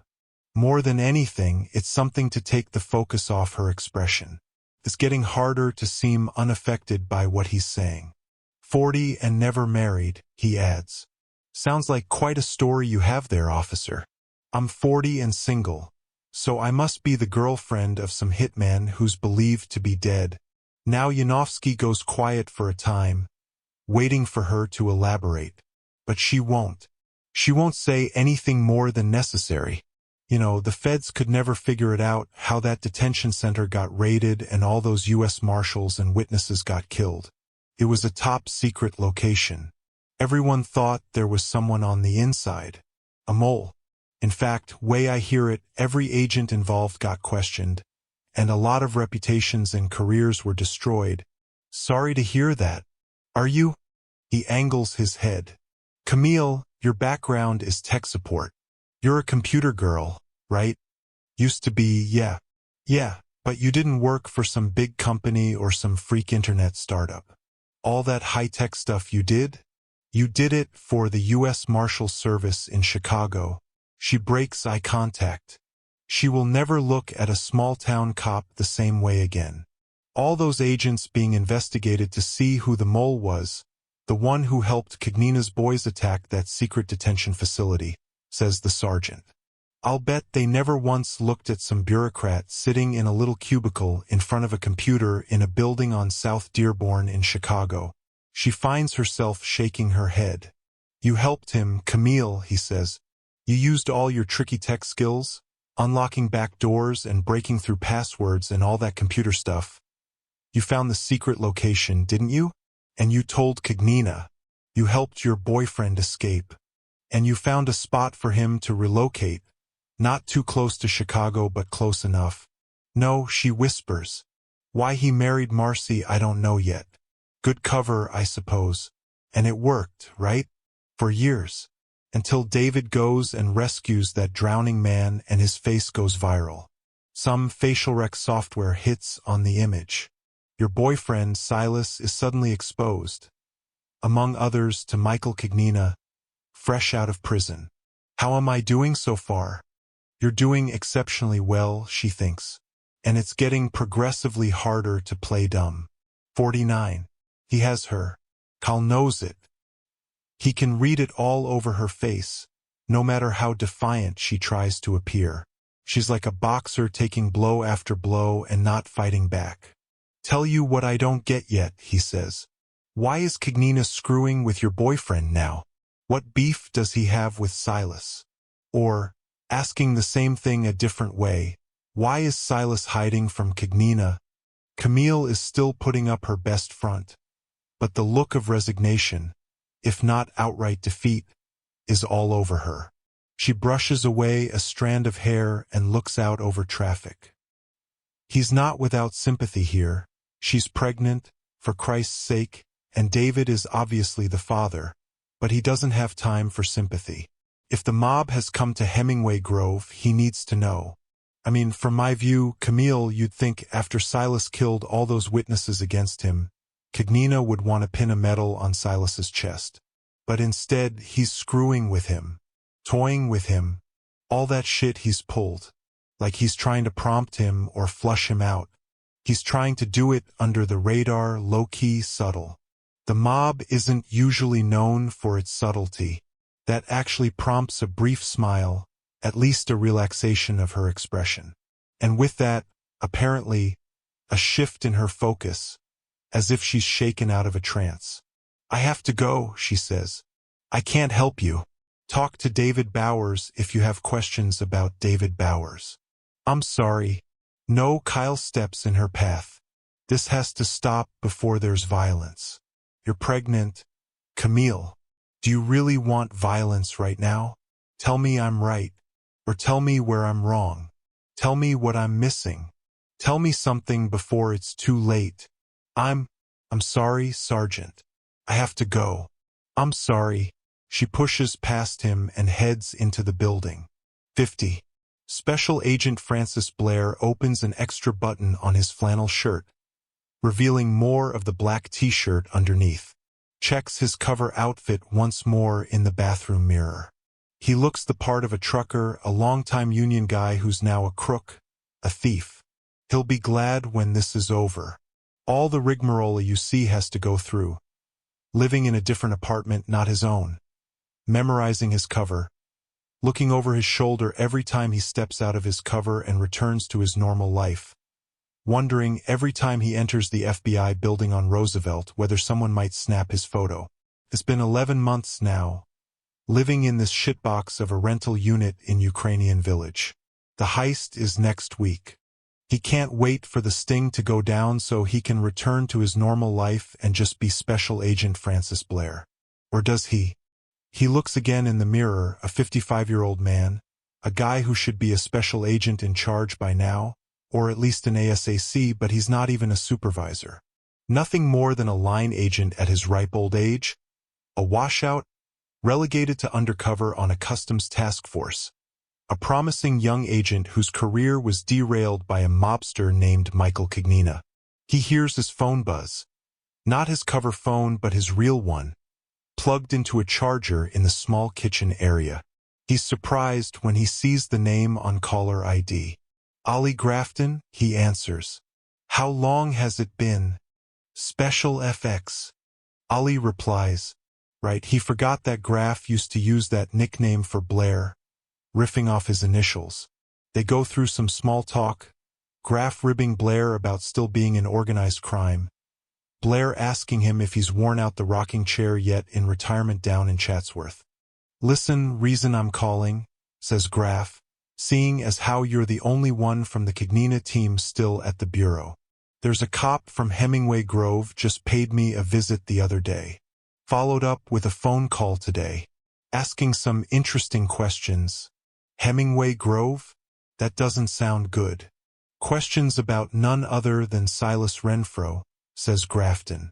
Is that a blast from the past or what? 51. N.O. Grace. I say into my earbuds as I pull out of the parking lot.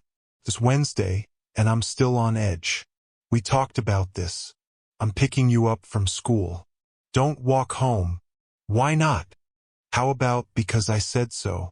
Does that ever work anymore? Better than the real reason.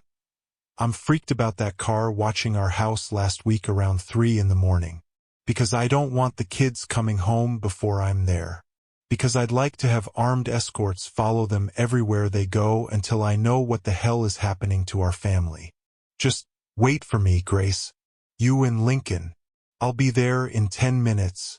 My stomach aching, and not from hunger, I navigate around some cars and traffic, being more impatient than usual. I'm halfway to the school when I see flashing lights behind me. A cop pulling me over? Now? Great. I pull over to the side of the road on 3rd Street.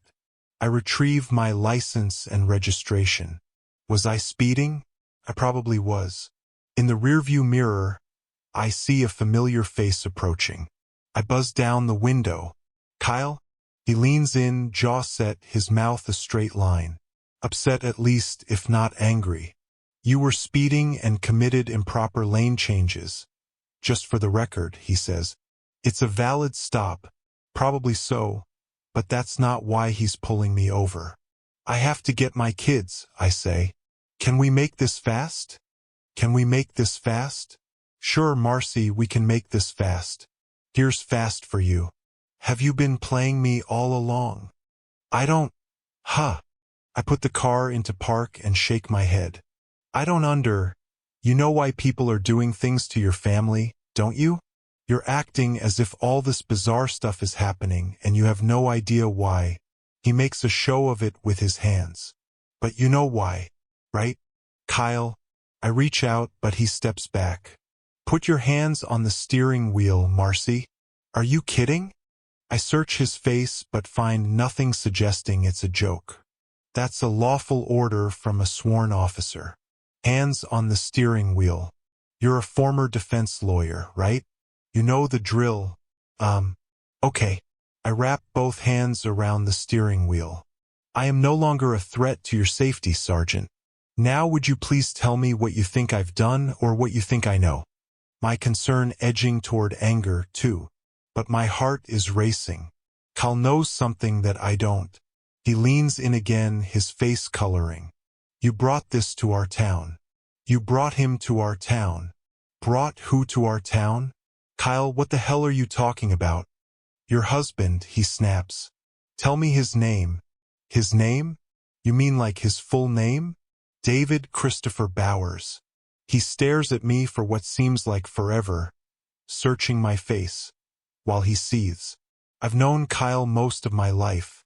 He's always been physical, a wrestler and football player, a handyman, later a cop, but his demeanor was always genial. Probably too laid back for my liking at the end of the day. But in all those years, I have never seen pure rage on his face, as I do now. He was an orphan, right? He says. Parents died in a house fire when he was a toddler, so any photos of him with mom and dad would have burned up. No phone cameras back then, no cloud backups. So no photos of him with his parents. That's convenient. Kyle, I say, surprised at the weakness in my voice. Then what, he bounced around foster homes. So nobody he'd call mom or dad or stepmom and stepdad or any family at all. Probably no photos, or at least no photos he kept. Also convenient. Basically, no evidence at all of his childhood. I shake my head. You're saying David isn't really overload. Failure to compute. This can't be right.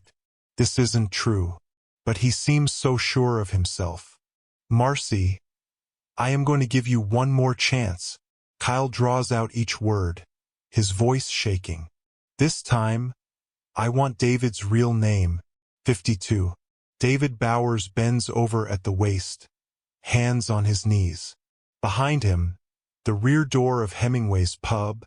He really said that? He whispers. Silas Renfro? He really said that.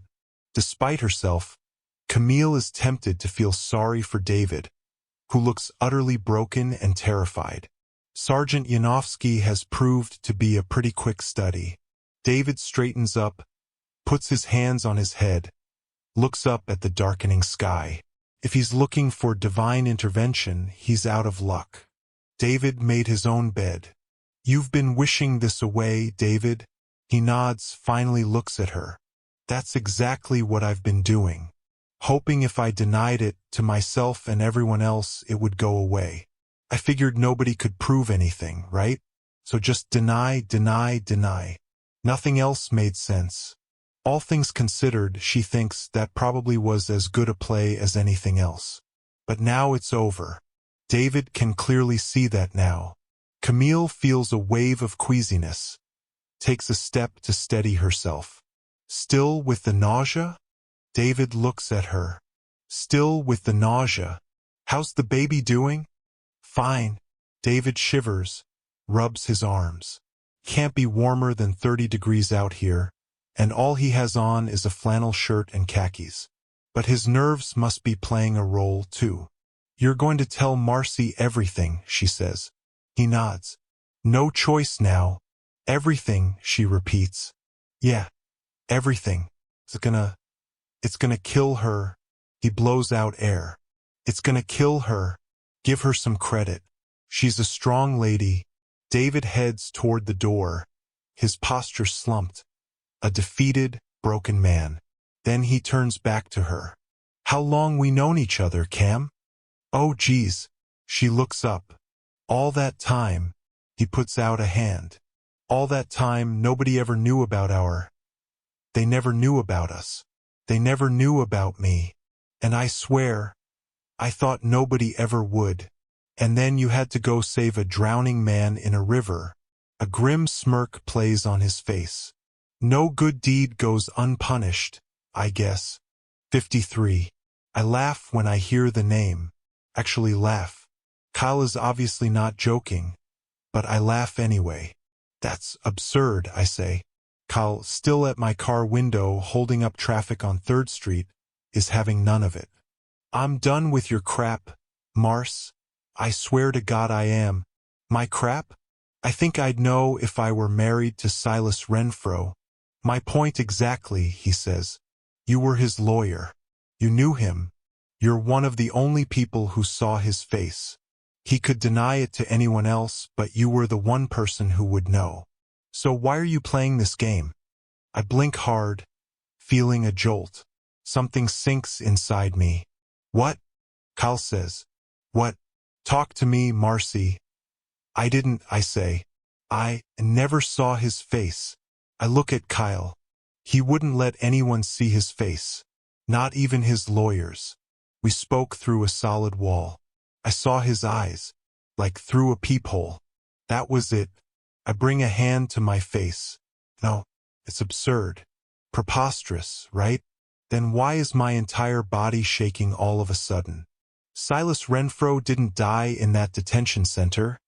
Did he, Marcy? Attorney-client, attorney-client, attorney-client. I never knew for sure, I manage. I had my doubts. Camille Stryker, he says. What, who? You don't know that name? Camille Stryker. I shake my head. No. Kyle looks me over, battling with himself, trying to decide whom to trust. What did you think of that note left on your wall? Note? What note? The note on your foyer. Someone broke into your home last Friday. What? I almost jump out of my seat. What are you talking about? You don't know that? David got the call from the alarm company. He didn't. Kyle's eyes rise, his expression changing. He didn't tell you. No, he didn't tell me. What happened at my house? He pulls out his phone. Nothing was stolen. Nothing was broken. Truth be told, David couldn't get us out of there fast enough. I don't understand. I don't understand what is happening. You said they left a note. Yeah, they spray-painted a note on your foyer wall. Kyle holds up his phone. One of the officers snapped a picture. He hands me his phone. There it is, in red spray paint across the wall of my foyer, just below the Picasso print. I know who you are. Oh my God, I whisper. You really didn't. You didn't know, says Kyle. I have to go. I have to go right now. I put the car in gear and drive to the school. 54. Grace and Lincoln bark at each other in the back seat. Something about the PlayStation. Ordinarily, I'd be on them about getting along, about being half as nice to each other as they are to every other person in the world.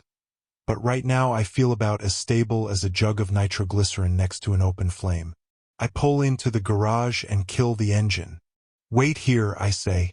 Wait in the car a minute. Why do we have to wait? Because I told you to wait in the car, Grace Catherine. I slam the door. I try to act composed, not race like a madwoman into the house from the garage. It isn't easy. Once inside, I rush to the front of the house, the foyer, and mentally prepare myself as I turn to look at the wall. It's just a plain white wall, blank except for the Picasso print centered in the middle. A plain white wall, but with a nice shiny fresh coat of paint. I sink to the floor, a burn rippling through my chest. Feeling like up has suddenly become down and down is now up. David painted over the words. He hid this whole incident from me and covered up the message. A message from someone who knows who he really is, a category of people that apparently does not include me. My husband has been lying to me. All these years, my husband has been lying to me. 55. Grace, I'm sorry I snapped at you. Both of you, please clean out your lunch boxes. Lincoln, cello before dinner. Grace, piano. I say this while gathering my bag from the car so the kids won't see my face directly. Won't see the tears, won't notice the makeup smeared on my face. The kids jump out of the car and head inside. They expect me to follow them. But I do not. Instead, I pull down the ceiling ladder and climb up into the attic above the garage. Dark and creaky. A cold, open space, filled with Christmas decorations and old boxes. When I reach the top of the stairs, I find the switch to turn on the single light bulb in the center of the space. I walk carefully, navigating the haphazardly placed boxes. There being no need for order up here. Every footstep producing a groan from the wooden floor. I veer around the box's marked ornaments, step over the one marked WREATHS, angle past the faux Christmas tree. In the far corner of the attic, personal records, placed in long plastic bins with lids, 2 rows, each stacked 3 high. I separate them and spread them out on the floor. The lids identify the contents. Grace ages 0 to 3, Lincoln ages 0, 3, and so on, all written in black magic marker on masking tape. There is one bin marked taxes/finances. Since I married David, I have never done our taxes or scrutinized our finances. A box containing this information would be the last one he'd expect me to open. I don't want to do this. I can't believe the path of my life has swerved in such a way that I need to do this. But I do. I pry open the top of the bin. Inside are large legal-size envelopes, each fully stuffed, the tax year noted in magic marker. I opened the most recent one, pulling out nearly 100 pages of documents and forms. W-2s and spreadsheets, estimated payment vouchers, records of charitable contributions clipped together. Nothing. I stuffed them back in the envelope. I work in reverse chronological order back to the previous year, then the year before that, finding the same sorts of documents, same results. I comb through the rest of the envelopes and find one marked tax year 2008. Years before I knew him. Again, probably the last envelope in this box that I would be expected to check. I remove the contents. They are not tax forms. First, inside a plastic sheath are several copies of his birth certificate. A certificate of live birth, embossed with a seal. David Christopher Bowers, born in Chippewa County Hospital in Montevideo, Minnesota, mother Roberta and Bowers, father Edward Orleans Bowers. A certificate from the Chippewa County Home for Boys, the orphanage where David lived for several years. A certificate of transfer to temporary care, signed by a guardian ad litem after David went to live with the first of several foster families. All this fake, Kyle would say. The birth certificate, the orphanage certificate, the GL transfer. None of it real, all of it doctored. Next, 2 pages plucked from a photo album, 3 photos a page, stuffed in individual plastic pouches, 3 hole punches on the side of each page. The first page, photographs of 3 people at some celebratory event. Seemingly a mother, father, and son posing for photos. An older man in a suit and tie with gray curly hair, a roundness to his cheeks, a slight paunch at the midsection. An older woman, probably late 40s or early 50s, light-complected with dark hair pulled back, wearing a long sparkly dress. In between them a younger man, a boy really, maybe high school age or college, wearing a tie pulled down from the collar, his arms around the man and woman. The young man would pass for a relative of David but not David himself. He is heavy-set, with a wider nose, ears that protrude off his head, brown eyes instead of blue, and a mess of curly dark hair. But David has no relatives. He is an only child, as were his mother and father. No siblings, aunts, or uncles.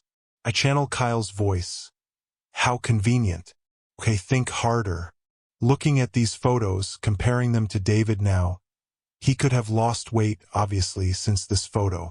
And the curly hair? He's always shaved his head. Ever since I knew him. He said it was because his hairline was receding and he liked the look of it shaved. Whatever. That's not the point right now. The added weight and curly hair don't mean this boy isn't David. But the nose and protruding ears, those would require surgery.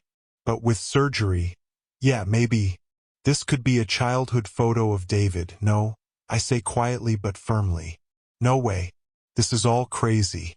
I may not be able to recognize Silas Renfro's face, but I would recognize his vibe. He was a ruthless killer. David couldn't have faked that away. Not completely, not forever. Have some faith in yourself, Marcy. You'd know the difference between a loving family man and a cold-blooded assassin. Right? I know who you are, the spray-painted note said. Am I missing the meaning? The only other page. 3 more pictures of the same 3 people but earlier in time. The boy younger, maybe 11 or 12, in a baseball uniform holding a trophy, the mother and father beside him, hamming it up for the camera. I breathe out a sigh. I'm getting nowhere. Nowhere except a train to insanity. Then I notice, behind the 2 pages of photos, a manila envelope. Seemingly nothing inside. I shake it and hear a small rattle. Open it up. Keys. Keys to safe deposit boxes. 5 in total. Tiny cards attached to each by a string, bearing the typewritten words Purnell Bank followed by a number. Purnell Bank number 323, Purnell Bank number 324, and so on. That's not our bank. I've never heard of that bank. David has 5 safe deposit boxes I don't know about. 56. It doesn't happen all at once. Takes time. Time, first, sitting absolutely still up in the attic in the near dark with that one flickering light bulb, staring at those safe deposit box keys. Keys literally and metaphorically to things unknown, a different world, a different life, perhaps. I don't know, not yet. But I do know this. There is no legitimate reason that a person would need 5 different safe deposit boxes. But there are plenty of illegitimate reasons. Then snapping out of my funk and heading back downstairs. Cooking shrimp and risotto for dinner and chopping broccoli and tossing it into a pan with garlic and soy sauce and burning the absolute shit out of my finger. Then opening my laptop after dinner, the kids off, more likely than not, to their screens, their phones, texting with friends or playing games or watching videos. Things on which I would normally crack down as cop mom, but that tonight provide me with welcome space, solitude, time to think about what I know to be true about my life and what I do not. The laptop. Not hard to find. Purnell Bank online. It's in Champaign, home of our state's flagship university, and just an hour's drive from here. David could easily drive there and back in any given day, sneaking away from the pub without my ever knowing it. And then typing the words Michael Cognina into a search engine. I don't know why it didn't occur to me that this man, a man I never met, never laid eyes on in the flesh, could be the source of all this crazy stuff happening to our family. I knew he'd been released from prison within the past year. And yes, I always suspected that his former assassin, my former client Silas Renfro, had escaped that detention center in Rockford. But no, whether it should have or not, it never once crossed my mind. When I walked away from Howard Shimkus and left Millard Halloway and moved back here to HG, I put anything regarding Michael Cognina in the rearview mirror. Sure, I heard he was convicted of tax evasion. Everyone in the country heard about that. Beyond that, I had no interest in hearing his or Silas's name ever again. I had no interest in learning another single fact about any of those people. But now I do, so I type on my keyboard. I learn, and I think. I think about David, everything I know about him, everything I know about us. An hour that turns into 2 hours that turns into 3. And finally it clicks. It sends another burn through my chest, jump-starts my pulse, forces my eyes shut, sends tears slithering down my cheeks once more. I let them fall for a short time, listening with one ear for any sound of the children coming down the stairs. They can't see me like this. What this will ultimately mean for them I do not know. I will protect them. That will be job number 1. Doing anything and everything to protect my children. Even if it costs me everything else. I put the kids down at 9:30. Lincoln is restless, wanting Daddy to be here to tuck him in. Grace is more concerned with making sure the unreliable power cord to her iPad is working and that the device is charging overnight, because its battery is very low and she has to take a test on that tablet during first period tomorrow. I hold my breath through all that, shoving everything else out of my mind, determined to make tonight's lights out a routine one. Nothing unusual, just the Bowers family doing what the Bowers family does. Because something tells me that this may be their last night of normal. And now I will simply wait. I will sit in the family room with a glass of wine. And I will wait for David, or more accurately, the man who's always called himself David, who's been lying to me for more than a dozen years, to come home. 57. David Bowers leaves through the rear exit. As always, his coat on, scarf wrapped around his neck, watch cap on as well. He closes the rear door but, instead of leaving, lets out a long breath and rests his head against the door. A tough night for him, apparently. It's about to get tougher. Tommy Malone appears from the shadows, his gun drawn. "Don't move, David," he says. "Don't move." David jumps at the sight of Tommy, whose face is concealed by a black balaclava, covering him from the neck up, including his hair, leaving only holes for his eyes and mouth. David's eyes move to the gun, and 45 Hong Kong dollars with a long suppressor. "Don't move," Tommy repeats. "Don't make me shoot you."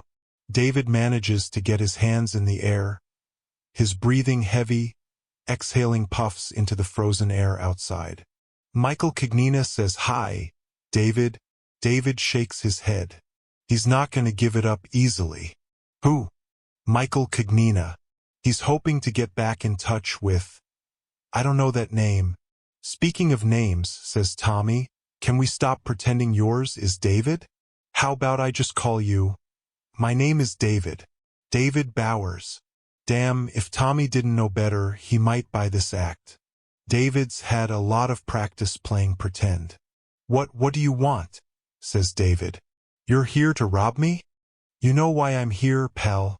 Tommy takes another step forward. I'll shoot you if I have to, but I don't wanna... Look, you can have my wallet. I have money inside the restaurant. I can open it up.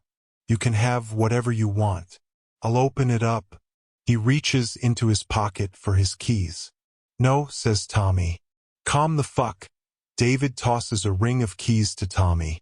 And then, as Tommy's attention is momentarily diverted, David makes his move. The problem with a suppressor on a gun, it keeps a gunshot nice and quiet, but it doubles the length of the firearm. David pushes down the suppressor with his left hand as he lunges at Tommy. Tommy moves backward instinctively, but not before David manages to connect the crown of his head against Tommy's mouth. A partially successful headbutt. The gun goes off with a thwip. David lets out a grunt as he falls into Tommy. Tommy manages to keep his balance as he steps back, David collapsing to the ground at his feet, and a pool of blood forming beneath David. Look what you fucking made me do, he cries. Then he turns and runs from the parking lot. 58. Midnight. My second glass of wine. I won't have another. I could use a little liquid courage for what's coming. But I want a clear head. My phone buzzes. I pick it up, expecting it to be David. It's not. Kyle, I say. Marcy, you're okay? His voice urgent, breathless. Yes, I'm on my way to you, he says. I'm bringing Officer Risley with me. I get to my feet. What hap, Marcy, listen to me. David's been shot. He's in an ambulance on his way to St. Benedict's.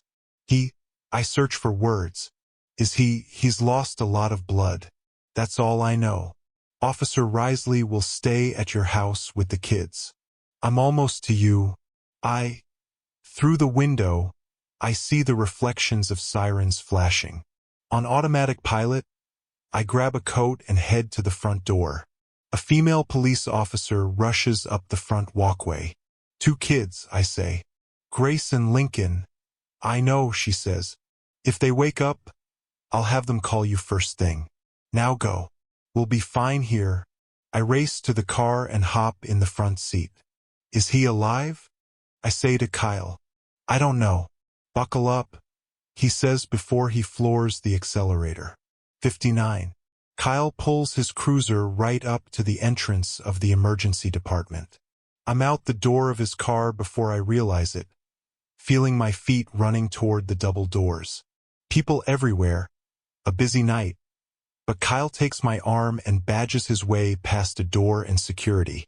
I feel underwater now, unable to comprehend, unable to process Kyle's voice to some doctor, and then he pulls me along some more, lots of shouting and bumping, twisting and turning, and then my feet are planted and I'm in front of a doctor. Mrs. Bowers, I'm Dr. Grant, bald like David with wild bushy gray eyebrows and a long face, the man who is going to tell me. Tell me. The bullet nicked the femoral artery, he says, pointing to his inner leg. He's lost a lot of blood. We've managed to stabilize him, but he's going into surgery immediately. Is he? What are his? Can you save him? That's exactly what we'll try to do, Mrs. Bowers. He touches my arm. It could be hours before. It could be hours before the surgery will be done. Hours before I talk to him. If I ever talk to him. I snap out of my trance, bat and scratch and claw my way through the cobwebs. I want to see him. I look at the doctor, then at Kyle. I want to see him. Mrs. Bowers, I'm afraid I might never talk to him again. Please. The doctor's expression relents. 30 seconds, he says. Room 4. My focus suddenly razor-sharp. I race to the door and look in. Blood everywhere. Doctors and nurses and assistants, already turning the gurney toward the door. All I see of David is a heavy bandage over his exposed left leg. Stop! I shout. She needs 30 seconds with him. Kyle says. The doctor said okay. Everyone out. 30 seconds. God bless Kyle. Cop says it, they do it. I part the sea of white coats and surgical scrubs as they leave us alone in the room. I see David. My David. Not my David. Not my David at all. He looks 20 years older, withered and weak. He's been intubated, a thick tube in his mouth, and 4 in his neck. His eyelids flutter, struggling to open. When his eyes focus, when he sees me, he grimaces with pain. I put my face close to his. I know who you are, I say. I put my lips against his ear, whispering the name so quietly that only he could hear it. No matter the privacy we've been given, nobody else can hear this name. Then I lean back again, look at him square. Blink once if I'm right, twice if I'm wrong. I already know, but I need his confirmation. I need to see him acknowledge the truth once and for all. He blinks once. It was all a lie, I whisper. His eyes water up. Was I a lie? He blinks twice. A tear rolls down his face into his ear. He even manages to move his head side to side. Okay, I believe him. I do believe that much. He loves me. He loves our kids. He loves our family, what we've created. That is the only thing allowing my voice to stay strong and steady, my legs to stay functional, my brain to stay focused and alert. Even now. The detention center? Ask. That's when you first saw me? He blinks once. I reach into my pocket, remove the ring of safe deposit keys. This is where it is? I whisper. He blinks once. I lean down and press my lips against his forehead. I love you. The kids love you. Don't leave us. Stay alive, mister. For us. He blinks away another tear. Mrs. Bowers, we really have to go. I put out my hand, a stop sign. But he's right. My time with David is up. Don't worry about anything else, I whisper to him. I'll take it from here. Book 2. 60. When I was in high school, our health teacher tried to give us an idea of what it's like to care for a baby. She gave us an egg, and we had to carry it with us for a week without ever letting it crack. Everywhere I went, 24 hours a day, I had to make sure nothing happened to that egg. Walking to school, sitting down for a meal, getting ready in the bathroom, always I had to preserve that fragile little oval egg. That's what it feels like now.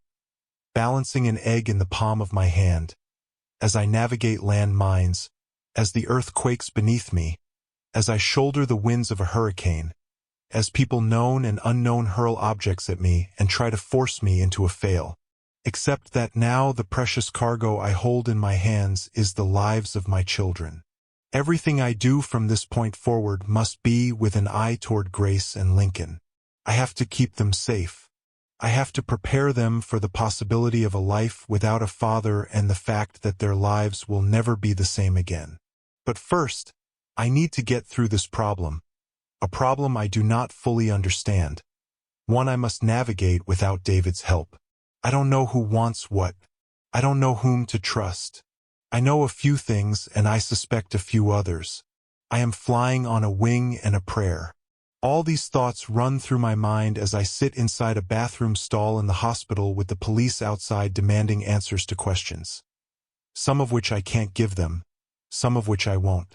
I will not think about the fact that the man I have called my husband has lied to me repeatedly over the years. Lies of omission, outright lies, you name it. I will not think about the fact that my entire adult life has been a hoax, a fraud. I will not panic. I will not engage in self-pity. I will not even entertain anger. Those will be for later. I have to remain completely focused and on mission. I have to have eyes in the back of my head. I have to stay 2 steps ahead of the police and the people who want to hurt us. What am I willing to do for my kids? It's a question all parents ask themselves. A rhetorical question usually. Would you give your life for your children? Almost every parent would say yes. Would you lie for your children? Almost every parent would say yes. Would you break the law for your children? Would you kill for your children? Questions I've never confronted. Never thought I would have to confront. But now I do. I leave the stall and face myself in the bathroom mirror. The answer is yes to both questions. I know it now with a certainty that straightens my spine, that sends adrenaline to my every limb. I would break the law for my kids. I would kill for my kids. Waiting outside the bathroom for me is Sergeant Kyle Yanofsky, my old flame, the man I once thought I'd marry. Now, first and foremost, he is a law enforcement officer who may or may not have my best interests at heart. Ready to talk? He says. I am physically tired, emotionally spent, stressed, and unsteady. I'm about the furthest thing from ready to talk. Ready, I say. 61. Kyle takes me into a small room inside the hospital, some kind of lounge. There is a couch and a chair and a coffee station, where an old-fashioned glass pot rests on a burner, the smell of overcooked, stale coffee permeating the room. An old radiator with peeling paint hisses, the air almost overbearingly warm. On Kyle's phone, I watch the grainy black and white security footage from behind David's pub, showing the attack. A man wearing a ski mask accosts David as he's locking the rear door. The gun is long, a suppressor is attached, which must have given David the idea of reaching for it and redirecting it. It almost worked, after David tossed his keys to the suspect. David got his hand on the suppressor and even slammed his head into the attacker's face. But the suspect fired the weapon and ended it right there. I don't suppose you recognize the assailant.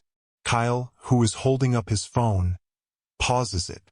With the balaclava and all, the ski mask. Oh. No, obviously I don't recognize the man. Any idea who it might be? None. As if I'm on autopilot. I don't know who it is, but I have an idea. Play it again, I ask. He replays the video clip from the start. It's no fun to watch. David getting shot and writhing in pain as blood gushes from his thigh. Hard to see for the second time. But I had to make sure. And now I'm sure. The assailant didn't want to kill David. That wasn't his plan.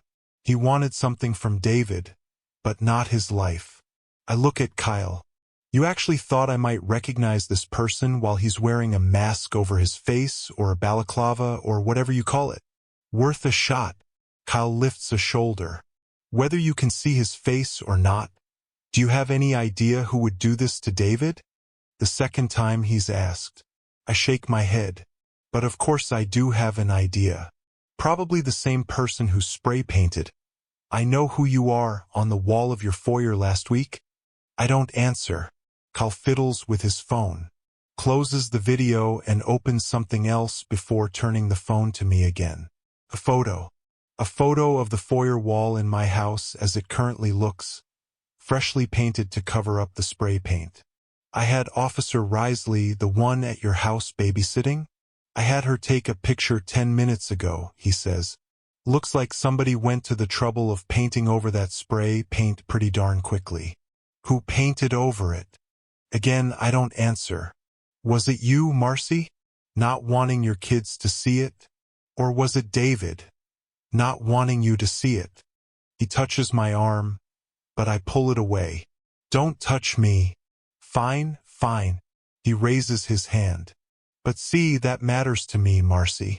Because I believed you when I pulled you over today, and you told me you had no idea about that spray-painted message. David hadn't told you. If it were me, in that situation, I'd have told my wife right away. But he didn't. Did he cover up the spray paint, too? I'm following him now. If David covered it up, if he repainted that wall, that makes me still in the dark. Innocent. He's wondering what role I've played in this. Am I an innocent dupe or a guilty co-conspirator?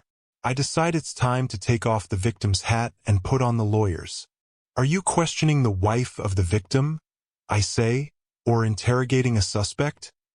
Honestly, Kyle takes a step back. At this point, I don't know. I steel myself, look him square in the eye. Then maybe you should read me my rights, Sergeant. But then it hits me, the years as a criminal defense attorney returning. I'm not in custody. I'm just standing in a hospital room, free to leave. So he doesn't have to Mirandize me. Sneaky. I'm done here, I say. Kyle shakes his head. I don't think so, Marcy. No? You're telling me I'm not free to leave? Then arrest me. Oh, you're free to leave, he says. But you won't. No? Just watch me. But something keeps my feet planted. Why won't I leave? He nods to me, plays with his phone. Because that video of the shooting? You want to see the rest of it, Marcy. 62. Kyle replays the video clip, starting it with David collapsing and the masked assailant running out of the camera's range. David, lying helpless by the rear door, desperate, initially clutches his thigh. But then he reaches into his jeans pocket and removes a phone, looks at it and tosses it. That's his phone, says Kyle. The one registered to his name, David then reaches into his jeans pocket again and wrangles out a second phone. A second phone. David had a second phone. I'd been wondering about that. That late-night call he made downstairs in the kitchen, which I overheard, while his cell phone was charging in the bedroom. The words I heard him whisper in a hiss. It's not that simple. Okay? That's his burner phone, Kyle tells me, stating the obvious. The video rolls on. David pushes a button on the burner and raises the phone to his ear. A single button, meaning he had the person on speed dial. He talks into the phone for around 10 seconds.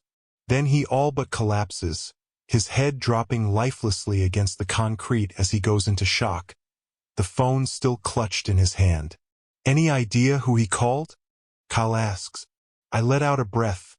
Look at the floor as the heat rises to my face. Not you, he says, again stating the obvious. Goading me. He knows he might be dying, and his last call isn't to you? Do you have a point? I snap. Or do you enjoy being an asshole?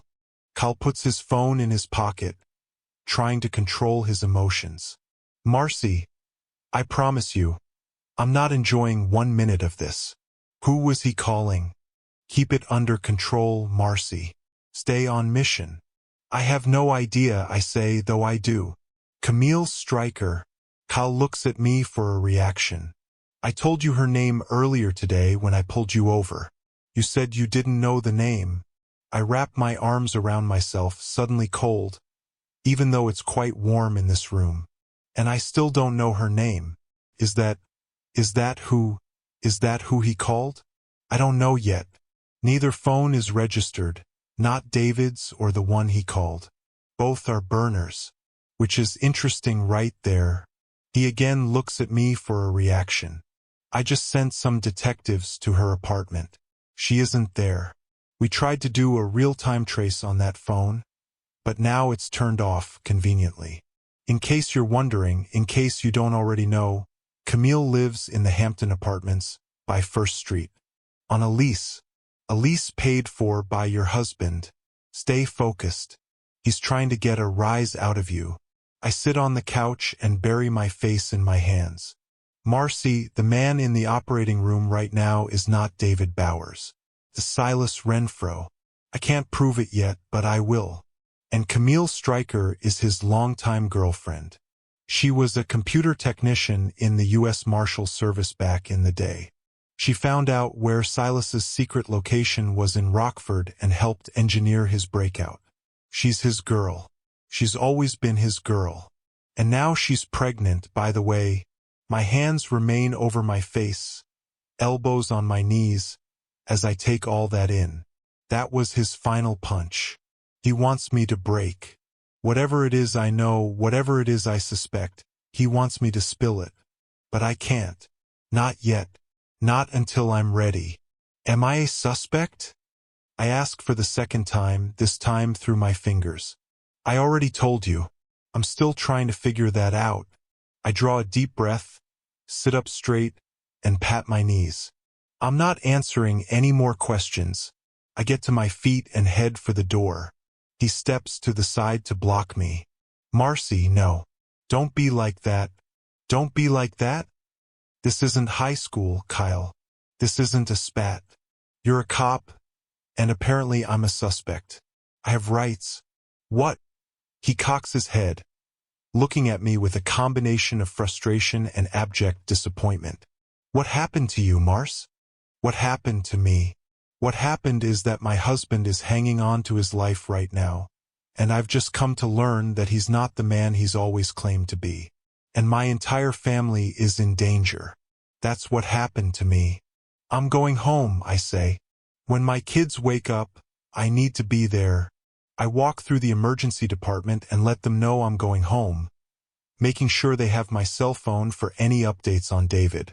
Then I head through the sliding doors into the open air, far chillier than I remember. I don't have a ride.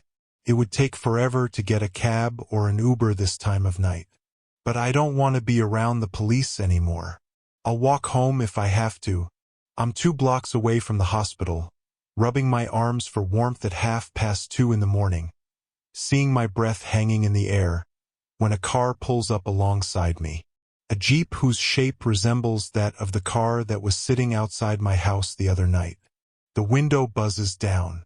I walk over, but not too close, leaning down to see into the car. A woman about my age, pretty. Long, kinky hair. Marcy, she says. I'm Camille. Do you know who I am? I nod. I have a feeling I do, I say. 63.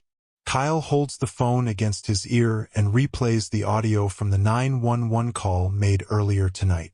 A woman's voice, urgent but calm, businesslike. A man's been shot. He's lying in the back of Hemingway's pub by the interstate.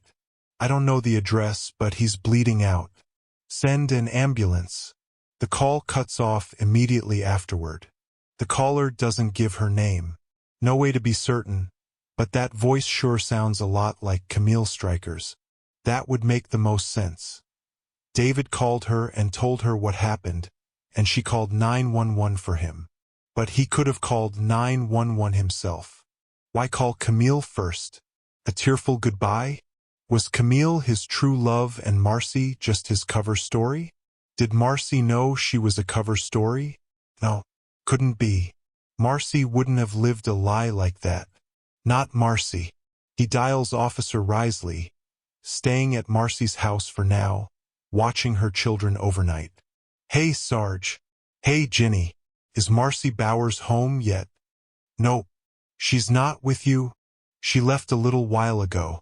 Didn't want to answer any more questions. Not sure. Not sure what to make of that. Want me to take a run at her when she gets home? It occurs to Kyle he drove Marcy here. She didn't have a ride home. She stormed out so quickly that he didn't think to ask if she needed a ride. That's okay, he says. But do me a favor. Keep a squad car outside her house tonight. He punches out the phone. Sergeant Yanofsky? Kyle turns at the sound of his name. A man, roughly shaved, dark hair peppered with gray, wearing a dress shirt open at the collar and blue jeans. Special Agent Francis Blair, FBI, he says. Chicago office. Blair, that's the name that Ollie Grafton mentioned. The FBI agent who wondered whether Silas Renfro really died in that attack on the FBI compound in Rockford. Thought I might be hearing from the Bureau. You worked the Michael Cognina case. Blair nods. You have good information. What can you tell me about what happened? Kyle gives his best summary of the events of the night. Then he turns to his general suspicions about David Bowers. When he's finished, Blair looks duly impressed. So you think the guy in the operating room is Silas Renfro? That's a guess, but an educated one. Blair nods absently. He looks tired. He must have rushed down here from Chicago when he heard the news. Well, it's a damn good educated guess, Sergeant, he says. Let's get his DNA, test it, and prove it. I told the doctors to preserve him as much as possible, says Kyle. And there's blood all over the crime scene. Blair makes a face. You got the clothes he was wearing? Of course. Those clothes have blood on them. My team can extract that easily. He nods. Better I handle it. I can get the results faster. Good. It will be nice to have some help. Kyle's felt like a one-man operation looking into these matters. With someone from the Bureau on board, an expert on Michael Cagnina at that, his confidence is growing. He's going to solve this thing. If he really is Silas Renfro, says Kyle, you've got him on dozens of offenses, I assume. Oh, he's Silas, all right. Blair lets out a loud chuckle. And once I prove it, he says, I'm going to hang a dozen federal M1s around his neck and personally sit in the front row while they stick a needle in his arm. He looks at Kyle. That a straight enough answer? 64. My chest burning, I slide into the passenger seat of the Jeep driven by Camille Stryker, a woman who has known David longer than I have, who has known a different person from the one I've known, who has known about me all along while I didn't know about her. She is wearing a flannel shirt with a winter vest over it, but even through the thick clothing I can see that she's a workout fanatic. Her features are soft, though, long eyelashes and a tiny nose. You're in danger, she says. Your family's in danger. Where are your kids? Sleeping at home, with a police car outside my house and a cop sitting inside. Okay, good. She blows out a breath. Good. I appreciate your concern, but it would have been nice if someone had let me in on the news a little earlier. My sarcasm isn't helping matters, but it's better than putting my hands on her throat. My first instinct. She starts driving. The police must be looking for me, she says. I thought we should talk first. She glances over at me. I suppose I should say I'm sorry. I don't need your apology. She nods. Well, for what it's worth, I told him to tell you. All along I wanted him to tell you. But David, he made a decision. When all the stuff was happening to you guys, someone moving things around in your house, putting a dead rat in your son's Halloween bag, stealing your dog, all that, David figured they were seeing how he'd react. They weren't sure he was their guy. He looked so different than he did before. That much I can believe after seeing the photos of him I found in the attic. He went from a chubby, brown-eyed, curly-haired kid, with ears that stuck out cartoonishly, to a bald, physically fit, blue-eyed man with his ears pinned back. A lifestyle change and some plastic surgery did wonders for him. So he figured his best play was to act like he didn't know what was happening, she continues. To play dumb, basically. He figured if he ran, if he took you and the kids and fled town, it would be confirming their suspicions. He'd have to be on the run forever. He thought he could bluff his way through it. Actually, it probably was his best move. The only mistake he made was not telling you. Exactly. He was hoping to keep all his secrets, just that. Secrets. He thought you might do something rash, she says. That you might insist on running. He thought you were safer not knowing. That was part of it, I'm sure. The other part, he thought I might leave him if I knew the truth. What's done is done, I say. I don't have time for hindsight or sorrow or regret or anger. Not now. Later. I take it he's in surgery for a while? She asks. That's why you're going home? I nod. Do they have a prognosis? They don't know. I try to block out that fear, shove it into a separate compartment of my brain and lock it up. If I let everything that scares me affect me, I'll become paralyzed. If I let myself be consumed by my feelings for this woman who has shared secrets with my husband, I won't be able to function. I can't let that happen. I need to learn what she knows. And, more important, what she doesn't know. When did it end? Ask. Your and David's relationship, should I call it? About 3 years ago. He sent me packing. Why? Ask. Why'd he do that? She shrugs. He said he just wanted to be alone with his family. I think back. 3 years ago. Yes, that makes sense. 3 years ago was when we decided to build the new house, when I pointed at the for sale sign on the vacant lot at 343 Cedar Lane and said, here, this is where we should build it. And yet you're back, I note. We kept in touch over the years. I guess it's hard to let go completely. A light rain falls, pitter-patter on the windshield. I look out the window and see that Camille is driving in the direction of my house. This time of night, with no traffic, I'll be home in less than 10 minutes. The police think David is Silas Renfro, that you're his girlfriend, and that you helped break David out of that detention facility in Rockford, I say. I know.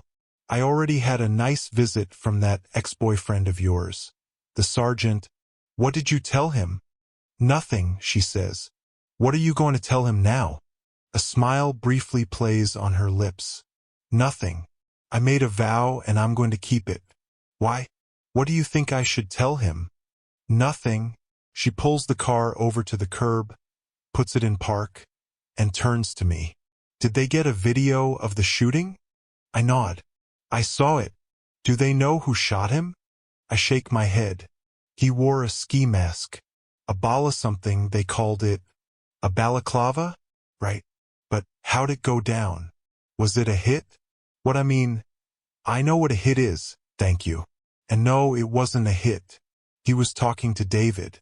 David made a move for the man's gun, and it went off. Camille shakes her head with a hum. That sounds like David. Those words slice through me. Another woman, a complete stranger, talking about my husband in such intimate terms. But it doesn't make sense, she says. They had him tonight. The guy had a gun pointed at David. Why not just pull the trigger?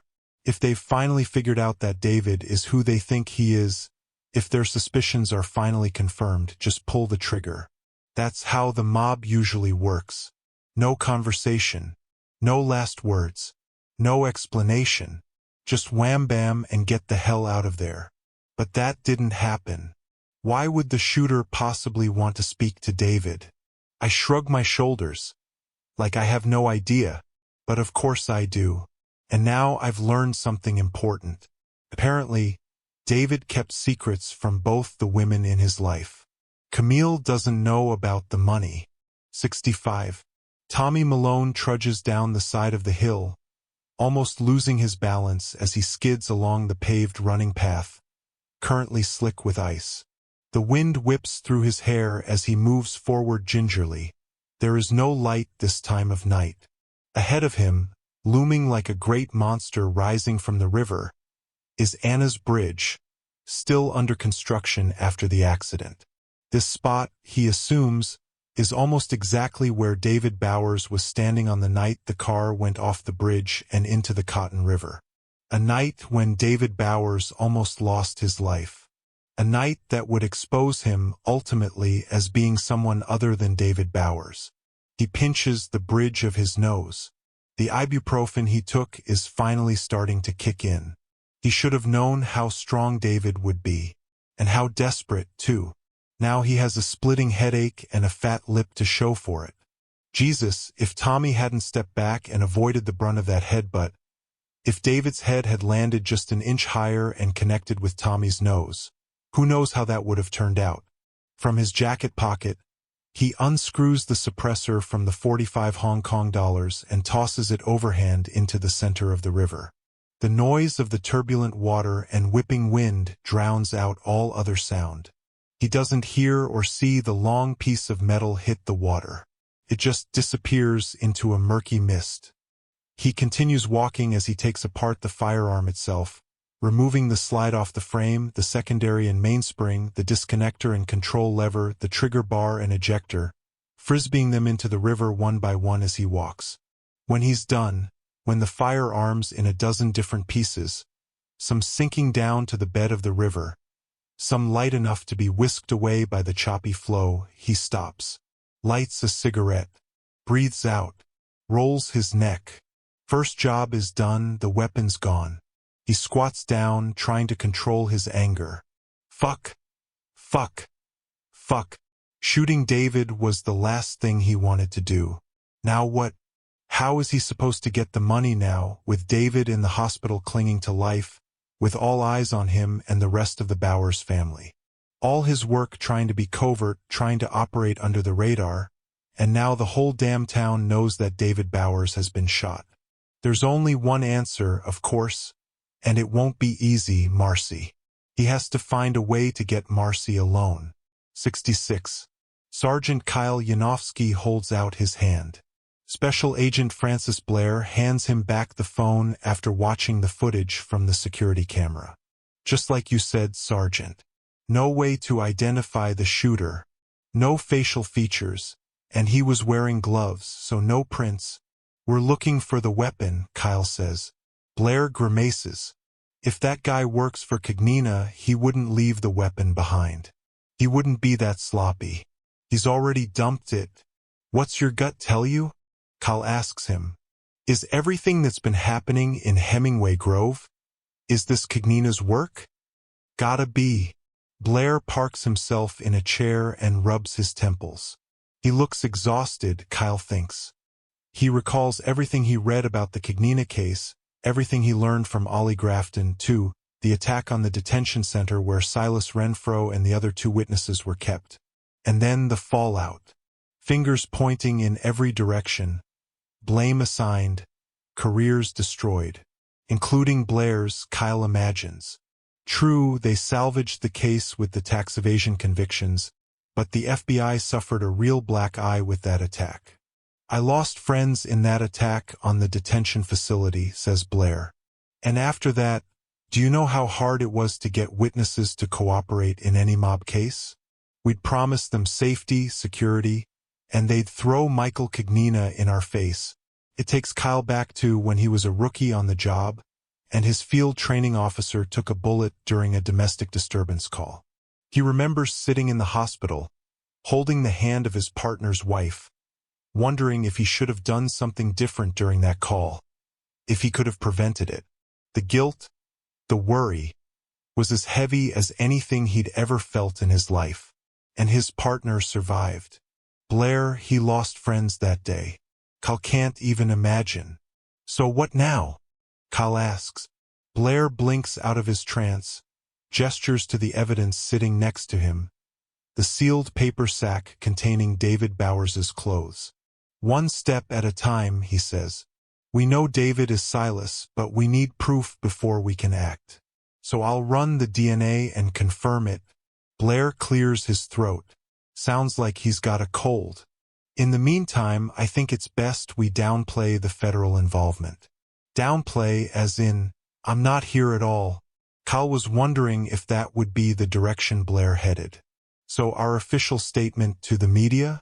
You want us to say that for now, all we know is that it appears to be a robbery gone wrong. Exactly. The public would believe that. The owner of a restaurant, accosted at gunpoint as he's closing up? Most people, their first thought would be a robbery. Kyle nods.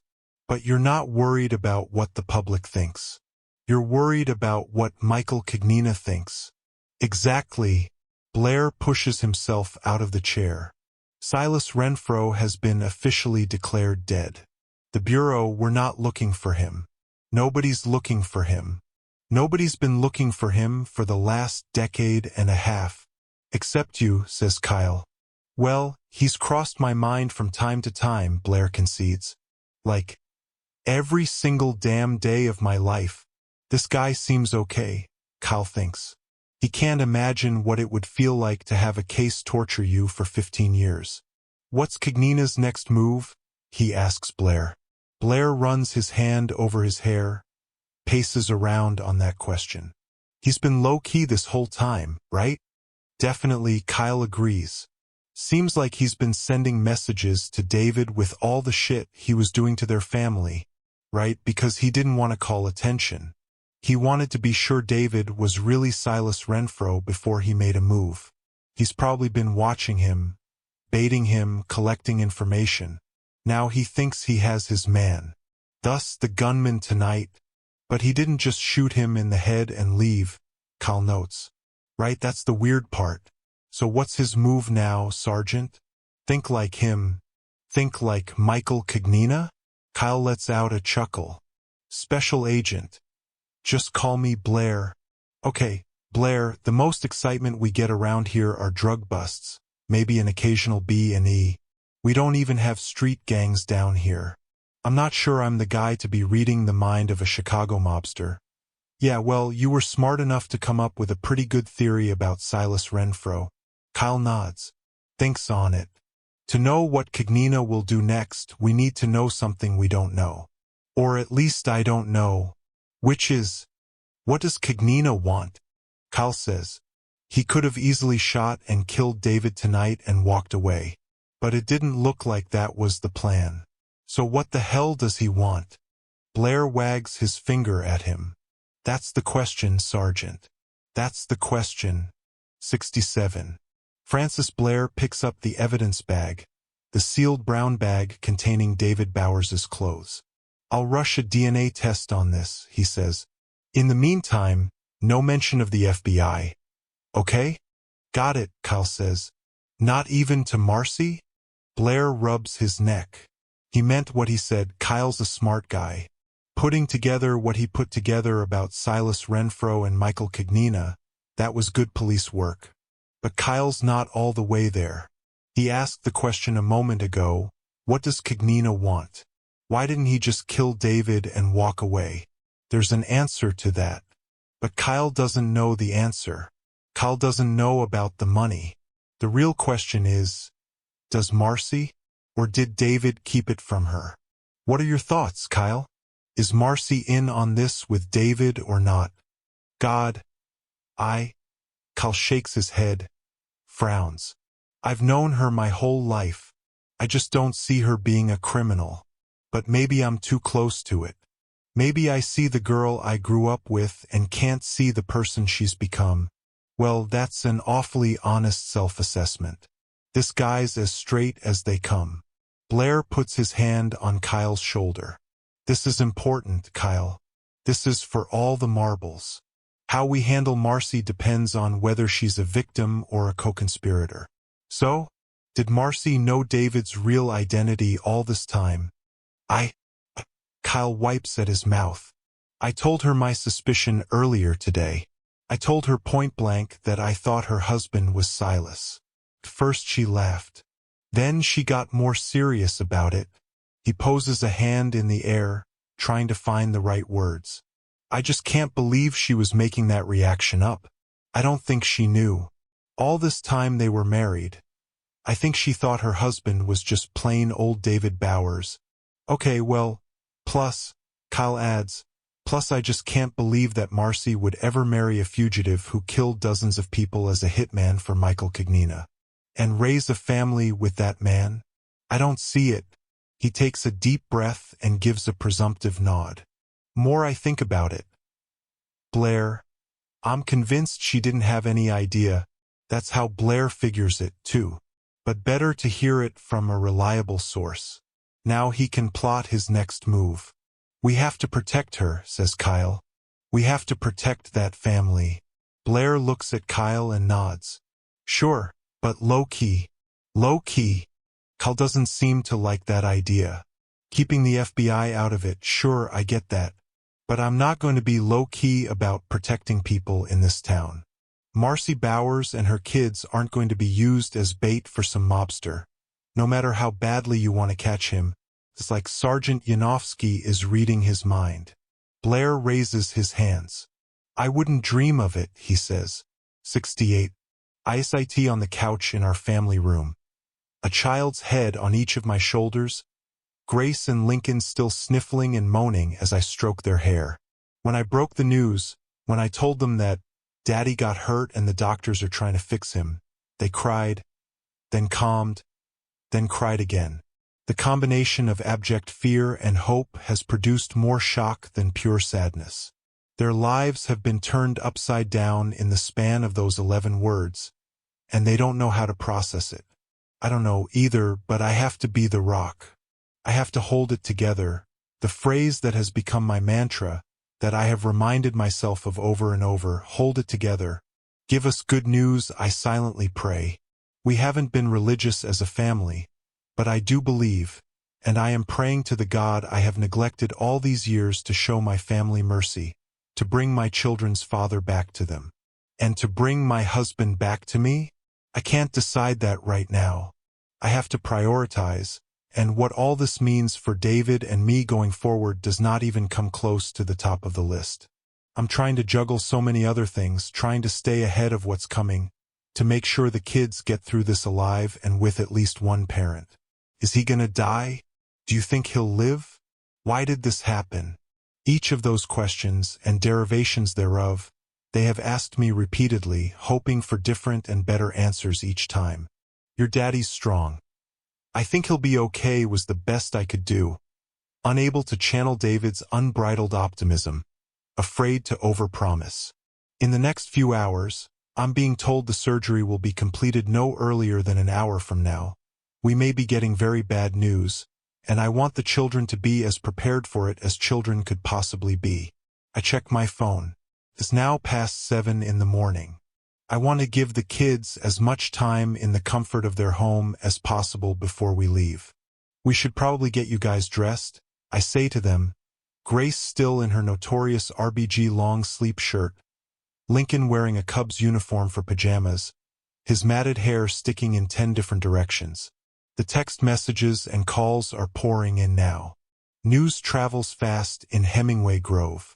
After the first dozen or so, I wrote a message and copied it so I could answer everyone with the same note. Thanks for your thoughts. It means a lot to us. We are staying hopeful and will speak to you soon. I leave the couch and walk over to the window. 2 TV vans have pulled up, a reporter fixing her earpiece as a cameraman sets up, though the patrol officer stationed outside my house has ordered them to maintain a distance. I assume there will be more reporters at the hospital. It's not every day that someone gets shot in HG. To say nothing of the fact that the victim is the Cotton River hero, who only recently was featured in a video that went viral online. I can only imagine the headlines, the leads on the broadcasts. A man who only months ago was celebrated for a daring river rescue now finds himself clinging to life in a downstate Illinois hospital following an apparent robbery. An apparent robbery is how our newspaper, the Downstate Sentinel, has chosen to characterize it after a brief statement was issued by Hemingway Grove police. So it seems like Kyle has not yet decided to go public with his suspicions about David. But it's only a matter of time. Secrets don't stay secrets in HG. I'm taking the kids upstairs to get dressed when my phone buzzes. It's Camille, whose number I put into the phone. How are the kids? She asks when I answer. I don't respond. That's none of her business. Let me help you, she says. Let me help you make sure they're safe. 69. Mrs. Bowers. I look up, startled, though I shouldn't be. I've been expecting him. I've been waiting more than 2 hours with my children in this waiting room as they play on their phones. I try to read the face of the surgeon, still in his scrubs, that shiny bald head of his, as he gestures to the side and walks away, expecting me to follow. Hang on 1 second, guys. Okay? I kiss both my kids. I'll be right back. Dr. Grant opens the door to an examination room and holds it while I walk in, the pungent smell of iodine greeting me. I say a silent prayer and turn to the doctor. Well, the surgery went as well as it could have, he says. We've repaired the arterial damage, and we've oxygenated him. But, there's a but. The way he phrased that. He lost a great deal of blood, he goes on. When you lose blood volume, you lose blood pressure. Your blood carries oxygen to the brain and other organs. So we've done our best to maintain blood pressure. We've pumped in other substances to maintain the pressure, but they don't carry oxygen. We're transfusing him, giving him blood, but you can only do that so quickly. What does that? Is he going to live? I hear the words coming out of my mouth. I don't know. It's too soon to tell. It's also too soon to know the extent of anoxic brain injury. He might have brain damage, yes, from the oxygen deprivation. But there's no way to know his neurological state until he regains consciousness. If he regains consciousness, if the doctor helps me to a chair, the cushion makes a hissing sound when I sit on it. We've induced a coma, the doctor says. He's stable. But there could be some tough days ahead, Mrs. Bowers. You should probably prepare yourself. 70. Okay. Kyle, we did what you asked. One of the surgeons, whose younger brother Kyle went to high school with, hands him a plastic dish. The bullet. Thanks. And we left him intact. Whatever you guys are looking for, under his nails or cuts or abrasions or whatever, we kept him as pristine as possible. Kyle nods. How's it looking for him? The surgeon's eyebrows rise. Tough sledding. Odds are against survival, much less functionality. Kyle puts on a pair of rubber gloves, turns to Officer Risley, his best forensic officer, who is also putting on gloves. We need to clean him up for the family, says the doctor. I got you. Shouldn't take us more than a half hour or so. Kyle and Officer Risley enter the room. Kyle tries to remain clinical, pushing away any thoughts he might have about David and Marcy. But personal or not, part of the job or not, it's never easy to see someone lying with tubes coming out of his nose and mouth, IVs in his neck and arms, machines expanding and contracting, whistling and buzzing. Ginny goes to work on David's left hand while Kyle looks him over. The nurses and doctors and surgeons did as he asked, cleaned him up as little as possible. David has significant bloodstains caked on his forearms and hands. Otherwise, most of the blood is limited to the regions below the waist, where the injury occurred, and David's backside, as the pool of blood spread beneath him on the concrete. And one small spot of blood above David's left eye. Okay, Ginny, let's start with prints. Get as many as possible. Sure thing, Sarge. I'll probably have to clean off his hands. Want me to look under his fingernails before I do that? No, that's okay. There wasn't that kind of contact. Go ahead and clean his fingers if you need to. Whatever it takes for a good print. He steps back. Lets Ginny do her work. Like most people who've been grievously wounded, David looks almost like a different person lying in that bed, all color removed from his face. Were it not for his chest expanding and contracting, in fact, he'd look like someone who'd already died. Marcy, he thinks. Boy, has her life taken a sudden turn for the worse. And then one more thing, Ginny, he says. When you're done with prints, let's maybe get a couple of samples for DNA. Yes, he knows Blair already plans to do the DNA testing at the FBI offices. But no reason why he should miss the chance to collect a few more, just in case. Prints and DNA, ballistics on the bullet. He's going to make sure HGPD does its part of this case right. 71. Tommy Malone puts on sunglasses and a COVID mask before he leaves his car. Say what you want about the pandemic, but it normalized the practice of disguising one's face. Especially when you're on the grounds of a hospital, where most people still wear a mask as a matter of course. In his case, it helps obscure the fat lip he has from last night, from David's headbutt. He needed another round of painkillers this morning, too, though he's feeling better now. The hospital parking garage is the perfect cover. People are always coming and going. So much easier than going to Marcy's house, which is basically off-limits now with the police car stationed outside. He finds her SUV on the second story of the covered garage. He keeps walking and looks casually around, pretending to use a device on his keychain to find his own car. But seeing nobody around, he doubles back to Marcy's car. Another quick look around, Then he drops to his haunches and slips the GPS device under the rear fender, hearing the hard click of the magnet. Just as effortlessly, almost without breaking stride, he heads back to the stairs of the parking garage. He pulls out his phone and sees a nice round orange dot for Marcy's vehicle. He'll be tracking her wherever she goes. "Now I just need to get you alone," he whispers. 72. 3 hours later. The kids need to get out of this room.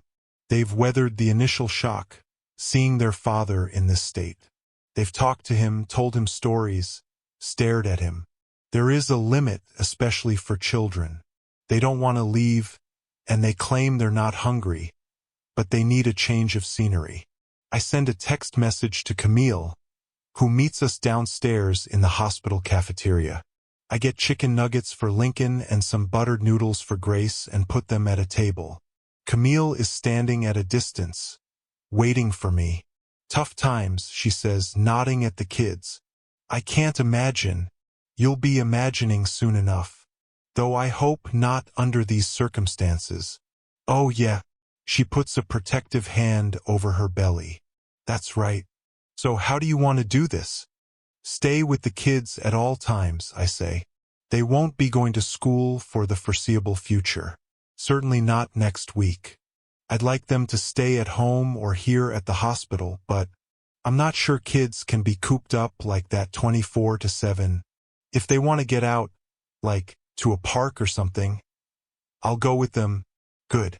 I'll be around a lot too." She cocks her head. "A lot? But not all the time?"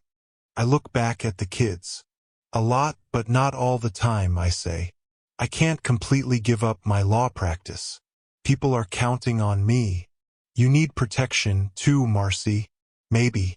But not the same kind of protection as the kids." "David would want me to protect you too," she says. I pivot, looking directly at her. But this is not the place for a scene, so I take a breath and lean into her ear. "Don't ever tell me what David would or would not want, as if you know him better than I do. You don't. Got it?" She draws back, chastened. "Okay. Sure. Fine. David would want me to work through this as best I can. And that means I may have some things I have to do without the children. So promise me that when I'm not around, you'll protect the children." "I promise." "I swear." "Good. Now come meet the kids. They'll like you." "You think?" "Why?" "Because you won't talk down to them. They hate that." She seems to appreciate the comment. She's about 40 and soon to be a first-time mother.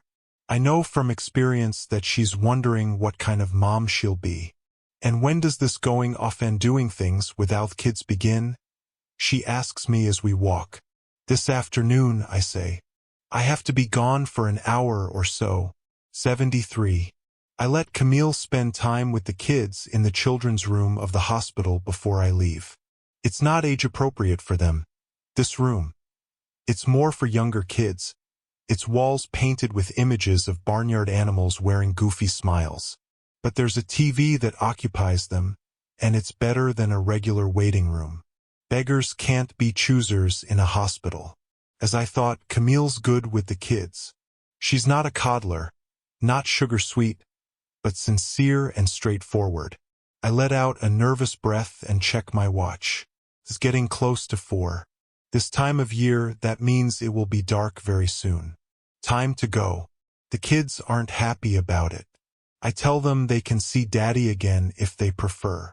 But Mommy has to run an errand, just for a little while, and Camille will stay with them. I head to my SUV, parked on the second level of the hospital's parking garage. I start it up, back out, and drive toward the exit. My headlights come on automatically as dusk falls. The community bank of Hemingway Grove is on the other side of town. The parking lot is small, and that's not where I want to park anyway. I choose a remote location down the street, taking the last spot of on-street parking, located in front of a Japanese restaurant that closed during COVID and is now shuttered and vacant. But 3 doors down is a travel store. A little bell rings as I enter. I don't have much time. But it's not hard to find the section for luggage, prominently highlighted in the rear of the store. I buy every oversized duffel bag they have, 11 of them in total, plus a couple of luggage pullers. The saleswoman is so thrilled that she offers to throw in a free travel wallet.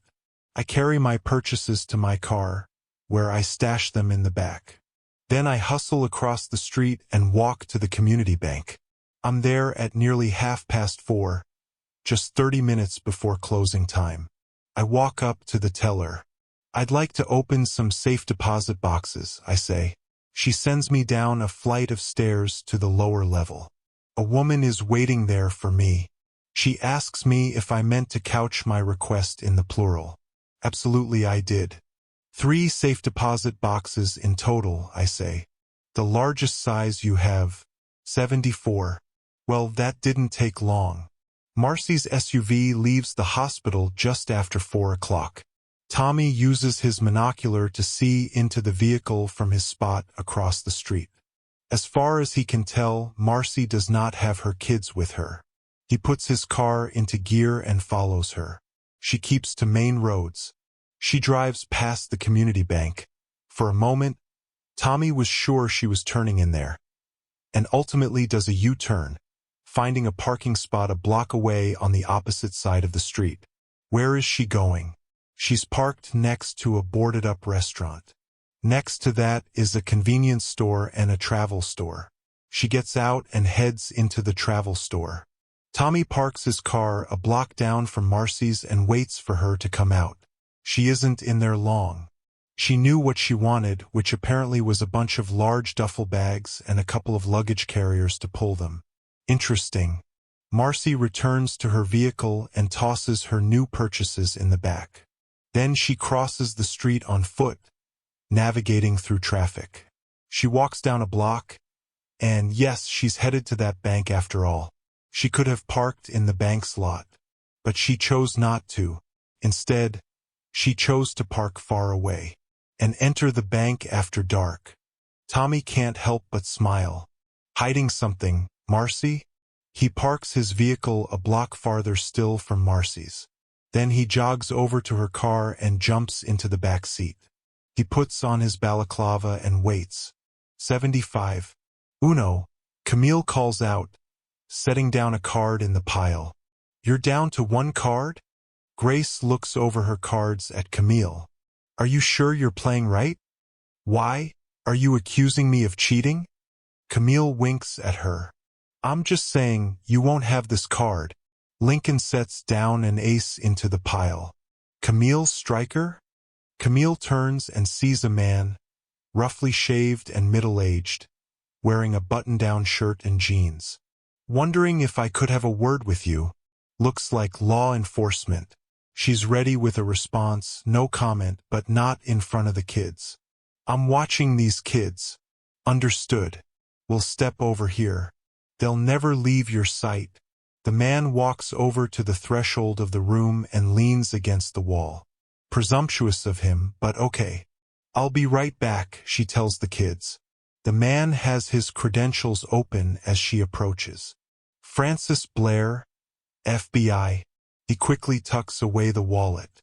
Wanted to have a word with you. Shoot, she says. Doesn't mean I'll have one with you. I understand. Sounds like Sergeant Yanofsky hasn't had much luck with you. But you think you will?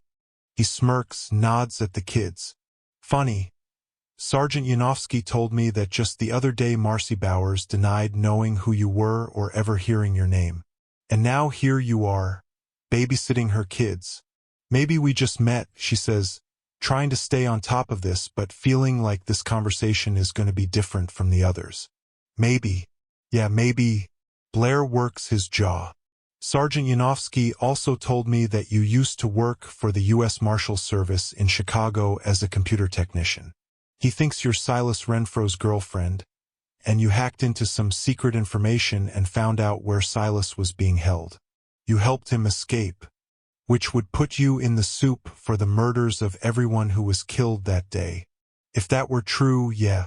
Is it true? He asks. She looks this guy over. Typical bureau guy in her experience, one part cocky, one part self-righteous but competent. In his case, she suspects more than competent. "I'm not sure I want to answer that question," she says. He smiles, too ready of a smile. A smile that isn't a smile. "Looks like you're carrying," he says, nodding to the bulge at the ankle area of her pants. "I have a permit." "Not for a hospital, you don't. You can't have a firearm in here. Unless you're law enforcement like me. And I'm pretty sure you're no longer law enforcement." Camille. Shit. He's right. She didn't think of that. Damn it. He has her, and he knows it. One call to Sergeant Yanofsky and you're on the hook for what? What's the state charge on this? Unlawful use of a weapon? We'll figure something out. Is that what you want, Camille? Right now, in the middle of all this shit, you have to spend the better part of a day, if not overnight at this point, in a local jail. She steels her jaw. "What the fuck do you want?" "I want the truth," he says. "The local cops can chase their tails all they want. I prefer it that way for now. But you and I both know you're no computer technician. So tell me everything I need to know, and do it now." 76. I leave the bank just as it's closing at 5 o'clock. They were nice enough to put my 3 new safe deposit keys on a chain with a little plastic tag bearing the bank's logo. It is now full-on dark, and, like clockwork, the temperatures have dropped at least 10 degrees. I pull my collar up and walk down the street until I reach the spot where my car is parked on the opposite side of the street. I don't know if what I just did is the smartest thing I've ever done or the dumbest. But I have to settle this problem, and I have to do it on my own terms. I use the key fob to open the car doors, but I don't hear the familiar crunch of the doors unlocking simultaneously. I pop inside the car and start it up, and then I feel cold metal pressed against my neck. I freeze. "Hi, Marcy. Remember me?" I look in the rearview mirror. The man is wearing a black ski mask. Balaclava is apparently the right term. To me, it's just a black ski mask, meaning it covers his entire face, save his mouth and his eyes. It's not the first time I've seen those eyes, nor is it the first time I've been able to see his eyes and only his eyes. Still a piercing blue color, still cold as ice. Silas Renfro, 77. For a moment I think I'm dead, or will be any second. The barrel of his gun remains pressed against my neck, his eyes still on mine in the rearview mirror. "You don't seem surprised to see me," Silas Renfro says to me. "Are you starting to figure things out? Or have you known all along?" I can't yet speak, my breath whisked away by the rush of adrenaline, the abject terror of seeing those eyes staring into mine. I figured out enough last night, researching a man and a case I'd put behind me, the prosecution of Michael Cagnina. I figured out David's identity, and I knew he wasn't Silas Renfro, that he couldn't be a cold-blooded killer. "Put your hands on the steering wheel, Marcy, so I don't have to keep this gun pointed at your head." I do it quickly, wrapping my trembling fingers around the steering wheel. I'd do anything to get that gun away from me. The gun that shot David and may have killed him. Silas removes the gun from my neck but stays close, leaning forward from the back seat. "I should have figured he'd try to find you once he rejoined the world as David Bowers," he says. "He'd ask me about you after you'd come for our attorney-client visits. His cell was down the way from mine. He couldn't hear us, but he could see you. He thought you were beautiful, of course. But he said you seemed formidable. He was positively smitten with you, Marcy." I try to picture it. David in a cell of his own, looking through the eye slit at me while I sat outside Silas's cell, talking to him. "But enough about the past," he says. "Let's talk about now. I couldn't help but notice you just bought a bunch of duffel bags. And I see you've got a ring of safe deposit box keys around your finger. You're moving the money, aren't you?" No, there's no time for games," he snaps. "I know David has that money. Don't play dumb with me." I don't know what to say. I don't know what to do. I'm trapped, cornered, without any help. Tell me his name, he says. Tell me your husband's real name, because I'm getting tired of this wide-eyed, innocent routine of yours. And if Michael Cognina doesn't get his money back, your entire family is dead. Instead of a dead rat in little Lincoln's trick-or-treat bag, I'll put a bullet in Wesley, I shout, bursting into tears, losing it right there in the car in front of a man who would kill me without hesitation. My husband's real name is Wesley Price, the accountant for Michael Cognina, the man who risked everything to take down a mobster. 78. After he's finished laying out his theory to Camille Stryker, Special Agent Blair glances over at the children in the play area, Grace and Lincoln Bowers, arguing over a game of cards. The boy he takes after his father, or at least how his father looked when he was Wesley Price, before plastic surgery and a shaved head altered his features and he became David Bowers. I'm not confirming or denying anything you've said. Camille looks him straight in the eyes. Yeah, I get it, he says. You're sworn by law not to give up his identity, even to an FBI agent, even after you've retired. I respect that. Blair sighs. Look, no reason we have to be at loggerheads here. We want the same thing. She takes a step back. No, we don't. I want the Bowers family to live to see another day. And another after that. So do I. No, you want Cognina. You don't care how you get him. Blair's head drops. He blows out a sigh. Look, this can turn out okay for everyone. We can catch Cognina and keep the Bowers family safe. You want to help Marcy? Persuade her to help me. Camille studies him. Marcy as bait. I don't think so. Hey, the situation is what it is. He opens his hands. I didn't create it. But if Cognina's got a guy making a move on them, no reason I can't be there to catch him. I catch his guy, I catch Cognina. If he hasn't skipped town, says Camille. He shot David, maybe killed him. Why on earth would he stick around? It hits Blair just then. Camille doesn't know about the money. Of course, David, Wesley Price, wouldn't have told her about it. Okay, let's make this easy, says Blair. I'm going to bring Cognina in, and you're going to stay out of my way. If you obstruct a federal investigation, you're going to be giving birth to that child in a federal penitentiary. 79. I wipe my face after that breakdown, after saying David's real name, Wesley Price, aloud. Marcy, says Silas from the back seat, much as I love a good cry, I don't have time for it. Here's what's gonna happen. Listen and listen good. A police cruiser rolls down the street, heading east, the opposite side of the street. Do I flag him down? Lay on my horn? What happens then? A shootout? Silas would probably take the officer out before he or she knew what was going on. The cruiser drives past without incident, my heart rate decelerating. Where's the money?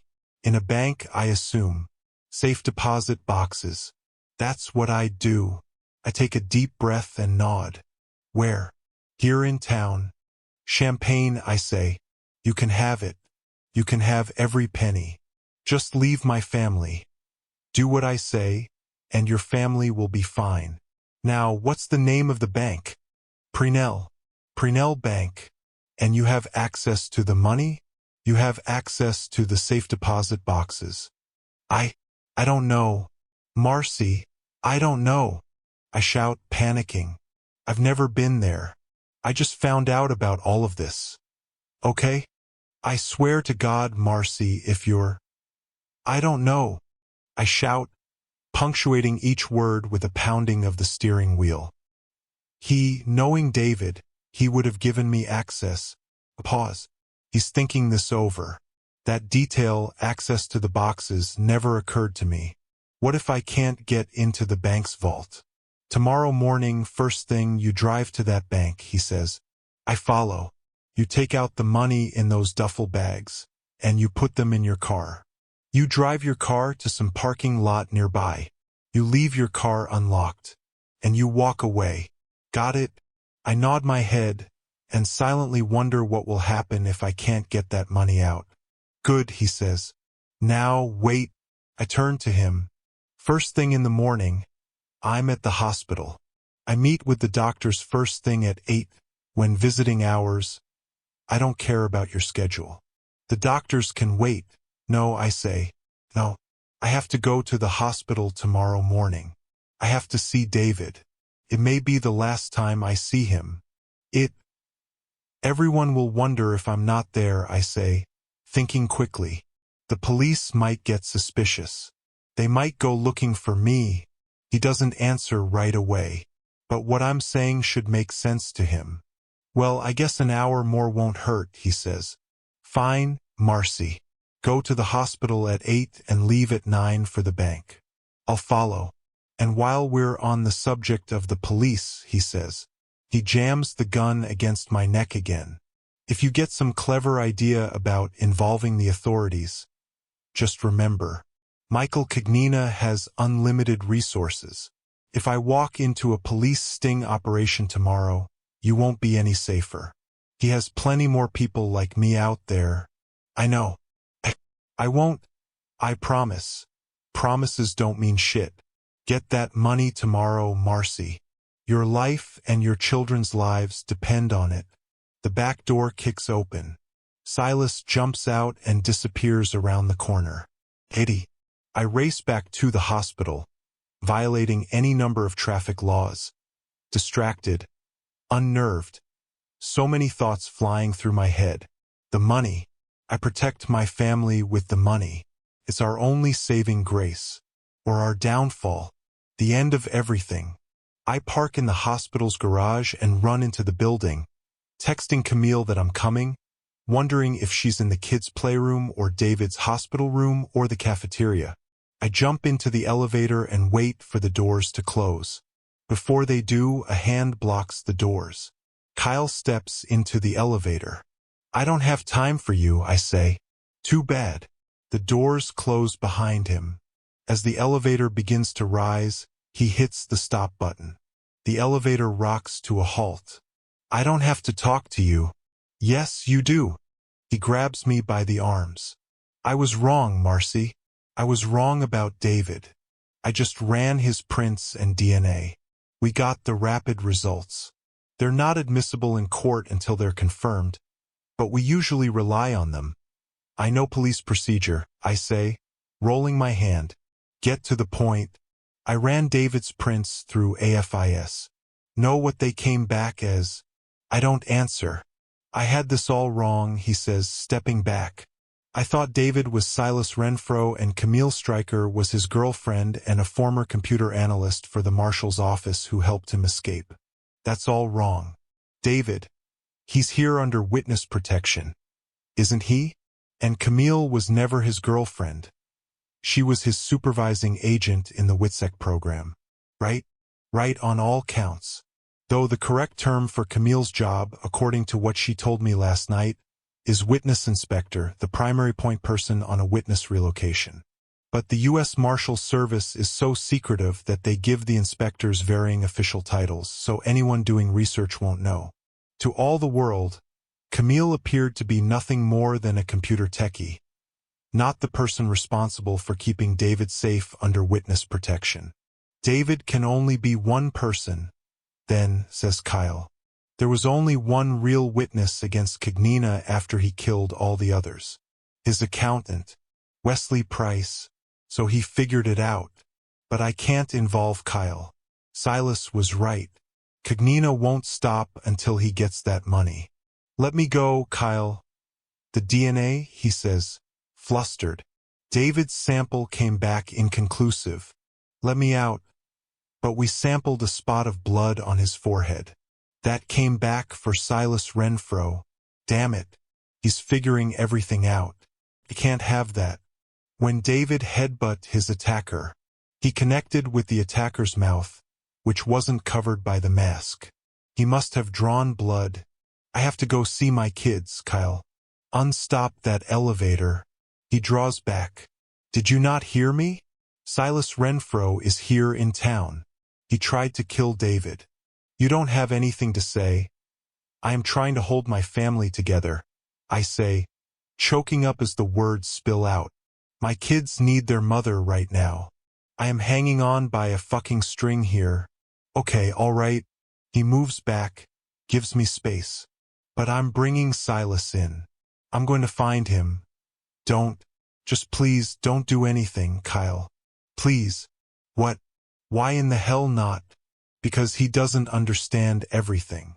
He thinks Silas and Kagnina are after David for revenge. He doesn't know that this is about money. And if I tell him, if I do anything other than what Silas specifically wants, more people will die. 81. Mommy! Grace and Lincoln rush to me when I walk into David's hospital room. I bend down and we do a group hug. My eyes immediately fill, tears streaming down my cheeks. How much I want to go back. How badly I want to rewind and change so many things. No matter what happens, life for these kids will never be the same.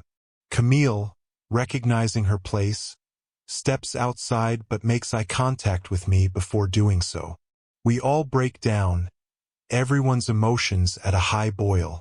I have to remember what they know, what they think. That daddy is hurt badly, but nothing more. They have no idea how much danger we're all in, and I can't tell them. David looks exactly the same, hooked up to all the tubes. No change, the doctor told me before I got to the room. Wait and see. I kiss David's forehead. Then I place my hand on his cheek, cold to the touch. Oh, David. I don't care what your name is, I whisper. I know you. I love you. I love that you risked your life to testify against a mobster, that you risked your life to jump into a freezing river to save someone you've never met, that you missed up when you look at our children. That's the man I know. That's the man I love. Come back to us, David. I press my lips against his, then walk away. Outside the room, Camille is waiting for me. We step away from the police officer guarding the room and move down the hallway. I just got a visit from the FBI, she says. Oh, you're kidding. Oh, that's just... I fall against the wall. That's just great. An agent named Blair, she says. He knows Marcy. He's figured it all out, David's identity, my role. He worked on the original Kagnina case. Sounds like he's never really let go of the case. Let me guess, I say. They want Kagnina. They don't give a shit about David or me or the kids. That pretty much sums it up. He's coming over tonight to the house. The FBI is going to sink its claws in me and make me do whatever they ask. Meaning that the very thing Silas specifically instructed me not to do is going to happen whether I like it or not. 82. Here we go. I better be on my game. He follows me into my basement, past the backup refrigerator and paint closet and into the game room area, finished and carpeted. A large flat-screen TV on the wall, a comfy couch. Special Agent Francis Blair. 50-something, I'd guess. Handsome in a rugged sort of way, the 5 o'clock shadow and dark hair. Very nice basement, he says, which sounds more like an accusation than a compliment. Must have cost a fortune, he adds, as if I didn't get the hint the first time. He knows about the money. That changes everything about this conversation. Blair rubs his jaw. Your friend upstairs, Camille, she doesn't know. Does she? About the money, I don't answer. I'm under no obligation to. My silence feels guilty, though. No, she wouldn't know. He answers his own question. David couldn't tell her. She was a deputy U.S. Marshal. I sit on the couch. Maybe I don't have the strength for this after all. The local guy, Sergeant Yanofsky, he doesn't know either, I suppose. He shakes his head. So the only people who know about the money are Kagnina's guy, David, you, and me. I steel myself, staying in character as part defense lawyer, part protector of my family. Is this an interrogation? He loses his smile. I want you to help me catch Michael Kagnina, the man who wants to murder your whole family. Remember that guy? I look away. Just hearing that. It's not exactly news, but hearing it. You want to use me as bait, I say. And I would do that, why? Why? Because your husband never reported the cash as income, he says. And he's been laundering that cash through his restaurant. And of course, let's not forget the way he got the money to begin with. So what is this, then? You're offering me a deal? Blair sits on the couch, the other side of the L. You know how this works, Mrs. Bowers. I can't promise anything. I can only promise that if you help me catch Cognina, I will recommend to the U.S. Attorney that you not be prosecuted for tax evasion or money laundering. Me or my husband? For tax evasion and money laundering? Fine. I'll recommend that David isn't prosecuted for those two crimes. I don't like the way he qualified that. Or embezzlement, I add. Blair double blinks, jerks his head. Embezzlement? Theft? Is that what you think happened? That David stole the money? I draw back. That's what I thought he thought, that before David went into WITSEC, he stole $20 million from a secret account belonging to Cognina. Tell me, I plead, my nerves jangling, so tired of secrets, so sick of learning things about my husband from strangers. Blair's face changes, something dark coming over his expression. David didn't steal that money, he says. He earned it. He earned. I get to my feet, not understanding or maybe not wanting to understand, walling it off because it could not be true. Blair slaps his knees with his palms, then stands as well. He cocks his head, chuckles, runs his hand over the scruff on his cheek. Then he wags a finger at me. What do you know about your husband and that detention center, Mrs. Bowers? That he was there voluntarily. He wasn't a criminal, wasn't suspected to be a criminal. He was just a witness. That's true. Blair nods. That part's true. But he was there temporarily. He didn't want to stay behind bars like a criminal. Blair nods. Right? He transferred out. Yes. About 2 weeks before the attack on the detention center. Blair points his finger at me, holds it there. Sure seems like your husband got awfully lucky, doesn't it? Leaving just before the attack. And then it happens. The house of cards I've been balancing, suddenly toppling over. My world spinning upside down. My legs almost give out. I fall against the wall, closing my eyes, as if doing so will prevent the words from leaving Agent Blair's mouth. How the hell do you think Michael Cognina discovered the location of that detention center? He says, we investigated everybody. Everybody. Every federal employee who got within a mile of our case. Every deputy marshal, every agent, every employee. But nobody thought of our one remaining witness, our prized possession, our golden goose, our only chance at taking down Michael Cognina, even if it was just for some lame financial crime that wouldn't put him away forever. It was better than nothing. It wiped a little egg off our faces. So nobody looked hard at Wesley Price. No, I whisper. No, and then it was over, and he was whisked away into witness protection. And nobody would let me within a fucking mile of him. You know how secretive WITSEC is, right? I didn't even know his new name. And I could never prove my suspicions, right? Well, now I'm here, and now I can, and now I damn sure will. No, I whisper. No, it can't. That 20 million was a payoff, he says. A payoff from Cognina after your husband gave him the location of that detention center. I slide down the wall, crumpled into a ball. He's responsible for the murder of 6 federal agents, says Blair. And I'm not giving him immunity for that. Not ever. But you, Marcy? You want to avoid going to prison with him and sending your children to orphanages? Do you? Do you? Why, yes, I manage. Yes. Please. Then you'll tell me everything you know right now, he says. And you'll help me catch whoever Michael Cognina sent to town. 83. Dawn. The sun paints the sky a bright orange out my bedroom window. Not that I'm asleep or even in bed. I gave up any hope of that hours ago. My phone buzzes. I tiptoe out of the bedroom, where my kids and dog are sleeping, all nestled together like one ball of vulnerability and love and heartbreak. I answer Blair's call in Grace's bedroom, staring at a poster of Taylor Swift looking up into the rain. Blair. He broke me last night. Over these last days, as I've started to learn and suspect things about David, my imagination traveled to various places, but never to the place Blair took me last night. My husband, responsible for a mass murder.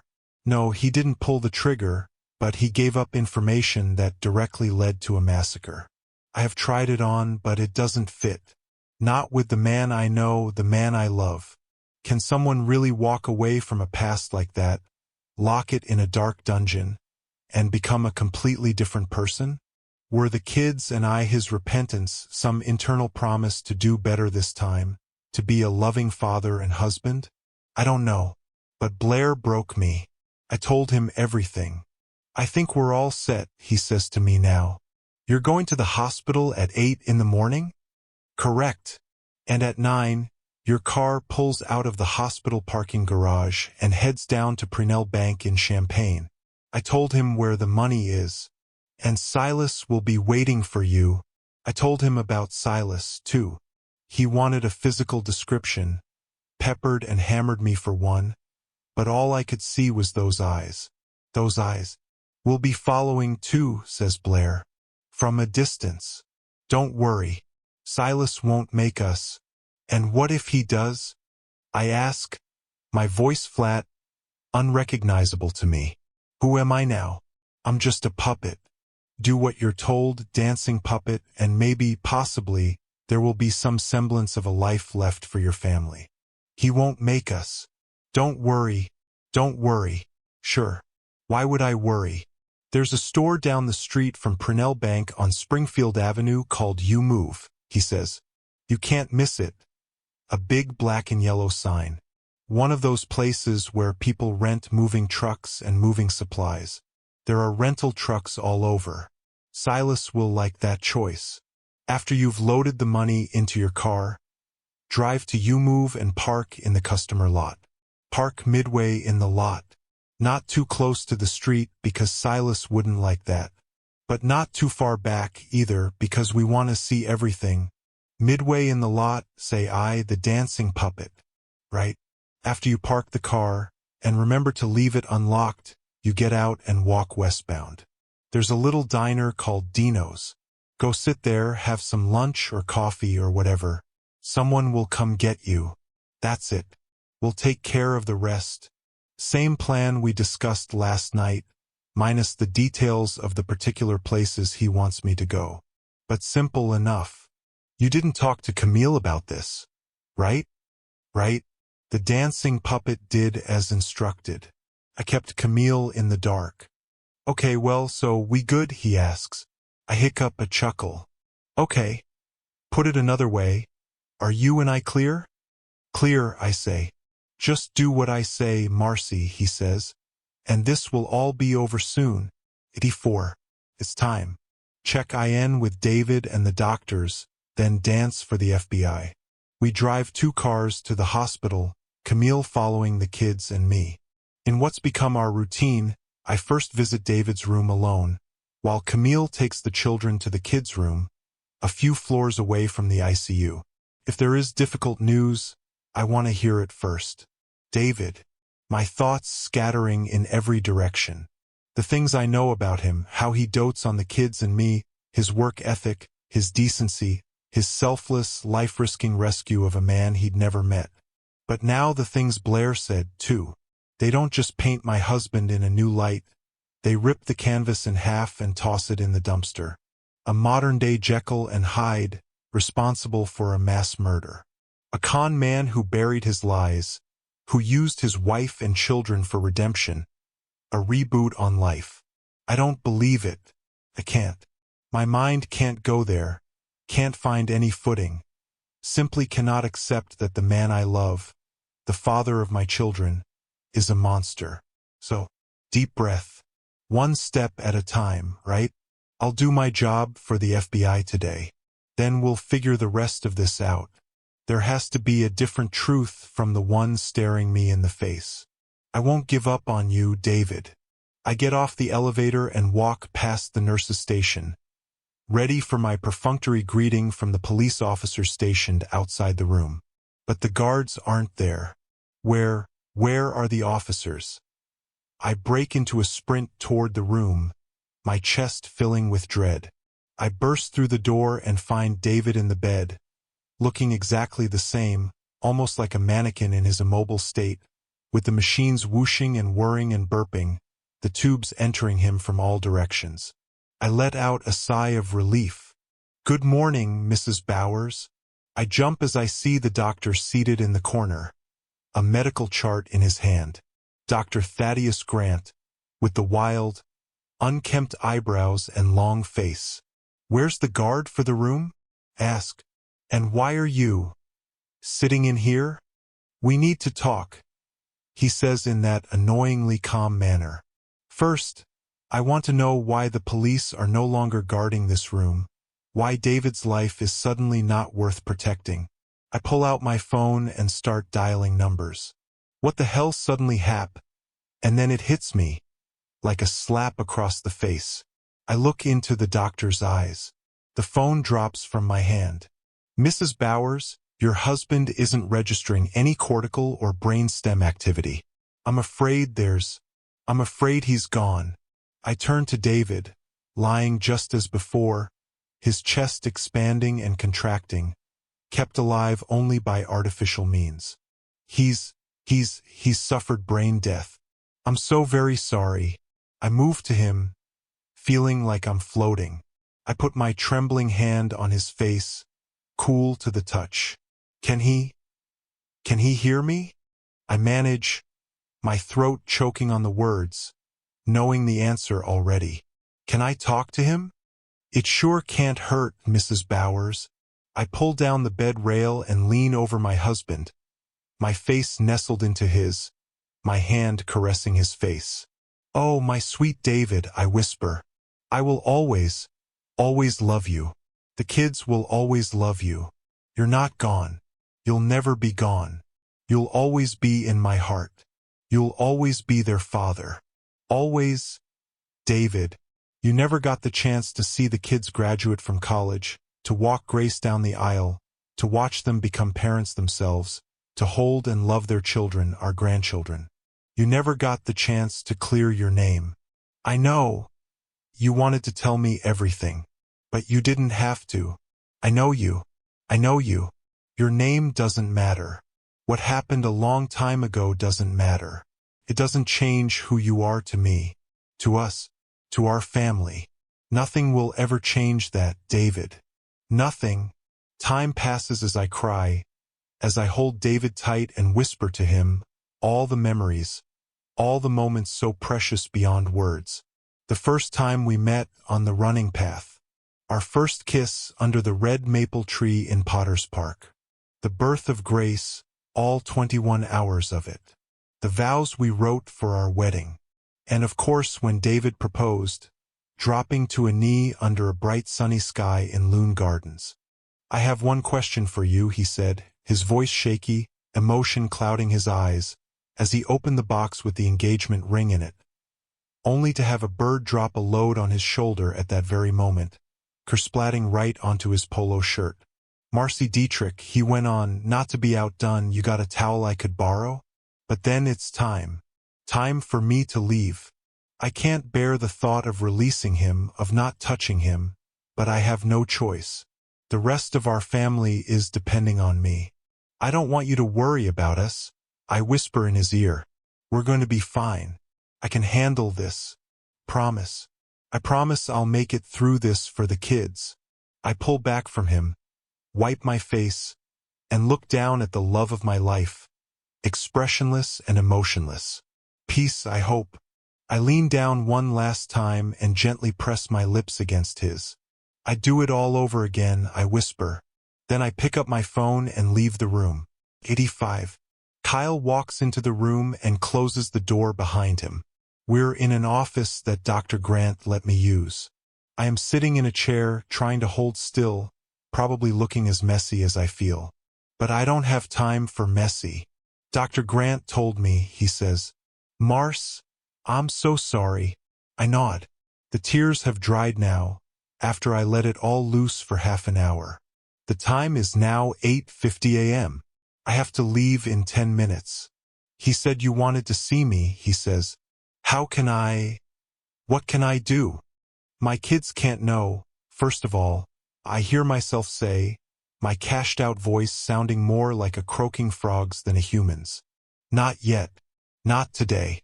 He's on life support. He needs to stay that way for now. For today. Until I get back. Okay, sure. He looks at me with a question. Get back from where? I met Agent Blair. He wants me to help with something today. Today? Well, come on, Mars. He'll understand that something came up. I get to my feet, my legs still shaky, trying to maintain my composure. Today is not a day for something came up. Not even this. I have to comply with the FBI and help them catch Silas, or my kids, in a 24-hour span, will lose both parents. They're dropping a net, he says. Aren't they? And using you to do it. I've been instructed not to tell anyone. Not Camille, not Kyle, not anybody. I take a deep breath, emotion rising to the surface. Kyle, I have to ask you something. I know things between us haven't been well. That's not your fault, he says. I had all kinds of suspicions about you. You were doing your job. You were trying to protect your town. That was always his dream. To stay here forever, to be the one who kept this nice little town as nice as possible. I used to think that was small, unambitious. I used to think a lot of things. I never said this before, but I'm sorry for how everything turned out. I said we couldn't be together because I didn't want to spend my life in HG, and then I ended up marrying someone else and doing that very. It is what it is, he says, playing the hardened, emotionless cop, though he is anything but. Yeah, it was hard at first. Maybe it still is sometimes, if I'm honest. Every time I drive down the road and see that damn Hemingway statue staring at me, he chuckles. Couldn't have been easy for Kyle. And yet he's making it easy on me now. Okay, here goes, I say, clapping my hands together and then locking my fingers as if in prayer. I don't have any family. No siblings, no living parents. Neither, as far as I can tell from Camille, does David. We're both only children with deceased parents. And now David's gone, leaving only me for my kids. Kyle's chin rises, as if alerted.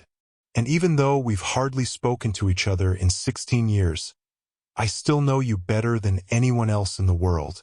I know this sounds crazy, Marcy, he says, touching my arm. Everything's going to turn out fine today. I'm sure of it. He nods, and I see his eyes fill, his mouth working to stave off emotion. But if you're asking me if something happens to you, will I? He swallows hard, unable to finish the sentence. He clears his throat and makes an effort to look me in the eyes. Of course I'd take care of Grace and Lincoln. I rush into his arms, overcome with emotion. I can feel him breaking down, too, the thumping of his heart, the trembling of his body. How did things get so turned around that the man I jilted will now come to the rescue and raise my kids if need be? Finally, when my voice returns, we have plenty of money. It would all be yours. Why do you think I said yes? He whispers back. I laugh. Feels odd to laugh. We separate, each of us wiping our faces, keeping a distance. Using humor to defuse tension, always a tool in Kyle's toolbox. I have to go, I say, noting the time. It's almost 9. I start walking backward. I know you'll make it back, he manages. I know you will. I nod because I have to believe that. But I don't speak, because my throat is clogged with emotion. Then I turn and leave the room. I had to get that covered. Now it's time to do the job. 86. 9 o'clock. I pull out of the parking garage of St. Benedict's Hospital, looking both ways before I turn onto the street, taking an extra glance, wondering if I'll spot Silas Renfro. Not that I know what he looks like. He might be close. He might not. I surely don't want to lose him. That wouldn't make anyone happy. Not Blair, not Silas.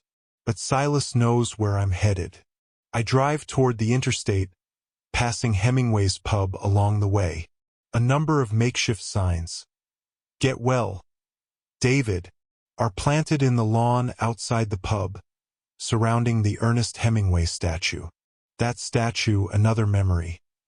How much David and I fought over it when he had it built, just 2 years after the pub opened, while it still struggled financially. It would catch people's eyes, he said. But the cost, I replied. Little did I know he just had to grab some cash from a safe deposit box to pay for it. One of so many lies he told me. His parents dying in a fire, growing up in orphanages. No. Stop. Overload. I have to get through this. I am the only parent now. I have to do what the FBI wants me to do so I can return to my kids. Cry later, Marcy. Vent and fume and mourn when this is over. I'm on I-57 motoring south to Champaign. Traffic isn't bad at all for a Friday morning. But it's heavy enough to prevent me from noticing anyone following me. Silas is back there somewhere. That's all I know for certain. It's not long before I get off at the exit and roll into Champaign, heading for Prenell Bank on Springfield Avenue. I reach it easily enough, a 2-story building of brick and glass, nestled on a street corner. I pull into the parking lot and get out. I pull out the 2 luggage carriers I bought, stacking one on top of the other. Then I put the 11 empty duffel bags, still folded neatly, on top of the carriers and pull them behind me to the front of the bank. I pause a moment at the front of the bank, just outside the entrance. Somewhere out there, Blair and probably a dozen agents are watching. I want to make sure they see me, the dancing puppet, doing their bidding. I can't believe I'm doing this. I can't believe any of this. I walk in, greeted by an elderly man trying to convince everyone that he still has dark brown hair. Behind him, tellers to the left, cubicles to the right. Good morning, he says. Good morning, I say. I'd like to get inside my safe deposit boxes. This will be the first hurdle. Do I have access to the boxes? And if I don't, what in the world am I going to do? Don't panic. Don't panic until there's reason to panic. A woman, young, Asian, with a name tag that says Jennifer, escorts me to her cubicle. I show her my identification and give her my name. She types something on her keyboard and looks at the screen. I'm holding my breath, thinking of my next line if she says, "No, sorry, you're not on the..." "Got you right here, Mrs. Bowers." She looks up at me and smiles. Relief floods through me. I could kiss her. 5 of them, she asks. 5 of our large ones. I nod. I'm not capable of speech, my body charged with electricity. She grabs another employee, a young man who looks like he's straight out of college, presumably to help with lifting the safe deposit boxes. I follow them down a long hallway, past some bathrooms. At the end of the hallway, an emergency exit sign. Can I exit out of my life? Near the end of the hallway, a set of stairs. We take the stairs down and we're inside the vault. The woman, Jennifer, unlocks a door. We walk into the safe deposit room. We stop at the first of my boxes, number 323. She turns a key, I turn a key, and the drawer slides open. We then repeat the process for boxes 324 through 327. Would you like a private viewing room? She asks. Please, I whisper. Would you like us to help carry these? From what I read online, $1 million in denominations of hundreds weighs around 22 pounds. I have no idea how many millions can fit into one of these huge safe deposit boxes. Please, I say again. I step back. The first box is low to the floor. The 2 employees pull it out and lift it together. Oh, not bad at all, the man says. They move it into an adjoining room, a room without windows. I hear the box land on the table with a clank. Ah, they repeat the process with the other 4. I try to act nonchalant, as if this were all standard and routine, as if the fate of my family were not hanging in the balance. But when they tell me that they'll leave me now, and the room is all mine, I rush in and close the door behind me, my heart pounding so hard I can't breathe. The boxes are made of steel, around 5 feet long and 3 feet wide, a few feet deep. I unlatch the first box and pop it open. It's completely empty. I open the second box, empty. The third, the fourth, empty. Not even a speck of dust inside. I open the final box. Nothing inside except a large manila envelope. I step back, dumbfounded, flattened. Where the hell is the money? 87. For empty boxes and one with nothing but a manila envelope inside. My nerves rattling, my heart slamming, my hands shaking so hard I can barely use them. The white noise inside my head drowning out all sound. I open the envelope, bearing one word, Marcy, on the outside. I carefully dump out the contents. A cell phone, a handheld remote, small enough to fit in my hand with 2 buttons, a thumb drive, and then a series of papers. The first one is a single page. It reads, in David's handwriting, Marcy, if you're reading this, either I'm dead, you know my real identity, or both. Regardless, I'm sorry. I'm so very sorry. Please read what I've enclosed here. I hope it will explain everything. I've loved you since the first time I laid eyes on you at the detention center. And I always will. You and the kids are everything to me. The second is a thick set of papers stapled together. David's explanation to me of everything, apparently. But now is not the time for a trip down memory lane. There is a trained assassin waiting outside for me to deliver him money. A man who will kill me if I don't.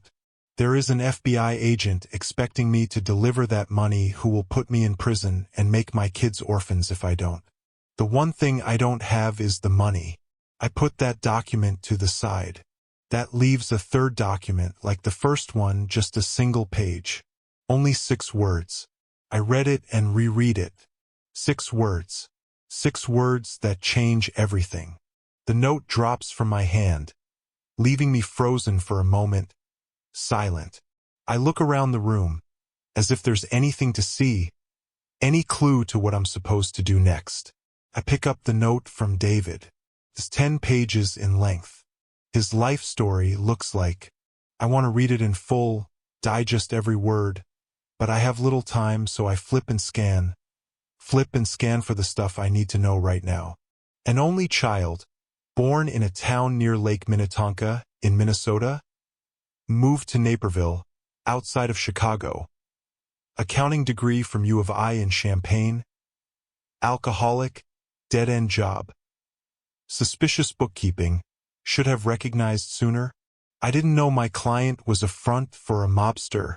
I had to know, I had to be sure. I followed him to the warehouse. I didn't know what else to do, whom to trust. I slow down for the key parts at the end. What David did once he discovered that his client, an industrial warehousing company, was really a front for the mob. Then I reread those parts just to make sure, realizing that I'm on a short clock. And then I make a decision. I'm going to believe you, David. I'm going to trust you. I pick up the cell phone, some fancy-looking one, probably a high-end burner phone, and power it on. I get a small signal. I'm in an underground vault. The fact that I can get any signal at all tells me that this is a very sophisticated phone. Well, here goes. If I do this, there's no turning back. I gather up my things. The empty duffel bags stacked flat on the luggage carriers. The new phone, the small handheld remote for what? And the thumb drive go inside my purse, along with David's thick 10-page note to me. I walk carefully back up the stairs, stepping gingerly on my tiptoes. When I reach the top of the stairs, the hallway is empty. I look to my left, the emergency exit. But no, if I push through that door, it will scream out an alarm. I won't get 20 yards. Maybe a fire alarm. But I don't see any in this hallway. The bathroom. I walk down the hallway into the women's bathroom. It's empty. I go inside one of the stalls and leave the door to the stall slightly ajar. I put down the toilet seat and sit on it. And I pull out the phone David gave me. I don't have a directory of numbers, but I don't need a directory for this number. I punch the 3 digits and wait. 911, the operator answers. What is your emergency? No more dancing, puppet. It's time for an audible. 88. It's now 10:31 a.m. Blair, standing in the shadows of the gas station across the street from the bank, blows into his hands. Gloves would have been smart, but it shouldn't be long now. Marcy's been inside a half hour. That front door will open any minute now. Probably one of the employees will hold the door for Marcy while she lugs hundreds of pounds behind her in duffel bags, using those luggage carriers she brought. As if on cue, the front door opens. A man in uniform security holds the door, pushes a kick down to keep it open. Here we go. A woman rushes out. But not Marcy. A younger woman, college age. Then another person. Then another. People flooding out of the bank. He takes a step forward, listens. An alarm of some kind coming from inside the bank? Marcy, what the hell did you do? He whispers. 89. The alarm shrieks out as I sit on the bathroom toilet, my feet off the ground, knees touching my chin, holding the luggage carriers and the duffel bags up with me, straining to keep them above the bottom of the stall walls. Shouldn't be long. Don't be long. The sounds of footfalls around me, outside the bathroom. The door to the bathroom pops open. Anyone inside? Anyone in here? A man's voice. He's probably looking down low for any feet in the stalls. He won't see any. Bathroom is clear. I breathe out. I make myself count to 20. This is the rear of the bank. There's nobody down in the vault. I was there alone, and now I'm not there. In the confusion and chaos, they probably figured I ran upstairs and got out with everyone else. 18, 19, 20. I don't want these luggage carriers. Too heavy and too cumbersome. I can't run with them, but I keep the duffel bags. This is all about the money. It's the only thing keeping me alive. They're a handful collectively, but at least they're light. I hope I can run with them. I peek my head out into the hallway. The shrill of the alarm exponentially louder now that I'm not cocooned inside the bathroom. I turn right and head for the emergency exit. It will sound an alarm, but now it won't be noticed. Everyone's heading out the front door. I bang through the door and into the cool morning air, the bright sunlight. My car is around on the other side, not far from the front entrance, parked by a side street. I am all alone here in the rear. I can hear the commotion outside, by the front of the bank, Springfield Avenue. If the FBI has this place surrounded, or if Silas is positioned just so, I'll be spotted. But I'm in the least visible part of the bank, the hardest part for them to cover. And they won't be expecting this. Anyway, screw it. This is my only shot. I leave my car there in the lot. I start running north, slipping through the hedges that border this end of the bank's parking lot. Scratching my face, but I get through, duffel bags in hand, into another parking lot, but instead I turn and start running down an alley, heading east. I have to get clear first. Get clear first, get away, lose them entirely, and then figure out what to do next, and keep the duffel bags. Somehow, in some way, this will be about the money. 90. Where is she? Blair shouts into his earpiece. Do you see her? Blair creeps forward as a mass of people spill out of the bank, stopping briefly on the sidewalk outside, then moving farther down the sidewalk away from the bank. Then sirens from both directions, east and west. Police squad cars screeching to a halt in front of the bank. A fire engine pulling up right in front, blocking the bank completely from Blair's view. Do you see her? Her car's still there. Do you see her? I don't see her, he hears back. Shit. Shit. Blair runs across the street, holding out his badge. FBI, he shouts. A firefighter, decked out in heavy coat and helmet, turns to Blair.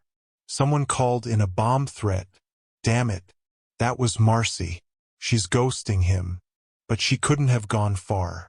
Keeping his credentials up, Blair works his way through the crowd. Sir, you can't go in here, says a uniformed officer. FBI. I have to go inside. You can't, sir. I can and I will. Unless you want to obstruct an FBI investigation, the officer steps aside. There might be a bomb in there, sir. But you're the FBI, I guess. Blair rushes into the bank. He looks around frantically. The vault should be downstairs. He takes the first set of stairs, winding around in the center of the ground floor. But no, it's not the vault. It's a bunch of damn offices. He runs back up the stairs. Where's the vault? He shouts to an officer. What? The vault. The safe deposit boxes. I have no idea. Great. Blair finds the back hallway. Runs down the hall and finds a flight of stairs. He takes them down in double time, landing with a hard thud. The vault. He finds the private viewing room. 5 safe deposit boxes. All of them empty. Nothing. Not a single dollar. Only one piece of paper that he finds lying under the long table. He picks it up and reads it. Just one sentence, all of 6 words. Oh no, he says. No, no, no. Blair stuffs the paper in his pocket and runs back up the stairs. Looks to his left down the hallway. An emergency exit. He pops through and looks around outside.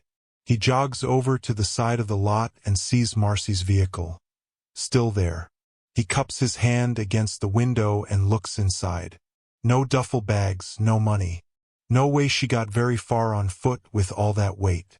Did she have another car waiting? Has she been playing him all along? Either way, she's adiosed. Probably with a good 10 minutes head start. He pulls out his cell phone and dials the number for Marcy's phone carrier. This is Special Agent Francis Blair, FBI, Chicago Field Office, he says. He reads out his authorization number. I need a domestic real-time location on a cell number. The subject is a fugitive and a material witness. This is an exigent circumstance. Those magical words at the end, meaning he doesn't have time for paperwork. He'll do it later. Just track the damn subject for me now, and I'll justify it afterward. He waits. Wherever Marcy is, if her cell phone's on, he'll be able to track her. She won't get far. His phone buzzes again. He's still waiting for the cell tracking operator, but he looks at his phone.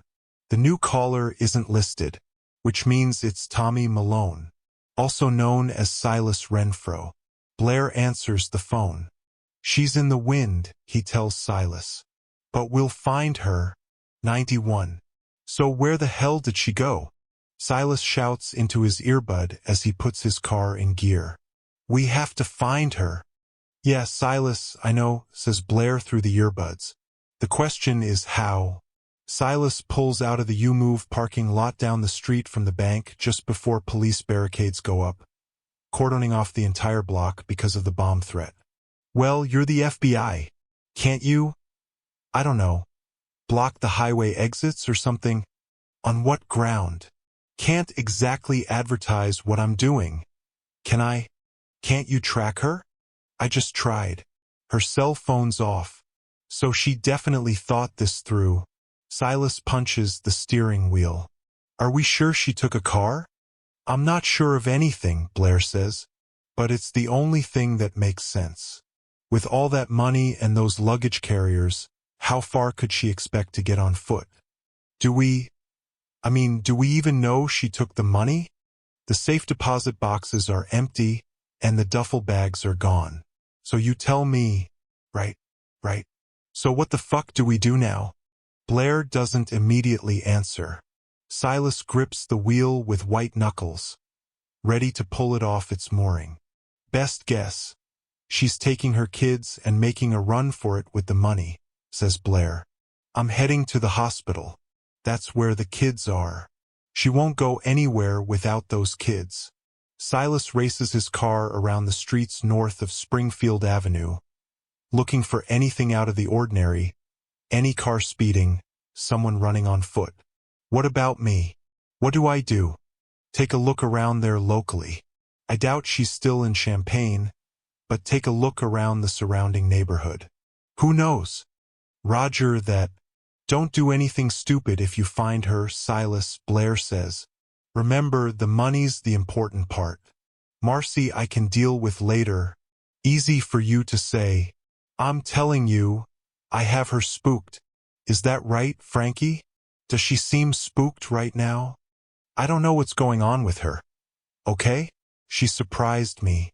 But I know this much, her husband might not survive, and she can't go to prison and leave her kids high and dry. She'll gladly trade the money to avoid that. I have all the leverage. If you go and kill her, you create a lot of headaches for me. We can still salvage this. Silas doesn't respond. Salvage this? Sure. Blair can just go back to his shitty job and his shitty life. His reputation will be intact. He'll have a pension. Maybe not his half of the money, but something at least. But Silas? Silas doesn't have shit. He's been on the run for the last 15 years. He needs this money or it's game over for him. And Marcy? She knows he's alive. Are you listening to me, Silas? Don't fucking kill her. Silas disconnects the phone call. Not until I get the money I won't, he says to himself. But then she's all mine. 92. I run straight through the alley, due east, but turn north at the first street, so anyone looking down the alley from the bank won't see me. I zigzag through alleys and streets until I'm 5 or 6 blocks north and east from the bank, in a park. The park is all but empty in the middle of the day on a weekday, with temperatures in the 30s or 40s and the sky gray. I spot a gazebo not far away and make my way to it. My heart pounding, chest burning. I collapse to the gazebo's floor, catching my breath and giving myself time to think. I have no idea how close behind me they are. How much of a head start did I get? Are they a block away or 3 miles off in the wrong direction? Where am I, and where do I go from here? I can't use my phone to call an Uber. If I turn it on, they'll track me. Wait, David's phone, the burner he gave me. I pull it out and do a search. I find what I'm looking for. It's not too far away, 0.8 of a mile.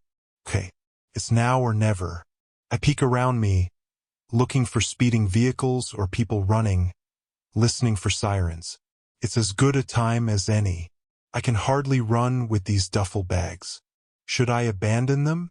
Something tells me I might need them, but they're too numerous, too clunky to run with. I decide to leave them here. If I really need them, I'll come back for them. What are the odds, in the middle of a cold November day, that someone will take them off this gazebo? Whatever. I have to move, and I have to move now. I take off. A flat-out sprint when nobody's around and a controlled jog when a car approaches along the street or I pass a pedestrian. At least there aren't a lot of people out now. The fewer people who see me, the better. The downside? I'm far more exposed if someone looking for me happens along. But I'm committed to a hard run. There are no guarantees. My best bet is to get where I'm going as fast as possible. I stop, bend over at the knees, and catch my breath. I can jog 3 miles easily, but an all-out sprint for half a mile has burned my fuel down to empty. I take desperate gasps of air, my chest heaving, my head woozy, nausea surging to my throat. How do I get out of this? No brilliant plans, no get-out-of-jail-free cards spring to mind. Nothing that guarantees I'll live. No guarantees that David or I, should we manage to survive, will avoid prison. Cars travel past me along this north-south street. I try to keep my face down as they pass. There's no good cover here. I'm out in the open. Go, Marcy, go. My chest burning. my legs like rubber. I motor on, spotting a major thoroughfare up ahead. Is that it? I run like I'm running for my life. I'm running for 2 young lives. There. I reach it, a 4-lane road, congested. I take violent, heaving breaths. The dizziness and nausea overcome me. I bend over and retch, having no food in my stomach to vomit. More deep breaths, one eye on the street, looking for gaps in traffic. When one comes, I race across the street, feeling very exposed, then down 2 storefronts until I'm finally, miraculously, at my destination. James Patterson Sportswear. Never thought I'd be so happy to see a store that sells Big Ten sweatshirts. I wipe sweat from my face and draw a few more deep breaths before I walk into the store, filled from wall to wall with clothing, mostly orange and blue apparel of all sorts. I grab a blue Fighting Illini sweatshirt and a matching blue hat. I throw in some sunglasses to boot. It isn't perfect, but even a little concealment helps. "You doing okay there, ma'am?" asks the clerk, a young kid with a goatee and bad acne. I can only imagine how flushed and sweaty and disheveled I look. "I'm having one of those days," I say. I feel that. "Yeah, do you sport? Wanna trade places?"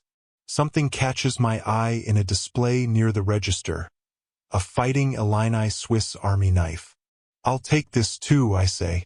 While inside the store, I do a search on David's phone for my next stop, confirming that it's only 3 blocks away.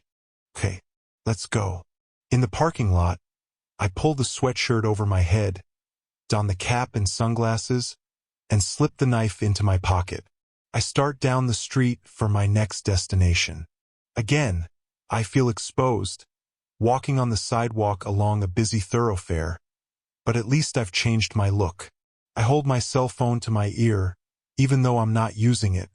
It's not even powered on, as an excuse to lower my head as if in concentration. I reach my destination a few minutes later. The lobby inside is empty. A man in a yellow shirt is smiling at me as I enter. "Hi," I say. "I need to rent a car." While they process my information, I step out and call Camille on David's phone. She doesn't answer at first, unrecognizable number, but picks up the second time I call. "Camille, it's Marcy," I say. "Take the kids and run." 93.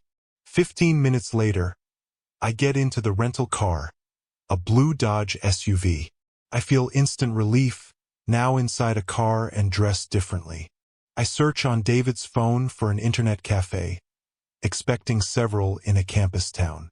The nearest one is only 2 miles away, a place called Screens and Beans. I'd be heading backward, in the general direction of Purnell Bank.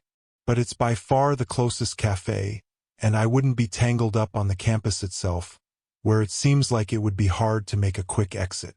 Screens and Beans it is. I find the internet cafe easily enough and parallel park my rented SUV.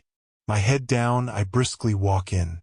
I'm hit with the overpowering aroma of ground coffee. The place is divided into thirds. On the left, seating where customers can enjoy their drinks. In the middle, the coffee bar, and to my right, rows of computers available for rental by the hour.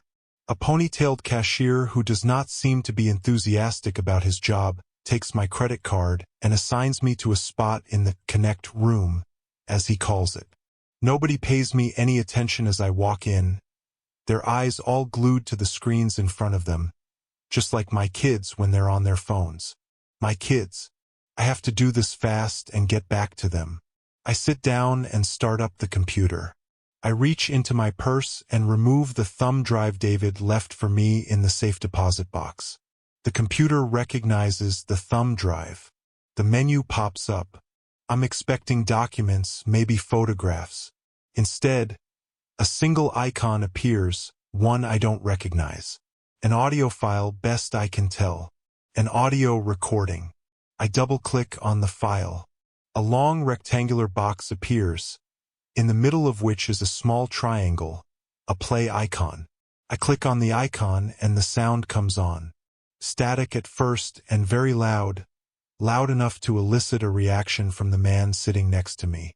I quickly adjust the volume in the corner of the screen. I wish I had earbuds or headphones, but I don't. I put my ear up close to the speaker at the top of the screen so I can listen with the volume down. Still static, nothing but white noise. And then a voice. A man's voice I recognize. Bent over my computer station, my ear up to the speaker, looking like a crazy person, I listen to the whole thing. Then I replay it, take one more listen to the whole recording. I sit back in the chair. Okay, now I know. Now I have a plan. 94. I'm sorry, Agent Blair. That cell phone is still turned off. Blair, racing back to Hemingway Grove on the highway, says into his earbud, keep trying. The moment that cell phone pings, call me at this number. Will do, Agent. He dials the number for Kyle Yanowitz. This is Kyle. Kyle, it's Blair. I've been calling you. Sorry, been occupied. Is Marcy okay? Careful now. Careful how you handle Kyle. Something went haywire this morning. Marcy took off. Her phone's turned off. And we can't find her. Oh no. I mean, Blair, what did you expect from her today? That she'd be in the right frame of mind to perform some task for you, after just finding out her husband died. Blair jumps in his seat. David is dead? She didn't tell you? No, she didn't. That's not good news. Emotional as she must be, Marcy will be even less predictable now. All the more reason he needs Kyle. I need you to help me with something, Kyle. Then you'll need to tell me why. I can't get into that right now. I wish I could, but I can't. I need more than that, Blair. I'm not your errand boy. I will cooperate with a federal investigation, but not in the complete dark. Blair feels his frustration boil over. But he needs Kyle. Keep it cool. I promise I'll tell you, but not now. All I can say right now is there is more to Marcy than you know. And I'm afraid she's on the run. And if she is, she'll take her children. Why would she run? I thought she was cooperating with you. She was, or so Blair thought. Until she read that handwritten note from her husband in the vault. That 6-word note Marcy left behind in her rush to leave. Blair glances over at it now, resting on the passenger seat. Don't trust anyone from the FBI. You have 2 choices, Sergeant, Blair tells him. You can secure those children, who I'm sure are at the hospital. Or you can ignore my request. If you ignore my request, lives will be at risk and probably your career too. So do us both a favor and help me. Find the kids, secure them, and call me when you do so. He punches out the phone and unleashes all the rage he'd suppressed in one primal shout. Then he takes a breath and dials Silas. Talk to me. You can't track her by phone? Silas asks. Or by her credit card, maybe? Her phone's turned off. And I'm pushing it as it is. You have any idea what I'd have to go through to track her credit card transactions in real time? I'm not actually performing bureau work right now.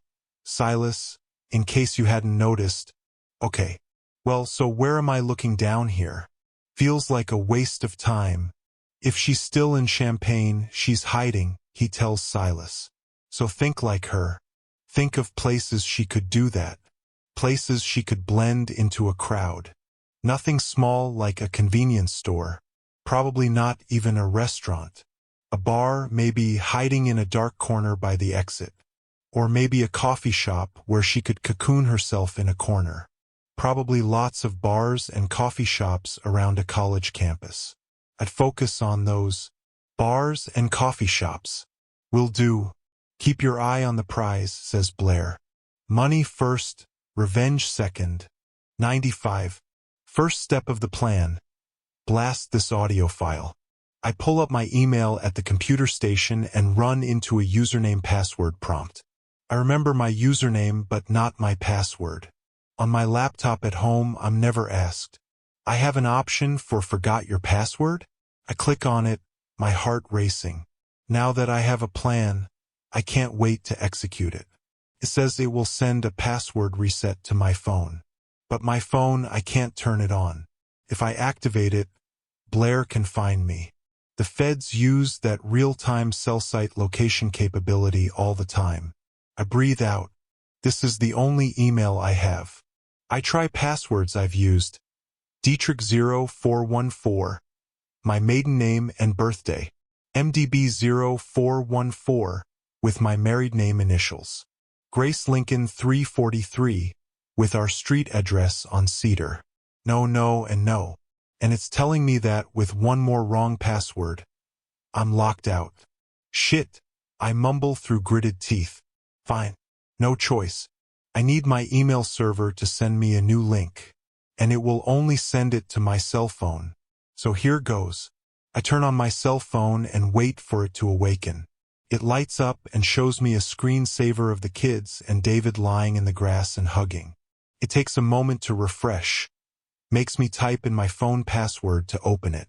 Come on, come on, come on. Then the text messages kick in, several of them. I go straight to the one my email provider sent me. I click on it to reset my email password. It opens to a new page. I type in the new password and press a button. There. Then I shut off my phone immediately and pray it didn't ping a cell tower in the roughly 45 seconds it was turned on. 96. IT kicks OFF a range from the cell tower ping. An approximate area, Blair says into the phone. It would. Just tell me where you are, Silas. Find some address and tell me where exactly you are. Blair, pulled over on the side of I-57, listens as Silas reads him a street address. Shit, you're right in the range, he says.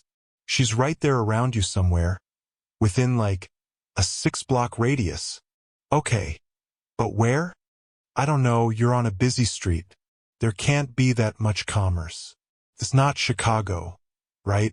I'm on the busiest street around here. By far. Good. Then tell me what you see. Shit, you want me to? Okay.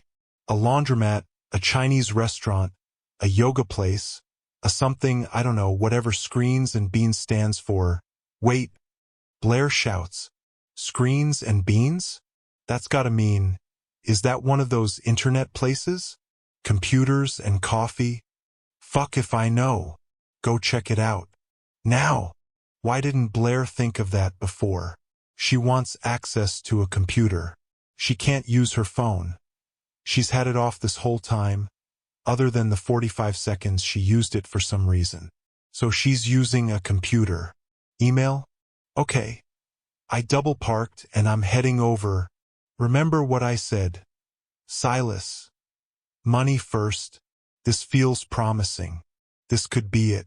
Blair's phone buzzes. Another call. Kyle. Hold the line. Be right back, he tells Silas. He hits a button to connect the second call. Yes, Kyle. I found the kids. They were with Camille. She was leaving the parking garage, but we stopped her.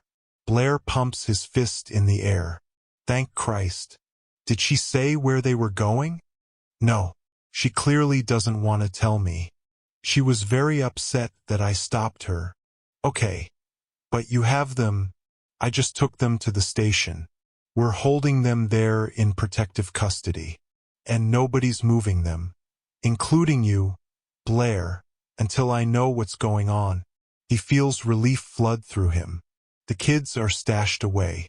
Marcy can't run now. Totally understood, Kyle. I gotta go. He kills the call, flipping back over to Silas. Anything, he asks. I'm on her, Silas whispers. I fucking see her. Blair pounds the steering wheel. They've got this back under control. Feel the walls closing in, Marcy? You're not going anywhere. 97.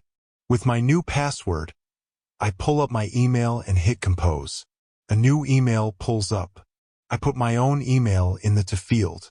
I search through my emails for another address and find it, too. Then I click on attachments to append the audio file. But I don't know where to locate the file.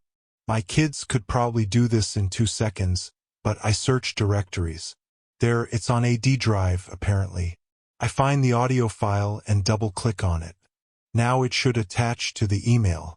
But it doesn't. Instead, a big hourglass appears on the screen. An hourglass. I don't need a freaking hourglass right now. Let's go. Let's go. It spins and twirls, deciding whether it wants to let me attach this audio file to my email. Come on, come on, come on. The front door to the cafe opens. In walks a man wearing sunglasses with red hair, a phone to his ear as he looks around. I flinch. I know that man. That's... Yes, the creepy red-headed sunglasses guy I met in downtown HG the day my dog, Lulu, went missing. That must be Silas. I duck my head low, pretending to be typing while I watch his movements in my peripheral vision. He moves to his left, toward the other side, where patrons are drinking coffee and talking. It won't take him long to clear that room and come to my side. I'm out of time. The hourglass spinning, mocking me. There. The audio file attaches to the email. I hit send. The screen goes blank. Huh? Did it send? Did it crash? Was there something sophisticated about that audio file that I couldn't? Silas is back at the middle of the store by the coffee, holding very still, speaking into the phone, then switching the phone into his left hand, tucking his right hand into his coat. My computer screen's still blank, no idea if the email went through. Silas takes a step in my direction. I grab my bag and turn to my right, for the rear exit, trying not to seem obvious but panic taking over, my walk turning into a sprint, hoping the sweatshirt and hat I bought will conceal me. But I'm pretty sure they don't. 98. I'm on her. I fucking see her. Keep me on the line, Silas. Get her alone and tell her I want to talk to her. With his sunglasses still on, standing over by the coffee roasters by the front door, Silas switches the phone to his left hand. He tucks his right hand into his pocket, where his handgun resides. Marcy doesn't know what he looks like. He's always worn the balaclava. All she knows is his eyes, concealed now by his shades. But he can't get this wrong. He's not wrong, is he? College sweatshirt and hat. But that sculpted face. That's Marcy. One way to find out. He moves toward her. She jumps from her seat and rushes toward the exit. He tries to be subtle. Don't attract attention. Moving into the screen's area, picking up the pace, walking down the aisle of computers as she reaches the exit. He glances at her computer station. Screen still open, computer still in use. She's leaving in a hurry. The hallway to the exit door is long. Good. Once they're outside, nobody will hear what he does to her from the inside. He sees her open the exit door, notices something on the back of her collar. Price tag. The sweatshirt is newly purchased. As if he had any doubt it was Marcy. He hits the exit door hard. A solid door that doesn't push. It pulls. He pulls it open, swinging it toward him to the right, stepping through the exit on the left. Nothing in the alley but a large dumpster. He approaches it slowly. Come out, Marcy, he taunts, reaching for his gun. In his peripheral vision, a blur, and then a sharp, stabbing pain, something piercing through his cheek, stabbing the gums in his mouth. He cries out and instinctively reaches for the wound, just as another stab lands, this time puncturing the back of his right hand. As he crouches over in pain, he is shoved to his left, straight into a wall, smacking his head. He hits the pavement hard, unable to focus, as he hears the primitive panting of a woman cornered, a woman he underestimated. 99.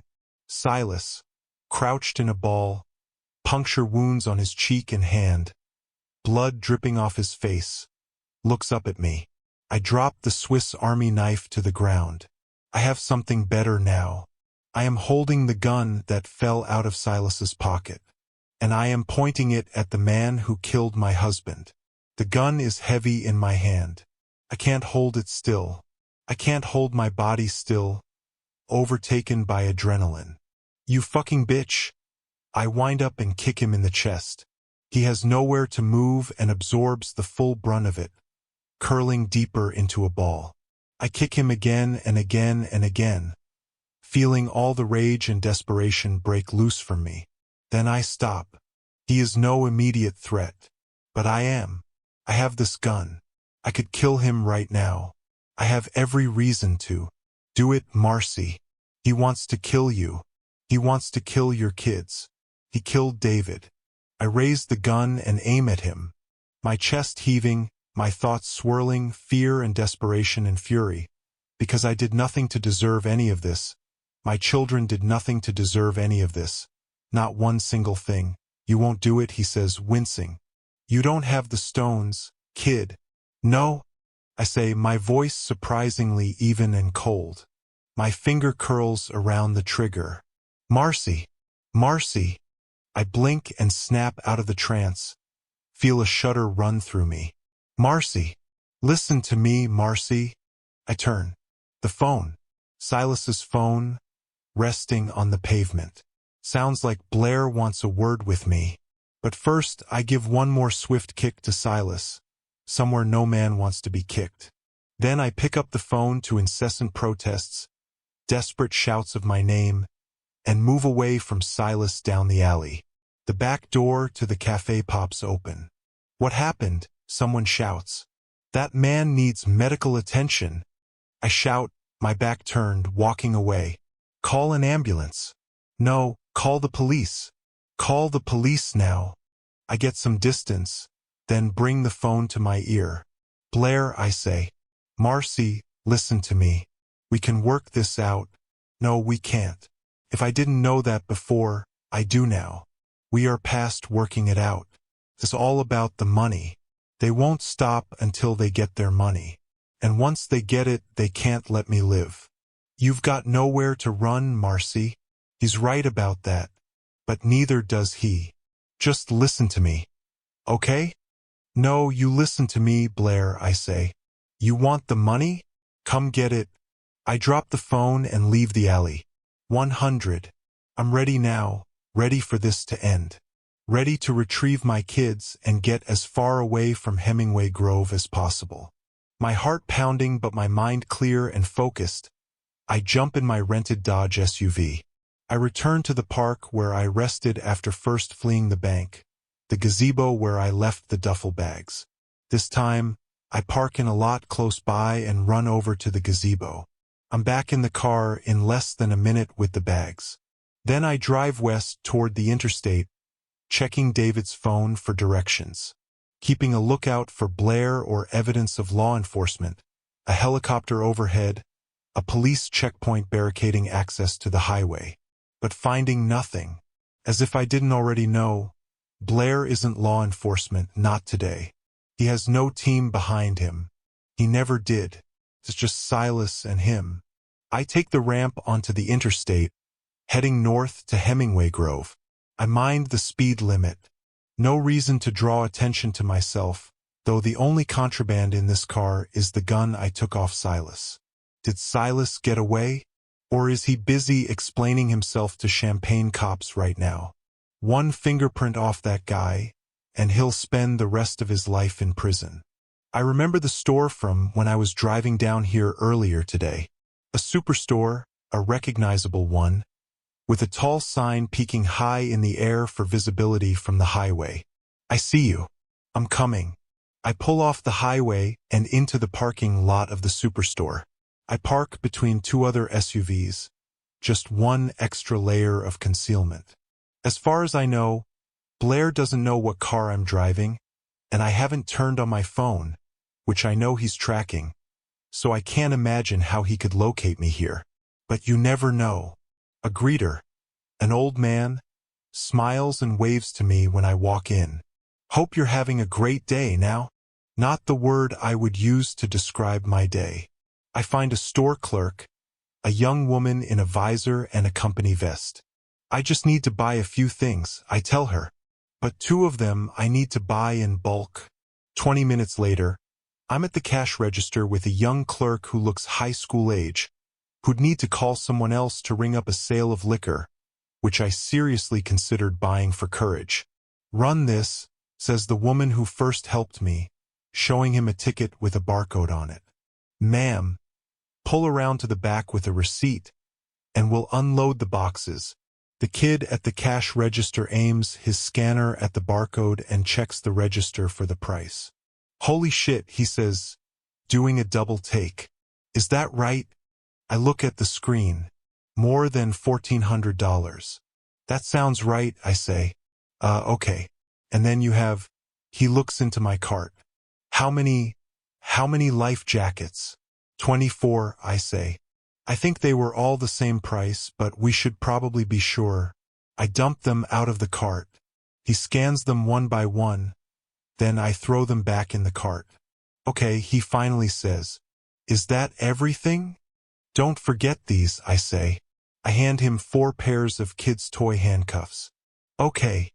Sure. Why not?" He rings me up. I pay my bill. "And you're going around back for your pickup," he says. "You'll need this receipt for..." He shakes his head. 150 reams of paper. "I won't forget. Thanks." He looks at me with a question. "Don't ask," I say. 101. Around an hour later, I take the exit off the interstate to Hemingway Grove with a flutter in my chest. I don't know where Blair is or how much he knows, but I assume he's here in town, probably with Silas, ready to pounce the moment they see me. I pick up David's phone and do a search for the Hemingway Grove Police Department. I click on the number and wait for an answer. "I need to speak with Sergeant Kyle Yanofsky," I say. "This is Marcy Bowers. It's urgent." I stay on the outer rim of the town, opting for a route that outsiders like Blair and Silas wouldn't know. "Please hold." My stomach knotted up, my back and shoulders aching. I feel like I'm tapping my last reserve of energy. But we're almost at the end, for better or... "Marcy, Kyle, where are you? Are you okay?" "I'm okay. Listen, do something. Don't run, Marcy. Don't run. Okay? Whatever it is you did." "I'm not running, Kyle. Listen, do something for me. Check your email." "Check my email?" "Check your email and wait for my call." I punch out the phone. I'm almost there. I drive down a 2-lane road in my rental car, seeing in front of me a clearing, and then the Cotton River. The road slopes downward as I descend the bluff, as I pass a sign saying road closed ahead, though I keep driving. A second sign again telling me road closed, though this time it's blocking the road. I navigate around that sign, tires crunching rocks on the shoulder, and continue driving until I reach another sign. The reason the road is shut down. Bridge closed, do not enter.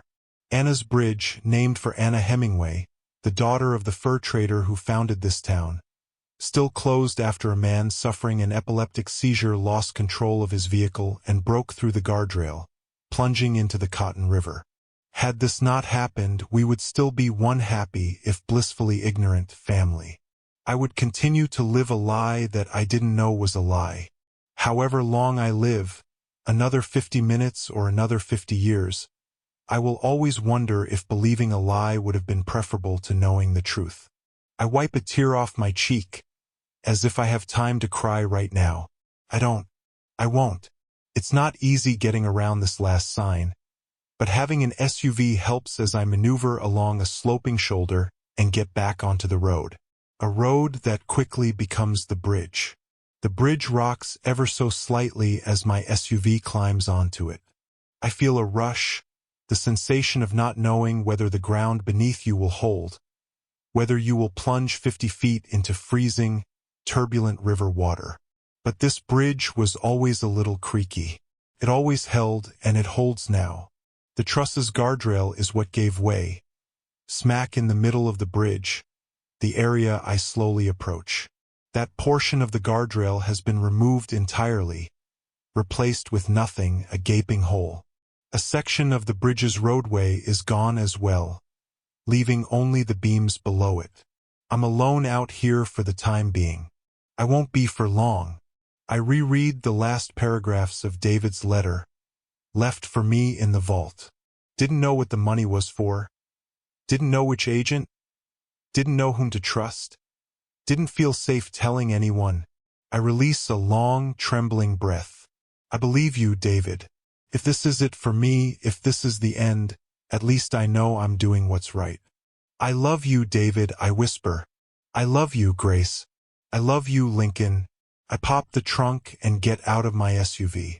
There is wind, probably more so on a bridge, threatening to blow the baseball cap off my head. I frisbee the hat through the gates of the bridge until it disappears out of sight.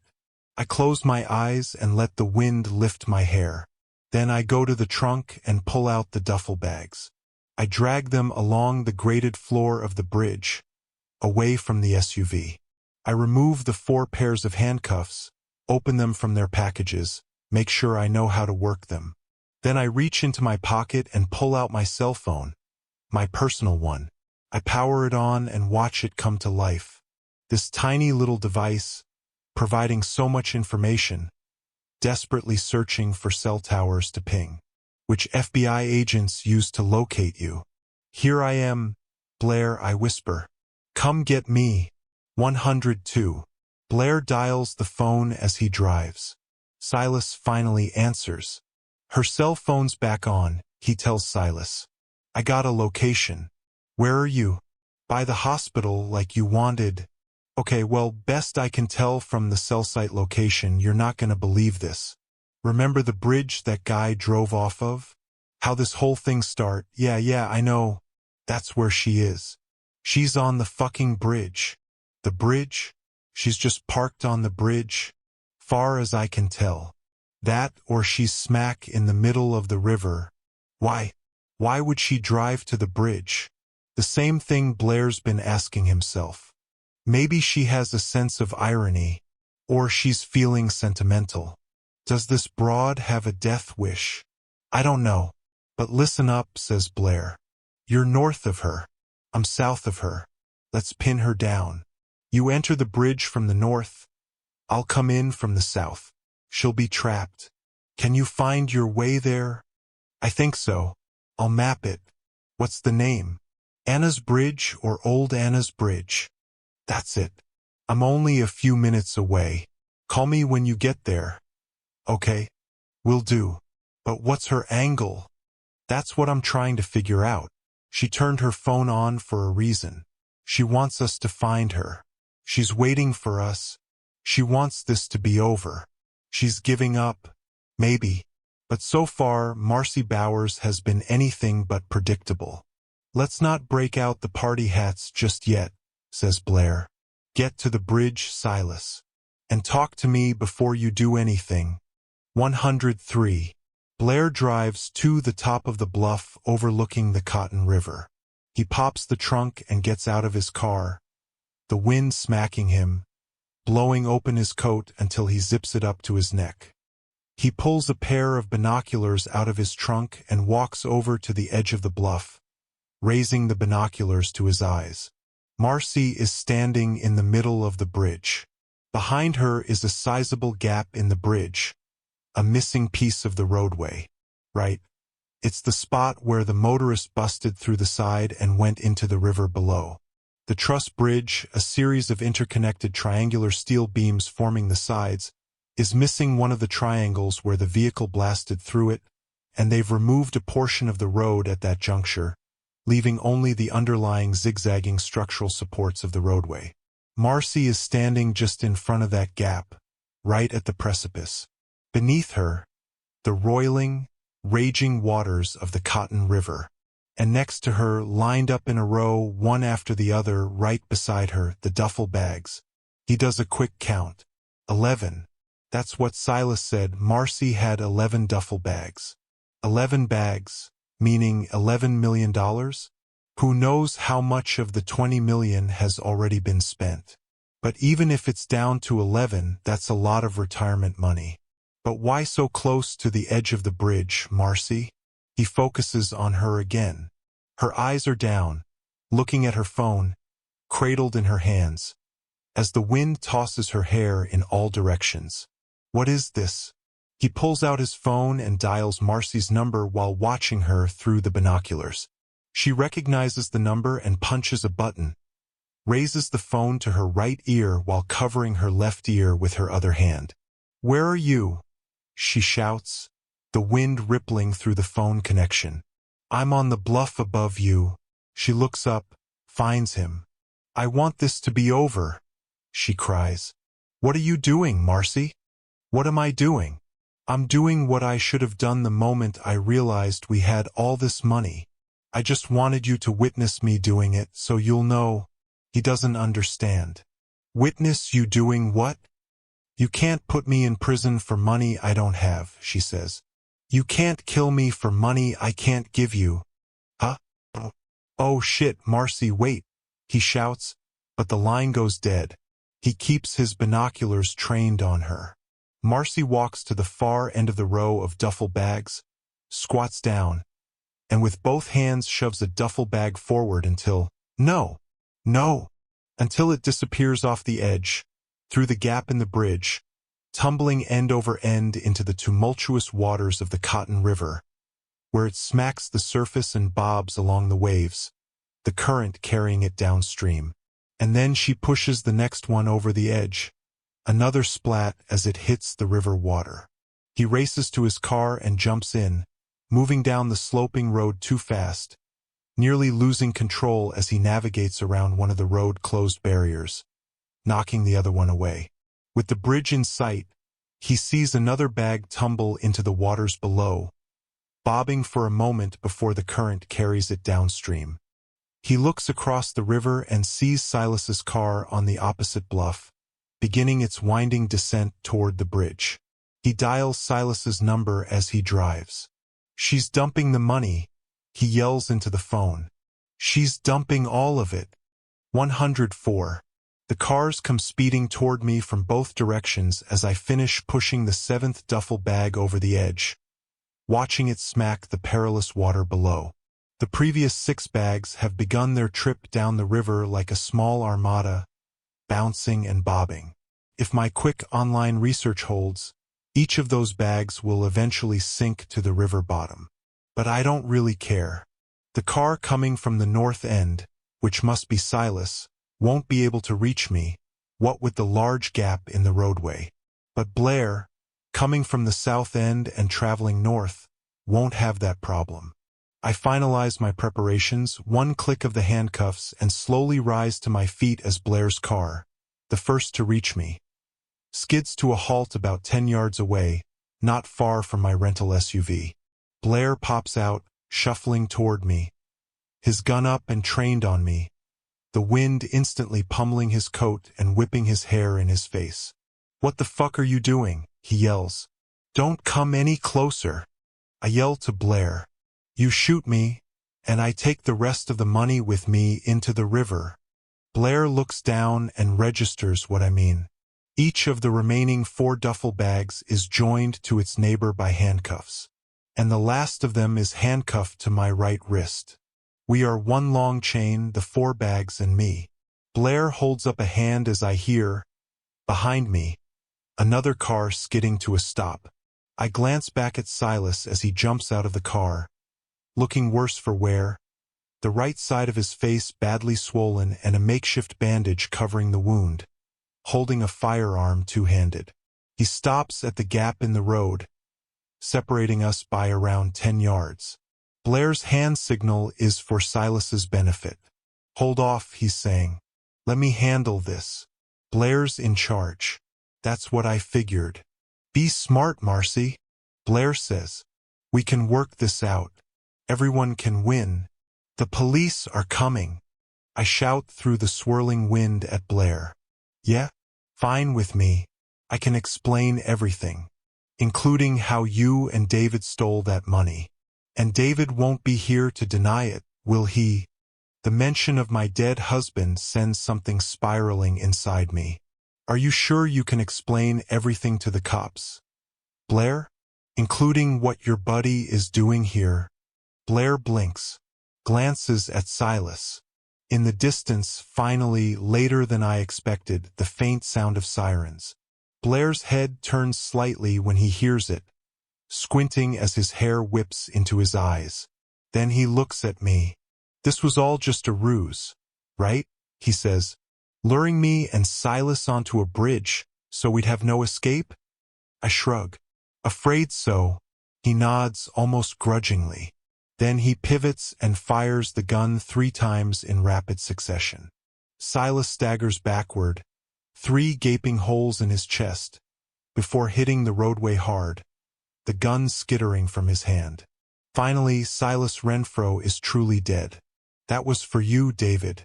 I just saved your life," Blair shouts, pushing hair out of his face. "Silas was going to kill you, and I stopped him." "Oh, you're the hero now?" "And so are you," he says. "You lured him in. Our plan worked, Marcy. Don't you see?" The call of the sirens grows louder. Hemingway Grove's finest on the way. "Our plan," I repeat. "Yeah, our plan. You come out of this like a hero. You and I both. We forget about any criminal charges. You and the kids stay together as a family. And when this is over, we split what's left of that money." The first squad car appears up at the bluff, followed by another, as the police begin their journey down the road to the bridge. Blair sees it, too. "Make this deal with me, Marcy. You go back to your happy life and keep a couple million. No prison." "Why not? What's the alternative? You tell your story and I tell mine. I'm pretty good in those situations. You really want to roll the dice on a he said, she said when I'm giving you a happy ending? How about just a he said?" I open my phone, which has the recording pulled up. I play it on speakerphone for Blair. 2 men conversing. "Nice to meet you, Mr. Cognina." "Yeah, well, I had to see it for myself. An FBI agent willing to be helpful. I can make you a rich man. But I wanted you to hear it straight from me. You fuck me on this, I kill you and everyone you care about. We understand each other. I have 20 million reasons not to fuck you." Blair looks at my phone like Superman looks at kryptonite. David, when he heard this recording so many years ago, only knew that the person speaking was an FBI agent. He didn't know Blair, didn't recognize his voice. But I do. And I did. "I sent this to the Hemingway Grove PD. If you thought this was the only copy," I say. "You didn't know Cognina recorded your conversation, did you, Blair?" I guess he wanted an insurance policy. "He left a thumb drive of this recording with the stash of 20 million so you'd know, if anything went wrong, that he had you over a barrel. And your husband stole the thumb drive when he stole the cash." "True. An insurance policy of his own." The police squad cars are on the bridge now, their sirens blaring, lighting up the darkening skies as they head toward us. Blair sees it, too. He looks back at me, the wind rippling his coat and tossing his hair, and makes one final plea. He holsters his weapon and shuffles toward me. "Fine, keep all the rest of the money, then. Every nickel. But you and me, we stay square. We're both heroes. Nobody ever bothers you again. That recording, I can figure that out. But you and I stay square." He puts out his hand and shuffles closer. "What do you say, Marcy?" "I'm much better as a friend than an enemy, I promise." "Let me think about that," I say, wanting to back up but knowing there's no room behind me. "What are you doing?" "What am I doing, Marcy?" Blair says. "I'm taking your sarcasm as a no. And I'm reaching for you, trying to get you back from the edge. But, oops." He lunges for me, making a show of reaching for me in a protective way, but also making sure his front foot, as it lands, gives a swift kick to the duffel bag to which I'm handcuffed. He'll have a story, I realize in that moment when the bag flies backward, my hand with it, that moment when I lose my balance. Marcy wanted to commit suicide out of shame. I tried to talk her off the ledge. I reached for her to save her. With David and me out of the picture, he'll have a story that covers everything. I fall backward off the bridge and through the air, the chain of duffel bags sailing downward with me. In that last moment, while I spiral through the air, a moment before I plunge into the icy, tumultuous waters of the Cotton River, I think of my screensaver photo of David and the kids in a pile together in our backyard. I did this for you, I say to them. In some way, in the flesh or not, we'll always be a family. 105. Grace, you are fearless. You strive for perfection. That will serve you well, honey, but life will not always be easy. There will be setbacks, but they won't make you a failure. Show me someone who has succeeded, and I will show you someone who failed but kept trying. Smile, sweetie. Remember to smile, to let some light shine into your life. Always remember that happiness is not a destination but part of the journey itself. Lincoln, you are your father through and through. You are outgoing and warm and happy. Don't ever change that. Just remember that hard work and perseverance will get you what you want in life. Nobody will hand it to you. My eyes pop open into a dark green blurry nothingness. No sound but the thump of my pulse. Which way is up, which is down? I can't feel my limbs, can't move. Panic setting in as I feel my lungs contract, as I thirst for air. Light above. The water's surface. So beautiful. My arms. I move them, flap them, try to wiggle my legs. Any movement to propel me upward, but I can't make them work. Can't make them move enough, but I see you, the light. I see the light and I want to kick. I want to flap my arms and then yes, I'm moving upward but I'm fading too, fading in this foggy water, and I want so badly to swim to see Grace, to see Lincoln, because I have so much love left to give them, so many things to teach them, so many hugs and kisses and tears to wipe from their faces, but the one thing I don't have is breath and I'm fading. I know it now, and I am in your hands. I am in your hands to do what you will with me. Light coloring my eyelids, then a blast of cold air, sweet, pure, delicious oxygen, and I let out a gasp and I'm thrown against a person. A man gripping me in a bear hug as we swing from a ladder. I got you, Marcy. The water rising and crashing against us, the helicopter hovering above me. Hold on to me, Marcy. Hold on tight, Kyle. They're bringing the raft over. Hold on tight, and we'll get you to safety. I hold on to him as best I can, my right wrist weighed down by the duffel bags full of life jackets handcuffed to me. An impediment now, but probably the reason I made it back up. The wind blowing us in every direction. The ladder twisting and turning. The cold. The bitter cold so numbing and stinging. You're crazy, you know that? He shouts. You could have died. I may be crazy, but I'm alive. Could have died, but I didn't. I made it through. Just like I promised you, David. 106. Marcy. Dietrich. Bowers, I say, my teeth chattering. My body in an uncontrollable shiver as I sit on the cot in the ambulance. Swaddled in a heavy blanket. The paramedic shines a light in my eyes. And what day is it? Friday. Don't know the date. A vicious coughing spasm follows. She clicks off the light. We're putting in an 4 of warm saltwater solution. Keep coughing. It's good to cough. Well, that's good because I've already regurgitated around half the contents of the Cotton River. Now my lungs, my abdomen just ache. But however stinging the cold, however beaten I feel, I can't deny an overwhelming feeling of relief, even euphoria. Kyle, sitting in the corner of the ambulance, covered in a blanket of his own, punches out his phone, shaking his head. He looks over at me. How's the patient? I try to smile. It was a stupid idea, Marcy. It was way too risky. If you'd given me more than 10 minutes notice of what you were doing, I never would have let you do it. Cough again. I glance at him but don't respond. Which is why you didn't give me more than 10 minutes notice, he says. I know. He lets out a hard shiver. He's soaking wet, too. He was in the river, with one hand on the ladder, pulling me up to the surface, one floating duffel bag at a time.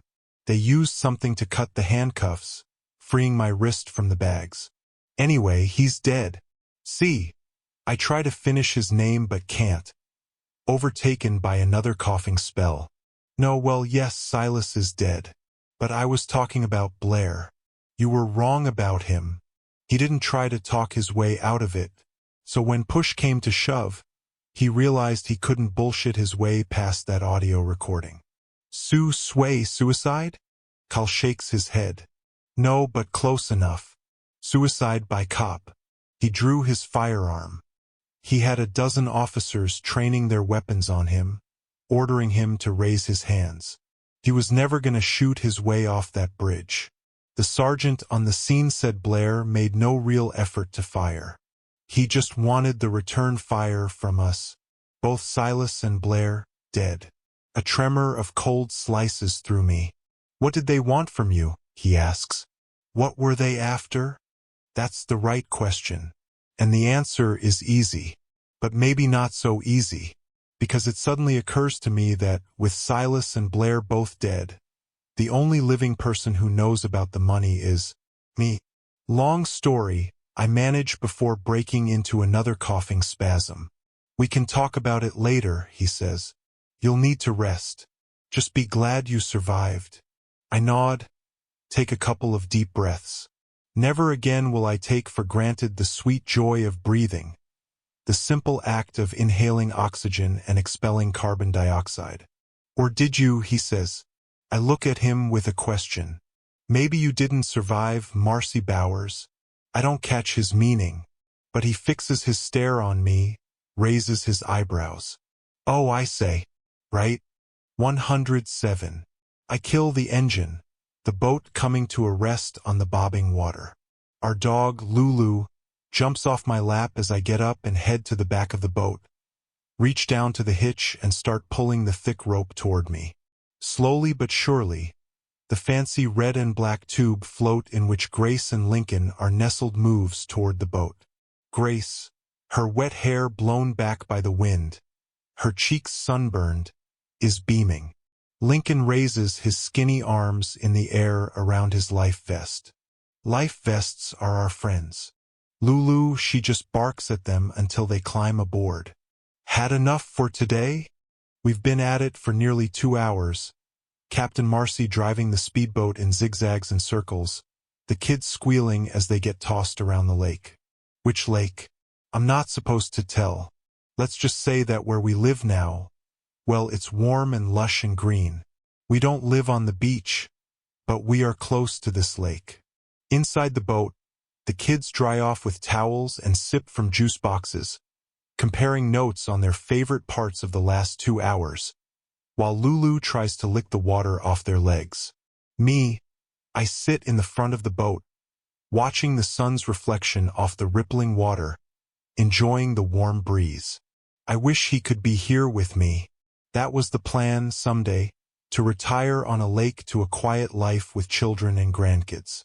I will think of that every day now. David still comes to me, but only in dreams. I wake up with a wet pillow and a hollow feeling. I start the engine, the quiet hum as I slowly edge the lever forward and drive toward the dock. The slow rides along the lake are my favorite part of where we live.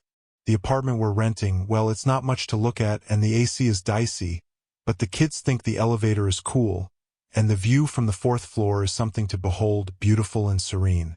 I could do with serene for a while. A man is standing at the dock as we approach. You might think I'd react with fear. I thought so, too, that I'd be jumpy, suspicious of every stranger, guarded in every interaction, flinching at shadows, living in constant fear that our new cover will be blown. But paranoia has not followed me here.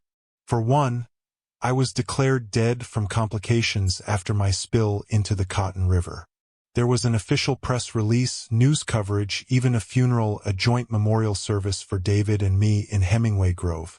And two, from what everyone can tell, Michael Cagnina is not hunting for us and never was. He's old and sick and doesn't want any part of anything that could send him back to prison. Cognina wasn't behind what happened to my family. It was all about an FBI agent who never got the $20 million he was promised for disclosing the location of the secret detention center, and an assassin who wanted a cut of the action in exchange for helping him track it down. "That's Sergeant Kyle," Lincoln shouts, joining me at the wheel. "Right? Isn't that him?" Indeed, I see as we get closer that is Kyle on the dock. I bring my hand to my forehead and salute him. He salutes back and waits for us as I tie off the boat in our docking space. "Howdy, stranger," he says, squinting into the sun. I've become so used to seeing him in his uniform, buttoned up and alert, that it's a bit startling to see the t-shirt and sandals. I give him a quick hug. Nothing that might give him ideas. "You staying the night?" I ask him as we walk to my car. "Nah. I'll probably drive back to the convention tonight. I have to speak on one of the panels early tomorrow. It's a 2-hour drive from here. That's probably for the best." Kyle holds up a phone, showing me a newborn with an anguished look on her face. "Camille had a girl," he says. I take the phone. "She's adorable. She named her Marcy." I turn to him. "Really?" "No. I just wanted to see the look on your face. Her name is Emily." "Get over yourself." Punch his arm. "Not nice, sir." "Hey, what about the father of the child? Still married to his wife. Sounds like Camille's given up on him. She's raising the baby herself." The kids run up ahead and jump into the car. "On another note, I hear there might be a taker for the pub property," Kyle says. "Maybe they'll take down that damn Hemingway statue." "Yes, there is a taker, someone looking to start another restaurant. I'm negotiating through a lawyer and a trust, considering that I'm dead and all. And they won't take down that statue until I say so. Because within the base of that statue, hidden from view by the shrubbery, is a secret compartment that opens only via a tiny handheld remote that David left me in the safe deposit box. That hollow interior currently holds the sum of around $15 million, the entirety of the $20 million David stole, less what he spent over the last 15 years between building our house and slowly laundering some through his business, with me oblivious to the whole thing, letting him handle the financials.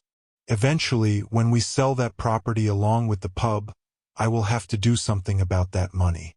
For now, well, I took a little bit with me just to get adjusted here. What I do with the rest of the money, I'm unsure. I'll be generous with charitable donations. I will stash away some for the kids' college education and maybe keep a little for the family. After all, it kind of feels like hazard pay for me, too. I could see it, Kyle says, riding in the front seat, his elbow out the window, as we drive to our apartment building. I know I'm a hometown kid, but I could see it, living somewhere like this. Is that more than a casual comment?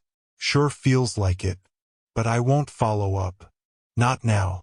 All my attention, my entire focus at present, is on two beautiful and promising kids who seem to be finally coming out from under a major shock to their systems. They've had good days and bad. Today was a good one. The best I can do right now is try to fit as many days under good as possible. And hope and pray for the arrival of that day when morning turns to loving memories, when tears turn to smiles. It will come. It's hard to imagine it, but I know that day will come. The kids will be okay.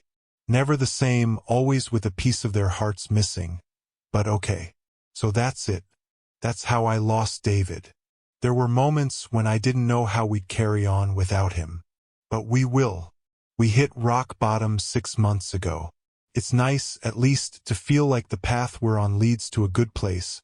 A place that's real, a place we will eventually call normal.